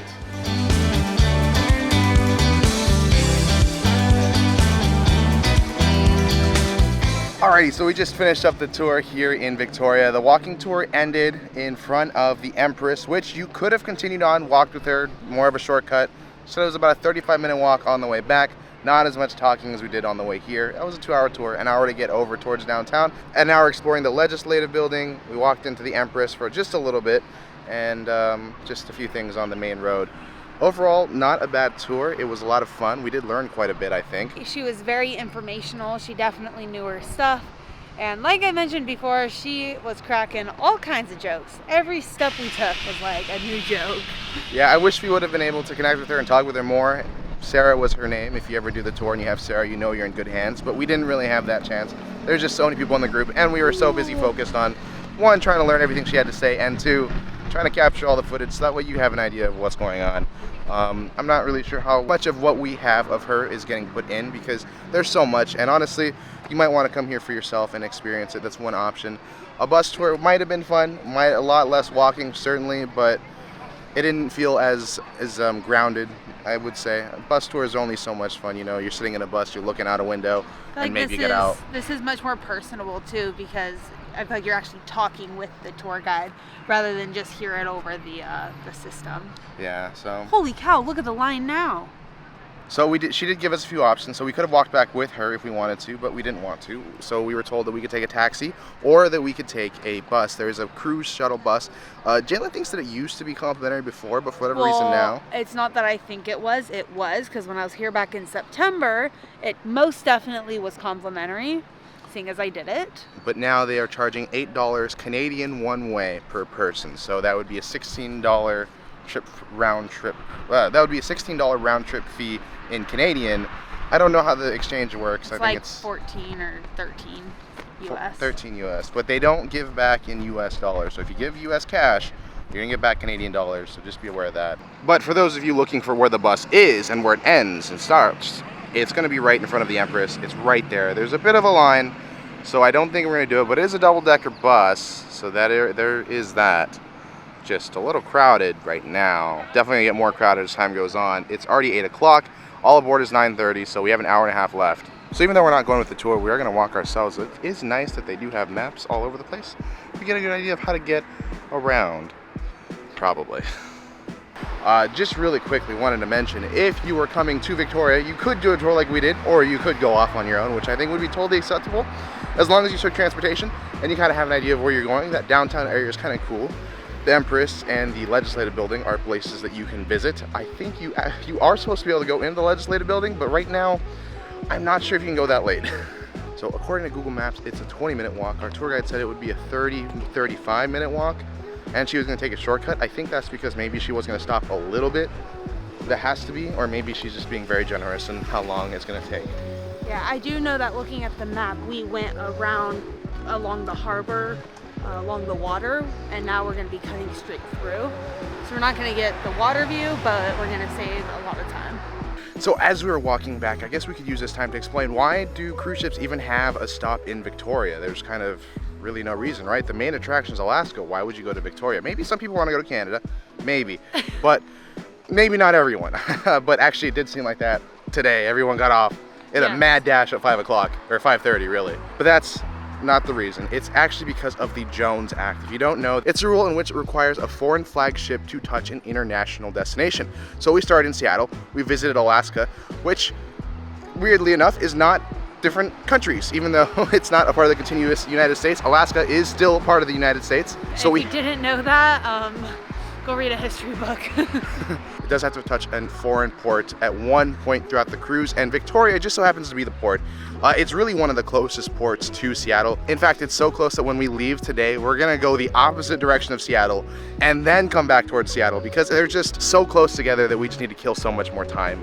So that's what we're gonna be doing tonight. So it's all because of a technicality that we needed to visit Victoria, Canada, in which I like Canada, but this short amount of time I don't think is enough to really enjoy it at all. 4 hours, terrible, because if you think about it, one of those hours you have to spend getting back on board, because you don't ever want to be last one on board. You want to get back at least an hour ahead just to be safe. Getting trapped in an international port is terrible. That's not a good idea, so you want to get back on time. That's why it's shoehorned in at like such a terrible hour, such a terrible time. Multiple cruises do it, not just Quantum of the Seas, multiple ships from different cruise lines all over the place. Some are better. They actually visit in the morning and stay throughout the afternoon. It's nice. This is not one of those, and that's probably why you're watching this video, trying to figure out what are you going to even do in Victoria. And I hope we've kind of given you some idea of what and why you have to plan things the way they are. Okay, so as we're walking back, obviously we are not Canada residents. We don't really know where the heck we're going. We do happen to have service though, not because we live in Canada, but because we live in the US, and our carrier does offer service in Canada and also Mexico as well. We have Verizon Wireless, and I believe most plans with Verizon do offer this, where you can go to the foreign country, only those two countries that is, and you could have full service with talk and text, and up to a certain amount of data. I think it's half a gig. I'm not sure what other carriers do. Please do research ahead of time. Don't automatically go to Canada and start racking up a phone bill, but I can safely say that our service, our plan allows us to go look things up in Canada and use the GPS, because it honestly is quite helpful. We have made it back to civilization, or our ship is what I mean to say. Not that bad of a walk, only 20 minutes. Yeah, it really was not as bad as she made it seem. And it goes a lot faster when you're not stopping every 5 seconds. Though that is what we paid for on the tour. I will say that is one thing. True. Very, very true. As far as the tour is concerned, it is pretty doable for youngins, because there is quite a few kids of the younger variety on our tour, though they did not all walk back. Their parents decided to take transportation. They even aged back to like less than a year old. So the closer we get, the more reality checks in. This is kind of what we expected, but this is a lot worse. I did not expect this. No, I did not. We're gonna have a long line to get back on board, because it is already 8:30. Even though we were gone for 2.5 hours, everyone's going to be trying to get back on right now, because there's only 4 hours total to be out. It's going further and further and further and further and further back, all the way around the flippin' gift shop. Why? And it's not even moving. Unless you want to see Canada, don't get off the ship. This is not worth it. I heard a little bit about why the line was holed up in the gift shop. Pardon me for the not understanding what they said / hearing 5 words and making my own story out of it. Someone tried to get on. There was some kind of issue. A bunch of cops came. Eventually they let them on. Now the line's moving. We did see the cops show up as we were walking. We were hearing constant sirens as we were trying to do takes on the way back. But I guess that's probably why. Maybe the line isn't always this bad.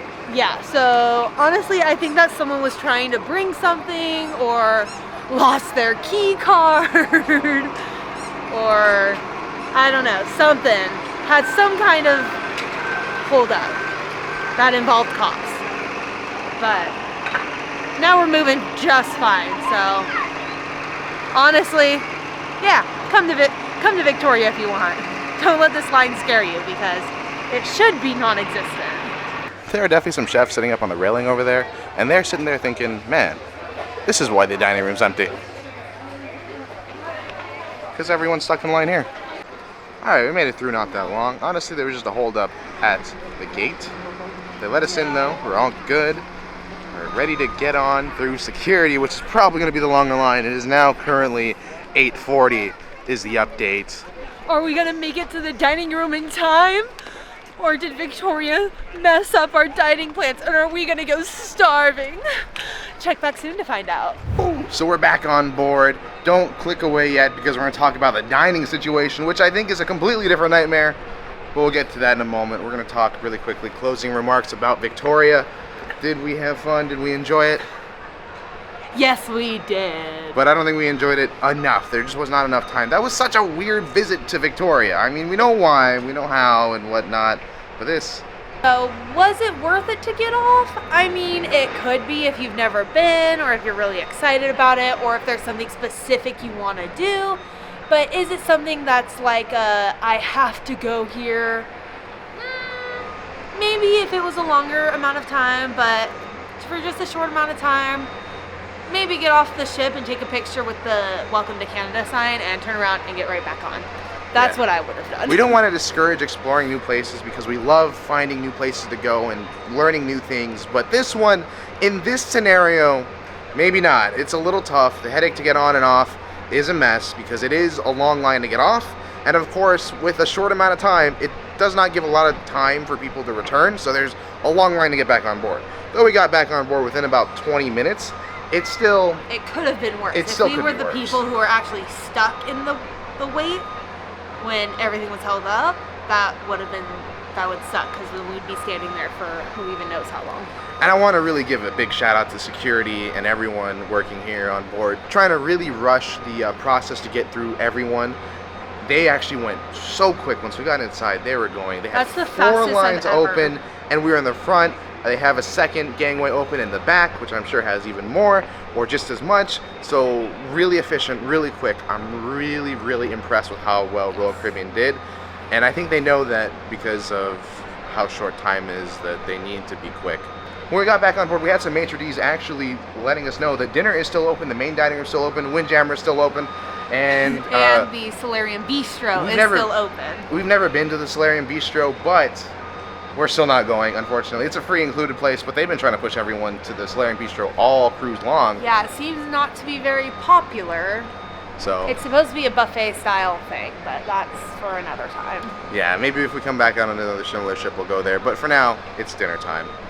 Welcome back to American Icon for the final night. I'd like to tell you a very important information. What is What? What is it? That's the information. You know Good evening, ladies and gentlemen. If I may have your attention, please. On behalf of our food and beverage director, our award-winning executive chef. We have made it back to the cabin from dinner. We decided to not vlog it fully because I think more people are interested about what we have to say about what's going on board than what's going on is our opinions on the last menu for the day.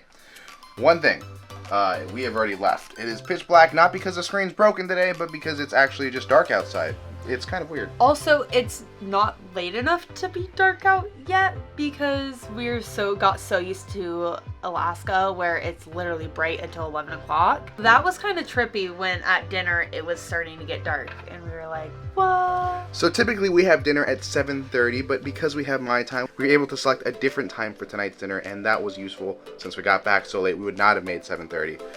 In fact, we wouldn't have made anywhere from 5 all the way until 9. So we had 9 o'clock, which is the latest possible time, but we did see people getting accepted at 9:30. Which was nice to know because, I mean, you saw the lines that we were stuck in outside. It was insane. People were getting on much later than they expected to. So I was really considerate of dining to allow them to come in and still be able to eat and not be like, no, you get no food. Yeah, they were very accommodating. I know for us, it's like the worst thing in the world, the biggest nightmare for one day, but for the crew, they see this every single week, week in and week out, and they kind of are getting used to it and understanding that it's not going to go the way everyone's planned. People are going to be late, especially because of tours. Doesn't matter what you do, you're going to be cutting it a lot closer than you would on a day that's a lot longer. One thing that they made an adjustment for is the buffet was open later, so instead of their usual time of 5 to 9, it was actually open from 6 to 10, so that was very helpful, even though we didn't go up to the buffet. It was a surprise for us because we were planning on eating beforehand, but it is what it is. And they know that they can't send 4,900 people to the pizza place because all the dining options are closed. Yeah, that'd be a complete nightmare. Oh my god, could you imagine? I'm just envisioning it. No. Thankfully, we actually were smart and we packed ahead of time, so it's just finishing up packing. Now, here's the other thing. Packing, you're supposed to get your luggage out by 10 o'clock the night ahead. We didn't even get back on the ship until almost 9 o'clock. Yeah. So how the heck are we supposed to be able to finish packing by 10? Let me take a step back. The way luggage works on board is there's 2 options. 1, you could self-assist your luggage out, meaning you take your luggage out on your own. Or 2, you do the traditional style of luggage in which you put your luggage out the night before and you will reunite with it back in the terminal the next day. So that way you don't have to deal with it during breakfast and disembarkation, and it's just a pain because you're trying to get through the ship with all your luggage and up and down the stairs with all your luggage. Yeah, they will give you a luggage tag with a number. They've given that to us already. We have a airport transfer through Royal Caribbean, so we'll be taking their bus. That's why we have an earlier number. We got 2. So that's all going to be taken care of, and hopefully things will go smooth tomorrow morning. We'll end this video tomorrow morning once we're off and on our way to the airport and home. I'm not ready to go home yet. So those are your 2 options for luggage. Now, you're supposed to put your luggage out by 10 o'clock, like I said, but because of the late day, they really are going to understand. They know. So if you're later by an hour, maybe 2 hours. It's already almost 11 and the hallway's still lined with luggage. Like, they haven't even started to take it. Yeah, so they're gonna they know that people are gonna be late on a day like today. It's just so weird. On every cruise, there are always gonna be people who put out their luggage later than 10. But this tonight is gonna be even worse, and it's so nice to know that they're ready for it. They're understanding. So we'll get the luggage out as soon as we can. We're gonna finish up packing. But make sure if you're doing this, pack before you land in Victoria. Usually people leave it till after dinner or like the last hours before the luggage is due. This one's a little bit different. You're not going to be able to do that. You have to get packing earlier. Which we actually did do. You guys should be proud of us. Normally we wait until after dinner. Today, we actually took the time during the day to pack. I don't know about you, but I'm pretty proud of us. Alright, only an hour later and we have all our luggage ready to go. Everything's tagged, group number 2. We'll see you tomorrow. And we'll also see you tomorrow morning. Say goodbye, Jaylynn. Bye, I'm sleeping out here tonight. It's the next morning and now it is time to get off the ship. Our luggage tag number has been called, so that means we are going to go get off and meet our luggage back in the terminal. Goodbye, interior virtual cabin. We'll maybe see you next time. The chaos of getting off.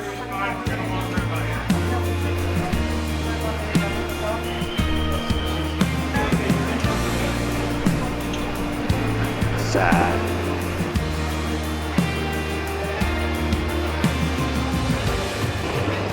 So immediately we got out, we got our luggage, and everything was really quick, not that bad. Good job, Seattle. I was utterly impressed. We have been thrown into the line for the shuttle. I'm sorry. We have been thrown in line for the airport transfer, so we're on our way. And I guess we'll be in the airport real soon. There seems that they have a lot of buses, so you shouldn't have an issue if you get off a little late, maybe.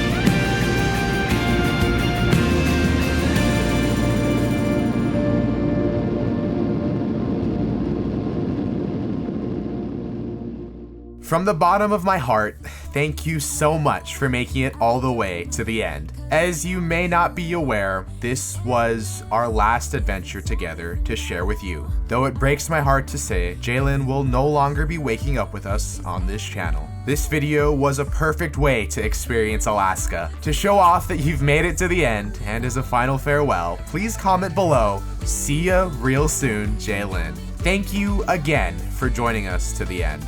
I don't know where we'll wake up tomorrow, but I'll leave it to us in the past to close out our final video.